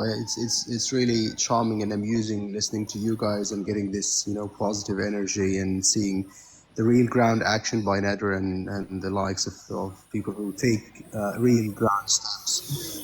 I actually started really feeling that it is my project, and I started thinking like how to get this into the UK and get this thing running here. There are millions here who would really be good advocates for such an idea. I mean, there are people who start already doing things, but this is something that actually very, very profitable. And you buy actually a product and get benefit, and you're quite sure that your money goes to help the people in there. And I think we are going to need more of this project when we start, hopefully soon after this war and this G-side ends, and then we start about rebuilding Gaza. That's when we're going to need a lot more of this and loads of these efforts. So I think if we start a nucleus of something like this early, it's going to be an advantage, hopefully in the near future. I'll drop you an email, Nader, and I'll see. I mean, I've got some people in the UK who would like to sponsor starting something similar. Yeah, we can. We're. This is what it takes. Actually, we can. Kind of similar to like franchising it out without a franchise fee, but let's like find a roaster in the UK, and we can just brand it the same way and do the same model there. It's fine. Exactly, yeah. It's about the local roaster, as you said, and the other the marketing, the website, and that's easy stuff. But yeah, I mean, I've got guys with the Palestinian Solidarity Campaign, the PSC, the BDS, and they would love to spark something like this in the UK. Like, I think that would be a good start. I'll just, let me follow you now, and then I'll drop you a text. Yeah, I've just followed you now. Sounds good. Thank you. Yeah, and we'll see where we take it from. Well, I came in to actually see what you guys are discussing. I've been quite puzzled by what's been happening in the last couple of days, and the IDF publicly targeting and unaliving the WCK aid workers, heroes actually on the ground, and the reaction of the Israeli government to this, and now today the reaction of the clown Kirby, John Kirby, who's publicly, explicitly denying that Israel has done any violation of any of the international law at any point in the past 6 months, while the whole world has seen them, while the International Court of Justice have condemned them for plausibly committing genocide, while the UN reporter several times, while the whole world has seen them committing this war crime after war crime in litany, and yet the US State Department cannot dare to say that they are to hold them accountable for any of these crimes. And secondly, what you guys in the US are doing, or what's happening on the ground about the elections, because now it seems like it's either Biden again or Trump. So this takes us nowhere in the future. Like, this takes us nowhere behind the Zionism agenda and nowhere away from the Zionism plans. So what are we doing about this? Chip, I'd like to hear your input about this. Well, obviously it's a challenge. If you think of it, this is the thing that gets me. Everybody in the world has given their input to Netanyahu about Rafah.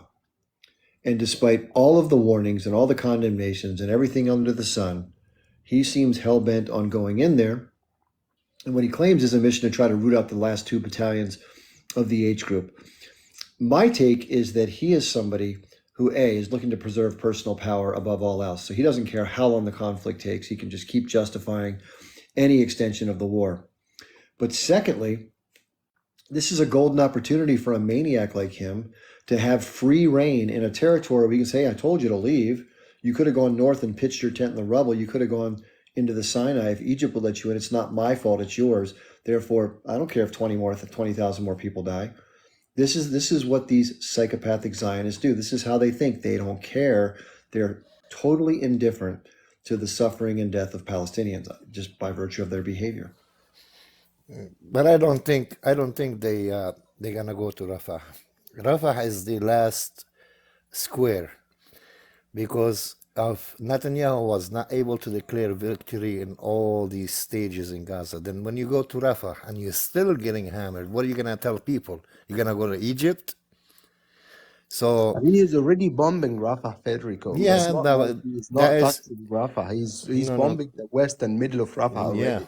Yeah. He's like he's gonna do that. He's bombing everywhere, wherever they can, and that the kitchen aid people. This is just to Israel to cover their crime. They commit more crime. It means they pulled out from the Shifa hospital, and the atrocity in that Shifa hospital is incredible. So they don't want us to talk about Al Shifa I don't think they hospital. have done this to cover the crime, Federico. Oh, I just to think distract us, no. from Al Shifa to another issue. This is what I believe. I believe they are sending a bigger message to the world out there, to the volunteers out there, to step back and don't dare to come and help the Palestinians. This is not the first time they do it. This is actually a deliberate, hidden message. You see, we look at we pro-Israeli and pro-Palestinian look at it from a very different ways. We pro-Palestinians, we believe it's another war with Israel, while the Israeli look at it, it's an existence war, to be or not to be. That's how, because there is. Can you imagine Israel coming out of this war lost? Do you know what that means to the Israeli? Do you know what that means to the Mossad, to the IDF, to the whole Zionist entity? So for them, I personally think that war is not gonna stop. It's not gonna stop. It's gonna go more regional. And yesterday, the attack on the Iranian embassy in Syria, that's a declaration of war. So they want to drag people. And mind You you, want to drag the U.S. It's been obvious. well, the thing is, between the Iranian and the U.S., they talk. Okay, when the military bases of the Americans were getting hammered by drones, the American asked the Iranian to tell these people to stop, and the Iranian did so. So now the question is from the Iranian to the Americans. You asked me to tell these guys stop hammering my bases. Why are you allowing? That's why yesterday you saw all these spokesmen for the White House came out. Oh no, we didn't know about it. We knew it only when the planes were in the air. That is not true, completely. And the last shipment of weapon to Israel, that is not for Rafah. That is not for Rafah. That is for the whole region. Because if Israel does not come out of this war as a winner, now winner, not a winner with 2 points, a winner with a knockout, then Israel cannot stay. So both ways, it's a matter of existence war. Listen, I mean, you probably know as much as I do that the ultimatum of this conflict is the dismantlement of this T state and this T regime and the apartheid state. But when this is going to happen, neither of us can decide on this. It's either the Arab world around Gaza opens more fronts on the Israeli sides and get them more more drained and more exhausted, like the Lebanon side and the Iraqi side are doing, or they leave Gaza alone, and this is going to take only God knows till when. But I think Israel, on the ground, Israel is already losing. Israel has already lost a lot, massively, like never before, both on terms of the global public and the global shift and the narrative that has been clear, like crystal clear, like never before, to the majority of the earth inhabitants and the real ground as well. They have lost a lot. The numbers that they declare about their soldiers, their injured, their deaths are nowhere close to reality. Times 10.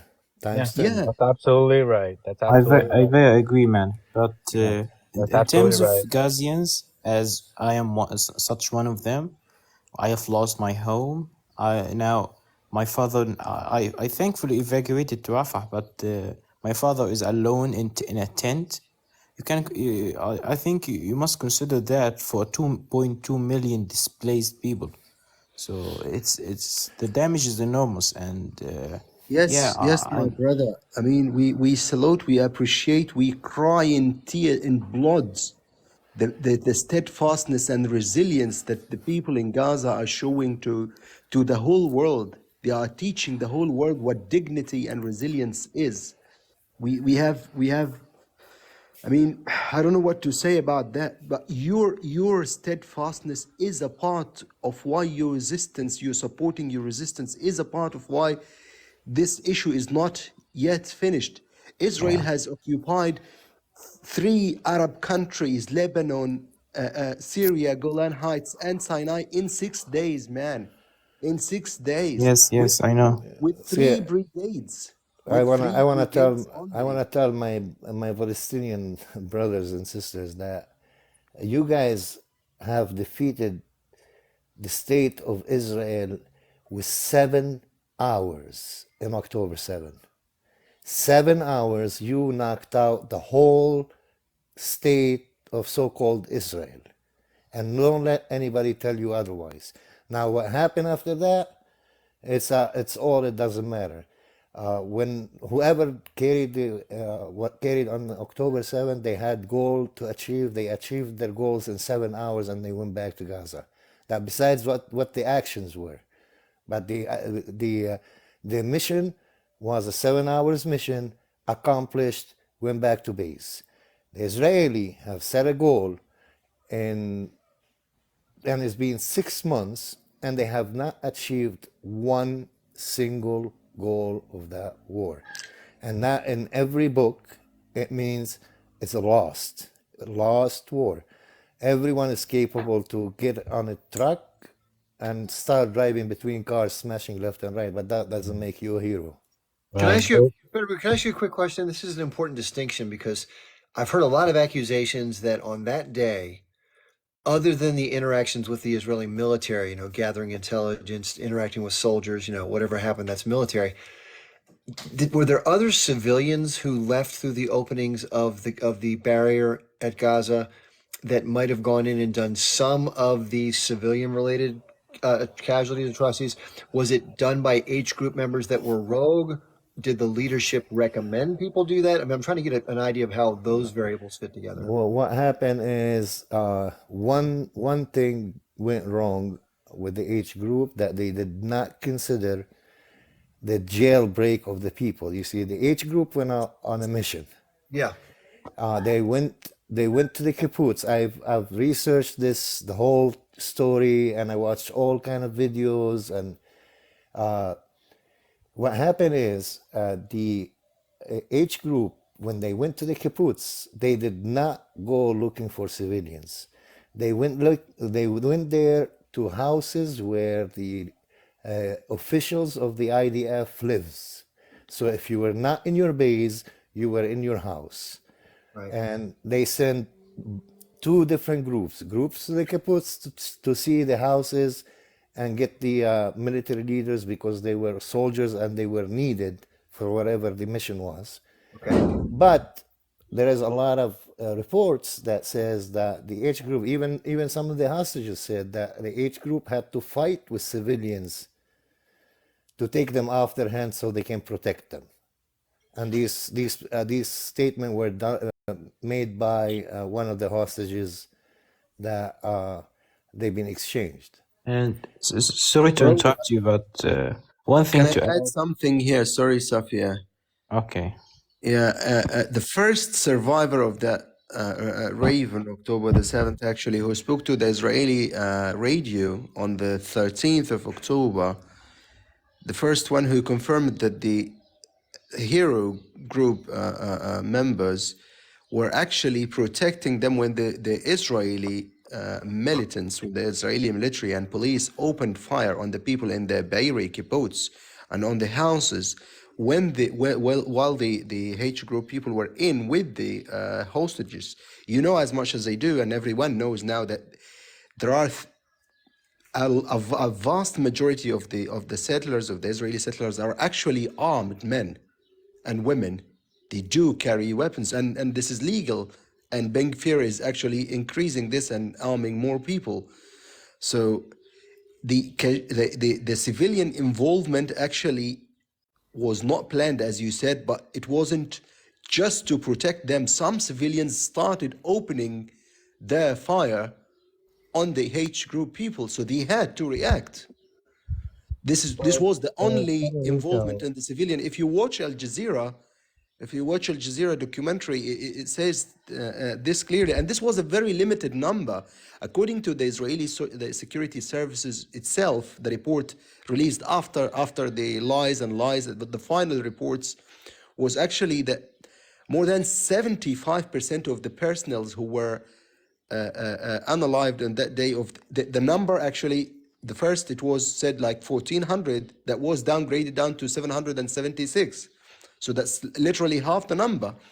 And then out of those 776, more than 75% were actually military combats.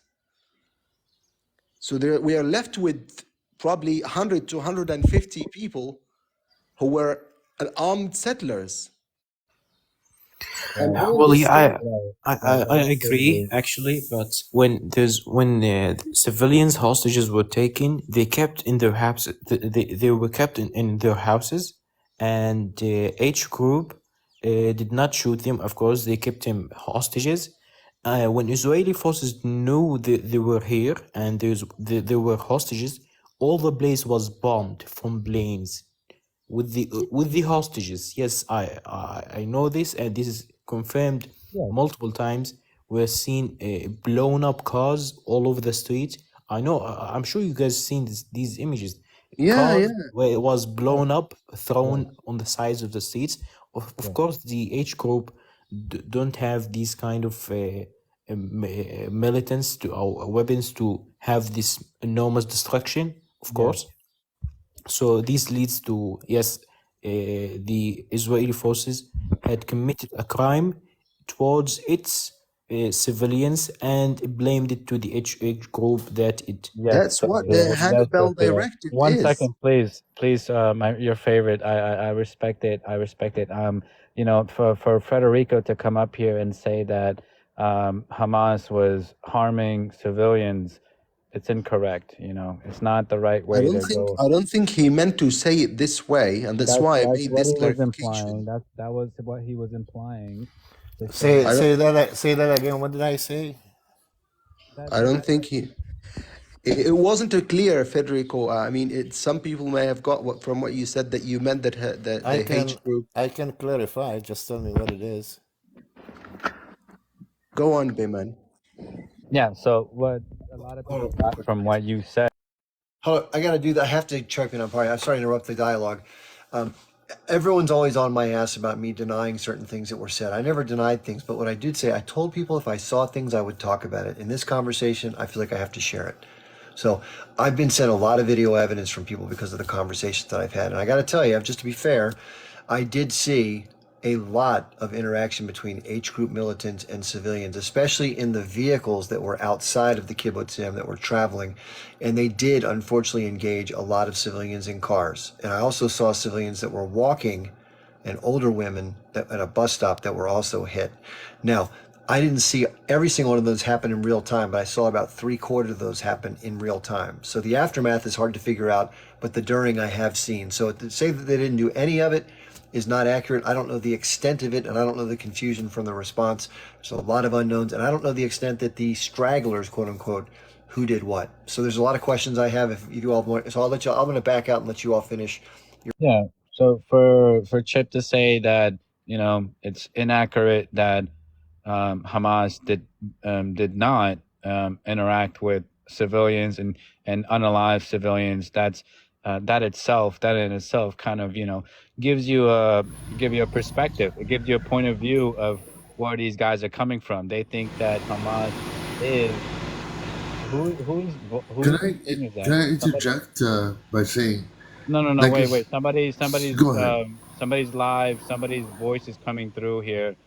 Yeah, can you mute yourself, please? So for Federico and Chip yourselves, you guys are saying that Hamas did, you know, target civilians, and then you also said that you're not sure, you don't know, and so but you're making these statements that saying that Hamas did target civilians, but you're not sure. Come on. Biman, you did not understand what I said. You took my conversation somewhere else.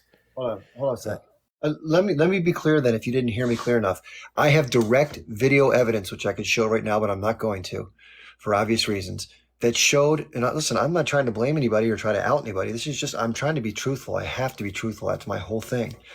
I saw Hamas militants shoot civilians at bus stops, shoot civilians walking down the street, shoot civilians inside of vehicles and elsewhere. I saw it with my own two eyes. It was body camera footage that they carried on their bodies. Now, I didn't see any of the more egregious allegations, all this stuff about the women and the burning and all that, none of that. There's been no evidence. I've still been searching for it. I've heard there's eyewitness testimony, but I have a hard time just taking anybody's word for anything nowadays when it comes to Israel.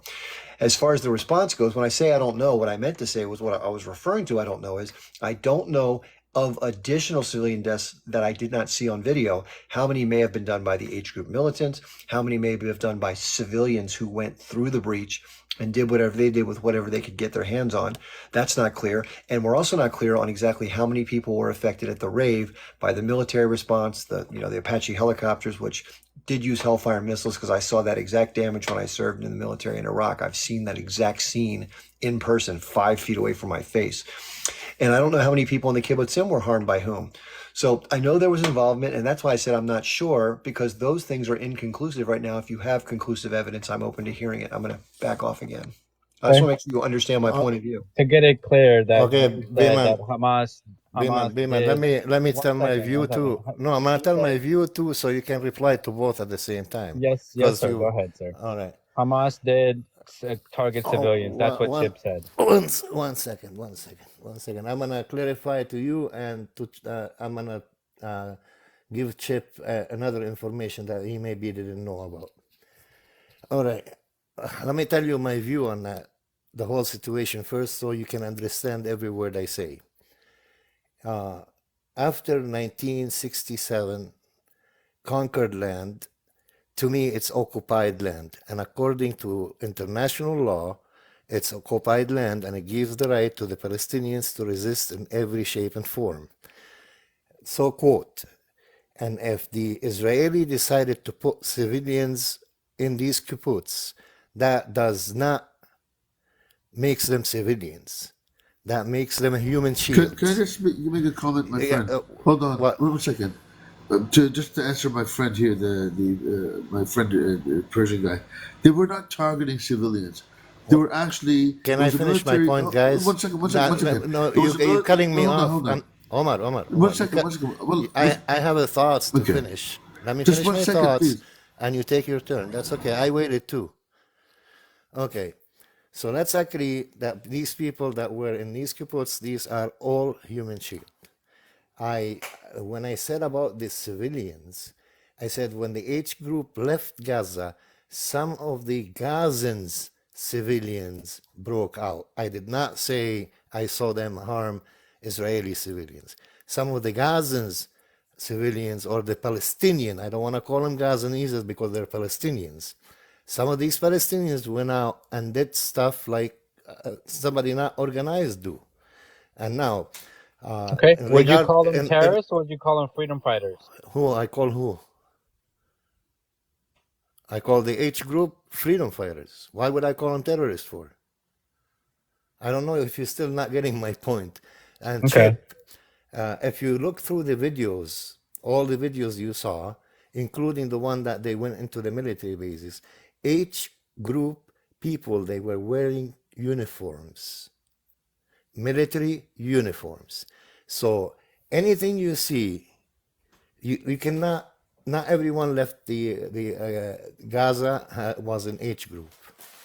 So from what I know, I have not seen none of videos and regarding to the H group wearing uniform of H group, stating themselves as H group harming anyone.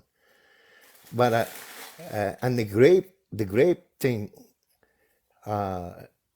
I cannot, even if I see it with my own eyes, I cannot, I don't believe it. I won't believe it because there is nothing in religion that tells you that you can do so. And all these guys are very committed to their religion. So, and there is another statement by another hostage that she was kept in a house with two H group members. That they were playing the thumb thing, you know, and the guy was standing watching them. She called him. She's like, do you want to come and play? He's like, I cannot play with you. Because she asked him, why not? Because you're a woman and I'm a man and we are not related. I'm not allowed to touch you. So she had to bring a piece of towel, put it on her hand so their hands don't touch each other to play a game. And when the Israeli attacked, these guys covered them with their own bodies. So how can you tell me this guy is gonna go during a mission to grape? It's not, doesn't make sense. And I don't believe the whole grape thing happened. Biman, am I clear now? Your accent is so strong, buddy. But yes, can I ask you another question here? Go ahead. Okay, so after this whole spiel that you made, that's amazing. Okay, people are still confused about it, but What is it? after TikTok, what is the agenda after TikTok? What is the plan after TikTok for the Americans, for the US, for the West, for the Israelis? What is the agenda after TikTok ban? This is a topic that's not talked about on any other panel. A TikTok ban that's going to be happening in the next 5 months. We've already been into it a month already. What is the agenda for the West, for even Israel, for the West? What is their agenda? And then the second part of it is, what is the agenda? What is the plan for the Palestinian TikTokers? What are they going to do?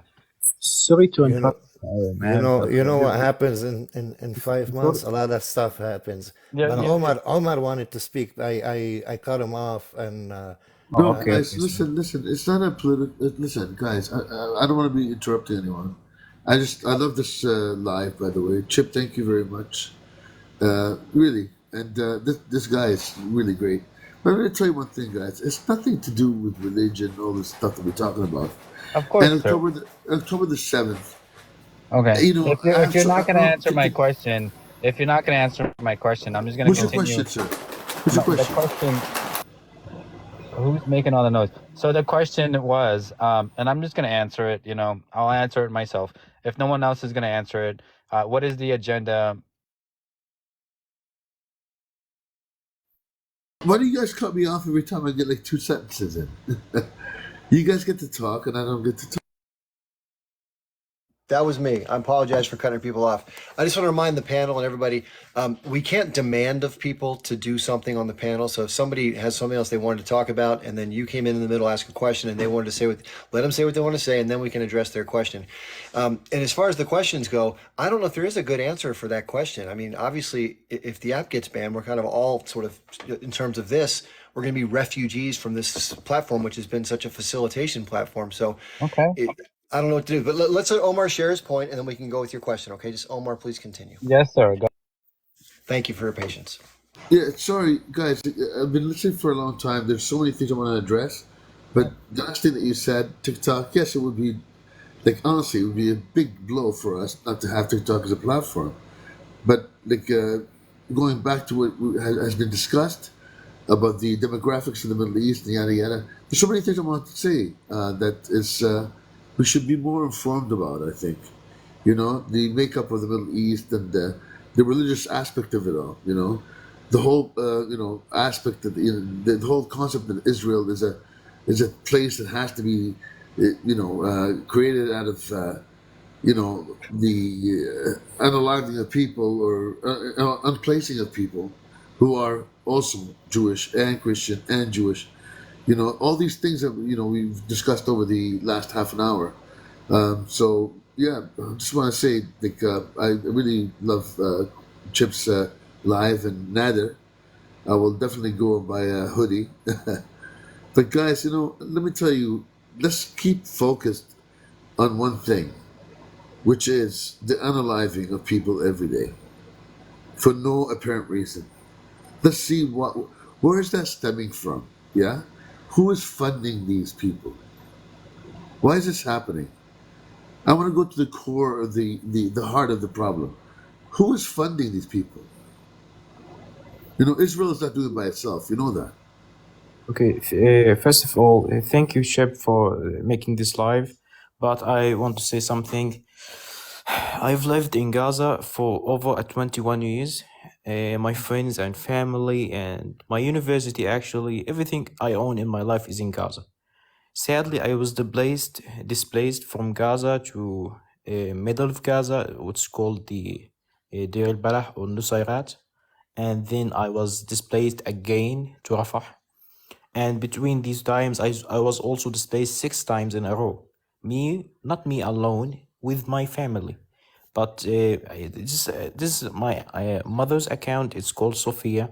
And in the picture of her is my father and mother. So thankfully, me and my mother and brothers were able to evacuate to Rafah. We evacuated to Egypt, which cost at $5,000 for each person. Each person has to pay $5,000 to evacuate to a safe place. So sadly, the budget wasn't enough to evacuate my father, and he's still alone in Rafah, living in a tent in a very, very devastating and hard situation. And I don't know, it's very, very sad. My mother is crying every day. She hopes to see him, but sadly, the budget isn't helping us. So he's 47 years old. His name is Hafiz Yunus, and he wishes he gets the support that he needs. And he talks to me every day and says, "My son, please talk to people. Help. Let's get me out of this situation." And as you know, in Rafah, there's might be an invasion in Rafah, which could lead to a closing of the Rafah border crossing, which allows you to travel or evacuate to Rafah. If evacuation happens, the crossing border will close, which means no one can evacuate and no one can get out of Gaza. So I'm asking people to give me a hand. And real quick, and Frederico, can you let him know about the situation with Eric, how we handle this? Because I think he's about to get into the fundraising part, if I'm not mistaken. What was your name, sir? Sophia. Sophia is actually my mother. My name is Saeed. Saeed. Yes. Saeed. And over Eric Warsa's life, في Sister Rima, and they all have verification process, and they help people leave Gaza. So if you go to look for Sister Rima or Eric Warsa, I think he ends at 12 o'clock. He does usually from 7:30 until midnight. Could you send me her account or her name? His account, search Rima, Reema, or tomorrow by 7:30 look for Eric Warsa. And they work with a lot of Just let you know, organizations. Eric's ID is Eric with a K, ERIKWARSA. Eric Okay, Warsaw. let me save that or type it very quick. Yeah, so do it slowly. So in fact, I'll respond to somebody, your favorite doctor here. I'll write his full name. This is how his name looks if you look it up inside of TikTok. Yeah, okay. Eric Warsaw in the 2024. That's his Yeah, ID. I thank you, man. And for everyone watching, I have made the GoFundMe account to help me to evacuate him as soon as possible. Just we don't do any direct announcements here until someone goes through the verification process. Unfortunately, some people came in a while back and totally scammed people, and so we just have to be careful. That's all. That's why we do this now. Sorry for that. Okay. With the coffee I'd love to- guy, I'd did he love to go have through you the come back. screening process? Once you go through the thing with Eric and Rima, come on back. We'll be happy to support you all day long. We just got to make sure things are on the up and up. That's all. Thank you so much. Okay. Who is next in line here to speak? We have somebody who's new here. We have someone named Hala, and then we have user 448. Did you have a chance to speak yet, Hala? I don't think so. Hala, you Hala. there? Okay, let's give user 448 a chance to come in. Welcome. If you're there. Okay, did you want to? Oh, there we go. Hello. Hi, am I on? You're on. Okay, very good. I want to go back to the gentleman who asked about the TikTok. What's gonna be going on with TikTok? My input on that is that TikTok has been on the agenda of the U.S. government for quite some times. For maybe they may have some legitimate reasons because of the influence of the Chinese government in their companies and events for security reasons. However, since the start of this genocide and TikTok became atop of all those platforms in exposing what the Israelis is doing. The JDL and all of the other Zionist organizations put the TikTok issue up front for Congress. And of course, Congress will move this issue right up to the top and very fast voted for it.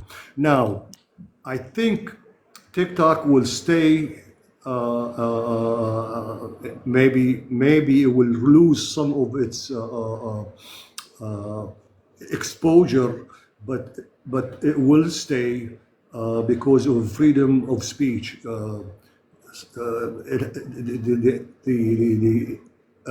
The issue or the vote that Congress has done still has to go through the Senate, and some of the Senate has already viewed some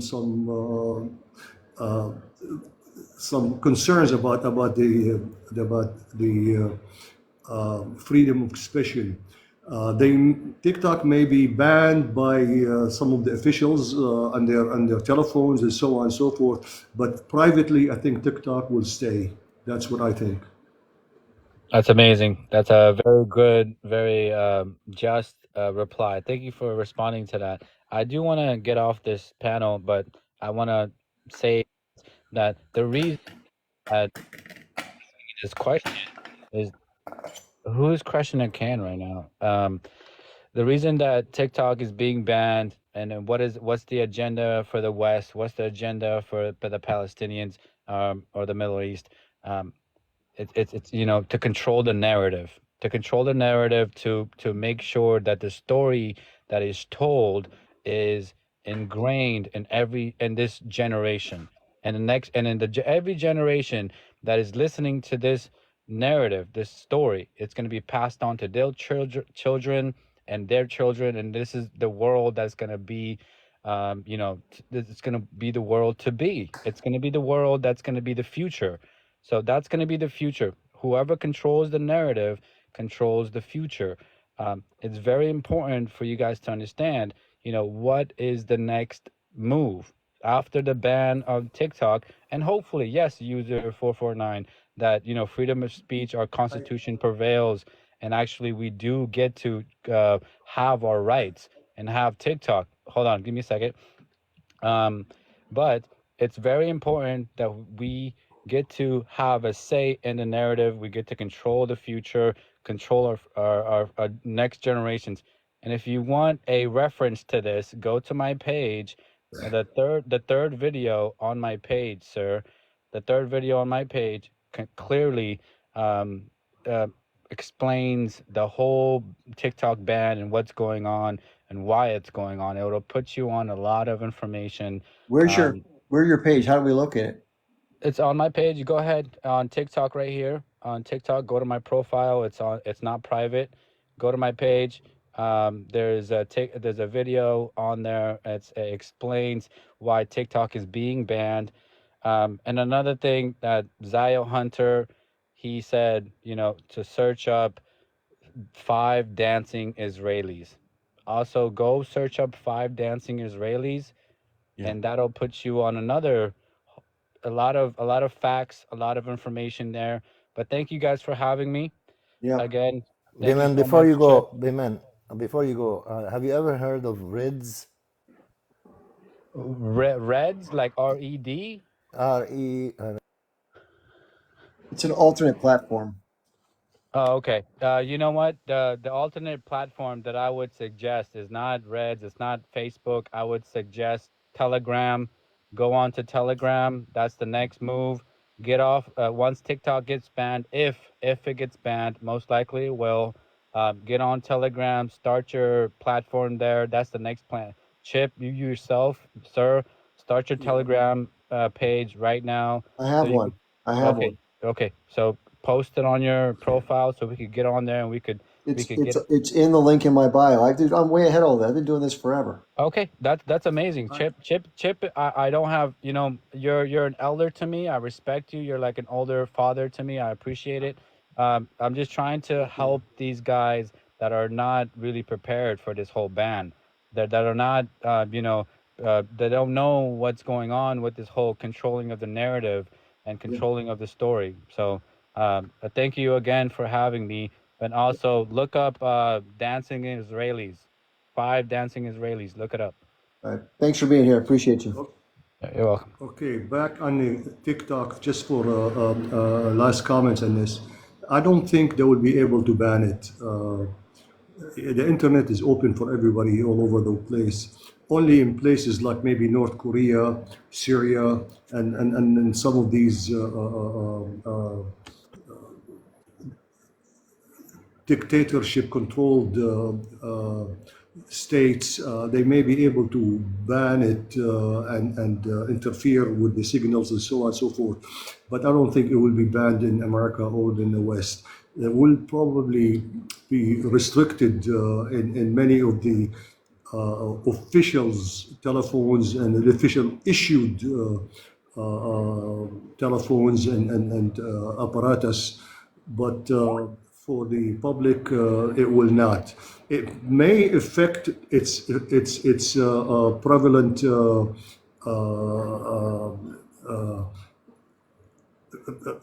prevalent or the movement all over the coverage. They may affect the coverage, but they won't be able to ban. Now, we as a public will always find ways to go around it when we want to, with good faith for freedom of speech. That's what I think. TikTok will not be able to be banned. Anybody else can say that? there's a consortium right now. You probably saw the news. Stephen Mnuchin, former Treasury Secretary, very wealthy man, Zionist, the whole 9 yards. He has an investor group that has proposed to purchase TikTok, and what they're trying to do is to force the sale of the app away from Chinese interests, to whatever extent it has through ByteDance. So I don't think the platform is going to be taken down. I do think it's going to be taken over and modified. And the question is, how will that modification occur? Who will affect? Those are questions we don't know. I would imagine that lives like these will be less prevalent once that transfer of ownership takes place, if at all, if they're allowed at all. I don't think there's too much money being made on the TikTok shop for the app to be banned. People are making hundreds of millions of dollars. They're making a lot of money right now. So it's not going anywhere.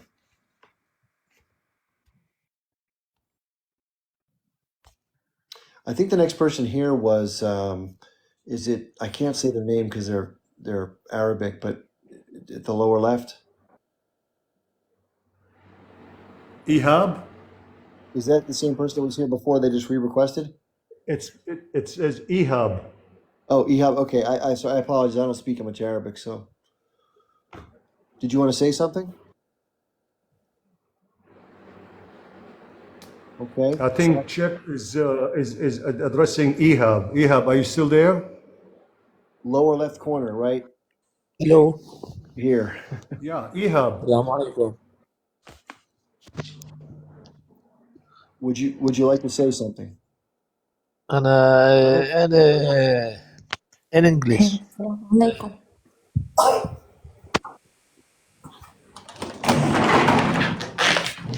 اوكي هلا عن السلام ايهاب. عليكم. وعليكم السلام. هلا عن ايهاب.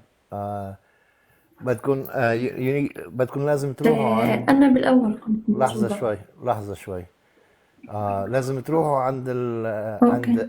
الاخت ريما او اريك وارسا. هدول بيعملوا لكم بيتاكدوا من هويتكم انكم بغزة، وبس هم يتاكدوا منكم كلنا فينا نساعدكم. فبالوقت الحاضر لازم تروحوا تتعرفوا عليهم، وهم بيقولوا لنا انه انتم من غزة وبأكدوا عليكم، وبعدين نحن بنصير نساعدكم. طب مين هاي؟ مين نروح يعني؟ ما فهمت. الاخت ريما طب وين هي؟ وين صفحتها؟ صفحتها على تيك توك، او بتروحوا بكره من السبعة ونص. نعم. من السبعة ونص ل 12 بالليل في لايف اسمه اريك وارسا. بتروحوا عليه، وهنيك بتكون ريما وهي بتساعدكم. يا اما فتشوا باللايفات لتلاقوا وحده ريما وعندها هيك مثل قرون حر على الشمال وعلى اليمين وصورتها فلسطين، فبتروحوا لعندها وهي بتساعدكم. بتاخد هذا، في مؤسسات عم نشتغل معها بنصير نساعدكم عن طريقها. Okay. We can't keep doing this all night. We have to find. So Yeah. people, if they want, there's still the audience. If people are trying to raise money for some personal reason, let's say you have family or you want to get out of Gaza, I'm 100% in support of that. But we have to verify people before we use the platform as a fundraising source, because people have taken advantage of that before and been dishonest. That's all. So there's a process. A guy named Eric Warsaw is another host. He has a mutual friend named Rima, who actually helps us do these verifications. And then أنا قبل okay? It's like this. So أنا قبل يومين رحت عملت يعني أدخل في البث مع إيريك، فهو عمل لي بلوك، ما بعرف ليه. هيك ما لها علمي. بدك تشوفي ريما دايما مع اريك. ما هو يا اخوي والله بصعوبة احنا لما نصل لحدا، يعني انت فاهم بقول كيف لك إيريك الأريك عمل وريما، فاحنا ما بنقدرش نوصل لهم يعني مباشرة على السريع. انت فاهم كيف؟ فيكم. Listen, it's been made very clear what has to happen next. I apologize, but most of the audience doesn't speak Arabic. So if you all want to get offline and coordinate with DMs or whatever, please do. I think it's been made very clear what has to happen next, so we don't need to talk about it any further here. If you could please be kind enough to do whatever you need to do and come back, I will happily support you, I promise. Okay, can you just make that clear, Federico, and then we'll move on? صاحب اللايف بيقول لكم انه ما من هون ممنوع يعمل عليها دعاية لمساعدة حدا. بس لما تروحوا وتاخذوا لما ريما وإريك وارسا يحطوا عليكم انه انتم من غزة، كلنا فينا نساعدكم. غير هيك ما يعني متأسفين. بس في كتير ناس طلعت وقالت انه هم من فلسطين وطلعوا ما خصهم. طب بقول لك إيريك عامل لي بلوك، رحت أدخل معه بلايف عامل لي بلوك من قبل ما يعني يقبلنا وإشي. ما بعرف ليش بده يعمل لك بلوك. Eric has given he blocked her. إذا بتروحي على Eric's live بتعرفي ريما. Listen, if real quick, Federico, I have direct contact to Eric outside of TikTok. So if this is somebody who is sincere and we need to make them reach Rima, I can make it happen. But I don't want to spend more time tonight talking about it. So if you two could coordinate offline together, I'll make it happen. Okay? Okay. I got to leave it at that, though. We can't spend 30 minutes explaining to people what they have to do. We got to get on with it. خلص لازم يكمل البرنامج تبعه. وتفضلوا اذا بدك بحطي عليه وابعتي لي المعلومات وانا بوصلك لريما ولا إيريك، وهو حيحكي مع إيريك يشوف ليش عامل لك بان. خلص تمام إن شاء الله. أنا هلأ هبعت لك يعني رسالة. يسلم. أوكي. شكرا كتير. Okay. We good? Okay, so I thought there was someone trying to get in. Mike Duck is here. I'm trying to vaguely remember. If I remember correctly, Mike Duck came up and he spoke both English and Mandarin, and he was trying to translate a conversation from somebody else who had a different point of view about the conflict. But it was extremely arduous to go back and forth. So I don't want to do that again. If that's the reason for being here, No, I'm not. I'm actually trying to talk something about TikTok ban. So okay, yeah, go ahead. So what you guys didn't mention about it is actually the algorithm of TikTok is considered as a as a crucial technology in China. So Chinese government kind of giving order of ByteDance says you cannot sell the algorithm to American company.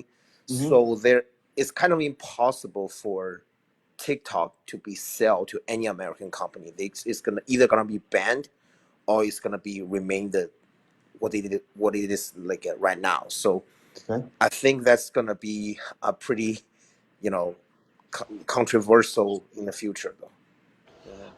Hello, host. Thanks for letting me go live.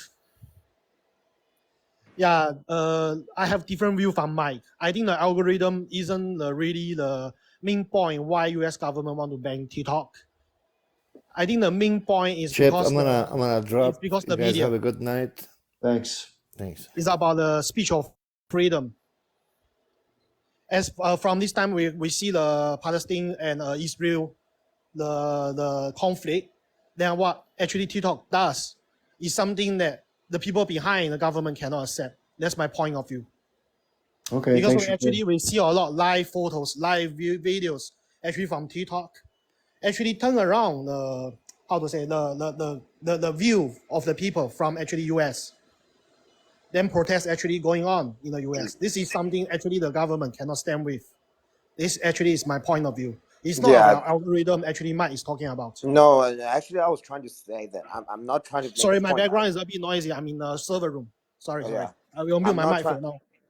I'm not trying to make a point. I just want to say that it's impossible for TikTok to be sold to a U.S. company. But I agree with him. So TikTok definitely shifted the narrative of Israel, what Israel has Guys, been doing. can I ask you a question? Yes. Which is this. Why is everyone trying to silence TikTok? Because of the voice that it gives the Palestinian people? Because you know why? Because my Tell me. friend has been posting the videos and photos of those conflicts when initially this thing happened, but all their accounts are banned. If you search now on TikTok, you will seldom see the news actually from there. So somehow actually TikTok giving to US. If you got what I mean, those accounts are banned for those posting those videos. But initially all those videos actually are flying everywhere on TikTok. If you recall that, right? I do believe the reason that they try to ban or forced to sell the TikTok is because mainly because they, it's definitely shift the narrative of the view So on just Israel. for the mere fact that TikTok is owned by a Chinese government makes it a platform that's not worthy or like dubious, whereby the world should go by the American standards of Zuckerberg and Elon Musk. Do you know what I mean? Like it's a platform. It's an internet uh, platform that we can all exchange, and TikTok has come in front of the U.S. Government and Congress and said they made their point. They said, you know what, we are just another, internet company. From What? my Go ahead, sorry to Chip. cut you up. From my point of view, I think the media, the point of media is not to tell me what is right, what is wrong. The point of media is just to show me the truth, and whether it's wrong or right, I will do my own judgment. Right? I will not need the media to tell me how to think. I will think it on myself, but you have to tell me the truth. But if for all the news and all the videos we see on the TikTok, actually it's made by people. It's not by the media themselves. You get what I mean? All these information we get from TikTok actually is from the people. So this is something I think they just cannot stand with. Can I be honest with you, my friend? The only reason TikTok is under attack is because it's allowed a voice of the people who are expressing their disdain and their disgust about what's happening in Israel. And they Yeah, give a voice right. to the Actually, you Palestinians. are right. Actually, you are And that's right. I why they totally want to agree on shut your it point. down. Yes. I mean, Exactly. I yeah. mean, you can make both sides of point. You can shoot a video or make your point from the stance of Palestinian people. But meanwhile, you can also do the same for the Israeli people. I mean, they also can shoot out the videos to tell them what actually Hamas does to them, why they launch the attack, everything. Listen, my So friend, we as the viewer, we can make our own decision to think who is right, who is wrong. It's not by the media to actually tell us who is right, who is wrong. Real quick, guys. This is going to have to end in 5 more minutes because I've been done. This is 5 hours. I mean, I got to go to bed, but I do want to let everybody know this. For the person, I'm sorry, I don't know your name because it's written in, I think, Mandarin Chinese, but you make good points that the media should give us information like the news itself, like, hey, this is what happened, without any sort of commentary. Unfortunately, especially in the United States, it's become so commentary driven and so position driven that it's impossible to know what's news and what's commentary. It's like infotainment. But remember that the systems that are in place in the Western nations are set up purposely that way, and they only display information in a certain way. It's never truth. That's not the goal of the media. The goal of the media is to make money, provide entertainment, and then provide information that is slanted in such a way that it perpetuates desired narratives that support the empire, the security state, and the corporatocracy. That's it. That's exactly what goes on. That's sad. That's just sad. Do you think that TikTok kind of like broke these rules? That's why they try to ban this. It's an avenue that has had tremendous efficacy in reaching hundreds of millions of people, which is unheard of, and it provides a simple path for the dissemination of information that cannot be controlled by the things that I just mentioned, and therefore it's a threat to the management of narratives, and therefore they're trying to eliminate that threat. I guess we're gonna have to use VPN in the future, though. Yeah. I think apps like Telegram are unfortunately going to be the place. I've been begging people for a long time to come over to be on my Telegram channel, and almost nobody does it. So it's like pulling teeth. So I stopped asking because I was like, what's the point? But I will warn people that we won't get much advance notice, and if we haven't prepared a plan B, we're going to have nothing. No one will reach each other. So yeah, I do believe VPN is going to be a common practice in the future, because of internet censorship across the world in different countries. It's become a more and more serious issue now. So I believe that we're just going to learn how to use VPN, though. Can I just take, some people in the audience may not know what that is, so can I just share what that is with everybody real quick? No problem. So he was talking about, in other words, let's say, for example, that the TikTok app is no longer available on the Apple store or the Google Play Store. So you're from America, and let's say you're an American, so you can't get it. So the question is, how do you get onto the app? What you have to do is you have to fool the phone and the internet saying you're from somewhere else. Well, how do you do that? You can download a piece of software. Lots of different people sell them. It's called a virtual private network, or VPN for short. And what you do is you can toggle it on and off in your settings. Your normal internet activity can get messed up by it, but if you're trying to do something to mimic a different place, you hit the VPN button. A lot of you can choose a location in the world where you want to say you're based out of. You might say the UK, or you might say Singapore, or whatever. Then it will go to that app as if you're from that location to bypass the restriction for the country that you're in. Yeah, that's just like I've been start using VPN since I used to live in China. There's a Don't worry, Chinese people know how to use that. We can teach you guys. I mean, we've been using that. It's become a common practice that for almost I 10 think years by now. the biggest loser would be the US if they actually banned TikTok. Yeah. The biggest losers would be the United States, because they're making a whole lot of money out of it too. So let's not fool ourselves, guys. It's a platform, right? Yeah. And also, it's a serious violation of the First Amendment rights. To be honest, it's like one of the kind of like a violation to the greatest degree, though. Sorry, why would you say that though? Why is it the biggest violation of the human? First Amendment rights. Why is that though? Explain to me, please. Because you're supposed to be able to say whatever you want and on whatever the platform you want, and you have the right to receive whatever the information that you want. That's basically part of the freedom of speech. Okay, I understand. So you say that's why TikTok is being attacked. What'd you say though? Is that your argument? Is this is why TikTok is being tried? The U.S. is trying to stop TikTok. It's a violation of First Amendment rights. Freedom of speech. Yes. 能帮我做个翻译吗？ Sure, I'll translate for him though. He's saying, can I translate for him? So, host, I will translate some question for him. Is that okay? Hold on, guys. I want to include everybody, but last time we did this, I've actually, like I said, I've been at it for 5 hours. So unfortunately, I hate to do this because I know everybody wants to talk so bad. I love to do this. But unfortunately, tonight I have to call it a night. But I will probably be on again tomorrow sometime. Just keep an eye out. But I just want to let you know my normal schedule. So it's normally Wednesday night, like tonight from 7 p.m. Eastern time, usually till 9 p.m. We went until 12:30 tonight. So it's been quite an adventure. And then Saturday, if you want to come in on Saturdays, I'm here from 12 p.m. Eastern time to 4 p.m. Eastern time. This has been recorded and it'll be posted on my YouTube and my Rumble channels soon after we finish. I'll just download it and put it up there. You can access those two channels through the link in my bio. It says Linktree Chip Barnes. If you click that, it'll take you there in the United States. If you're outside the United States, I have some information in my bio that you have to type into your web browser and then hit enter. It will take you to the same place. Now, I mentioned Telegram. In that same list are several Telegram groups. One has my name, one's called Action for Change, one's called Palestine in Focus.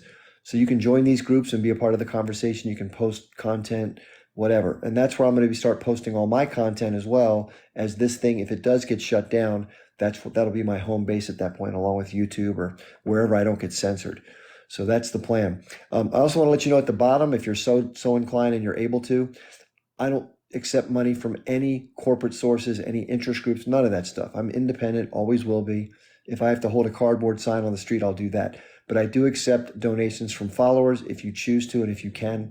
There's a couple sections at the bottom that has normal stuff like PayPal and whatever, or there's a $5 a month, what's called Patreon. So any contributions are welcome. I appreciate that, but no pressure. Only do it if you can and if you appreciate the work. So I love doing this. I really appreciate all of you for being here tonight. And for those who didn't get a chance to speak, please come back because I want to give you a chance. Thank you, everybody. Without you, I wouldn't be able to do any of this. Thank you so much. Yep. Thank you, everybody. Have a wonderful rest of your night or day, wherever you may be. Thank you, host. Have a good night. Bye-bye. Thank you. Bye-bye.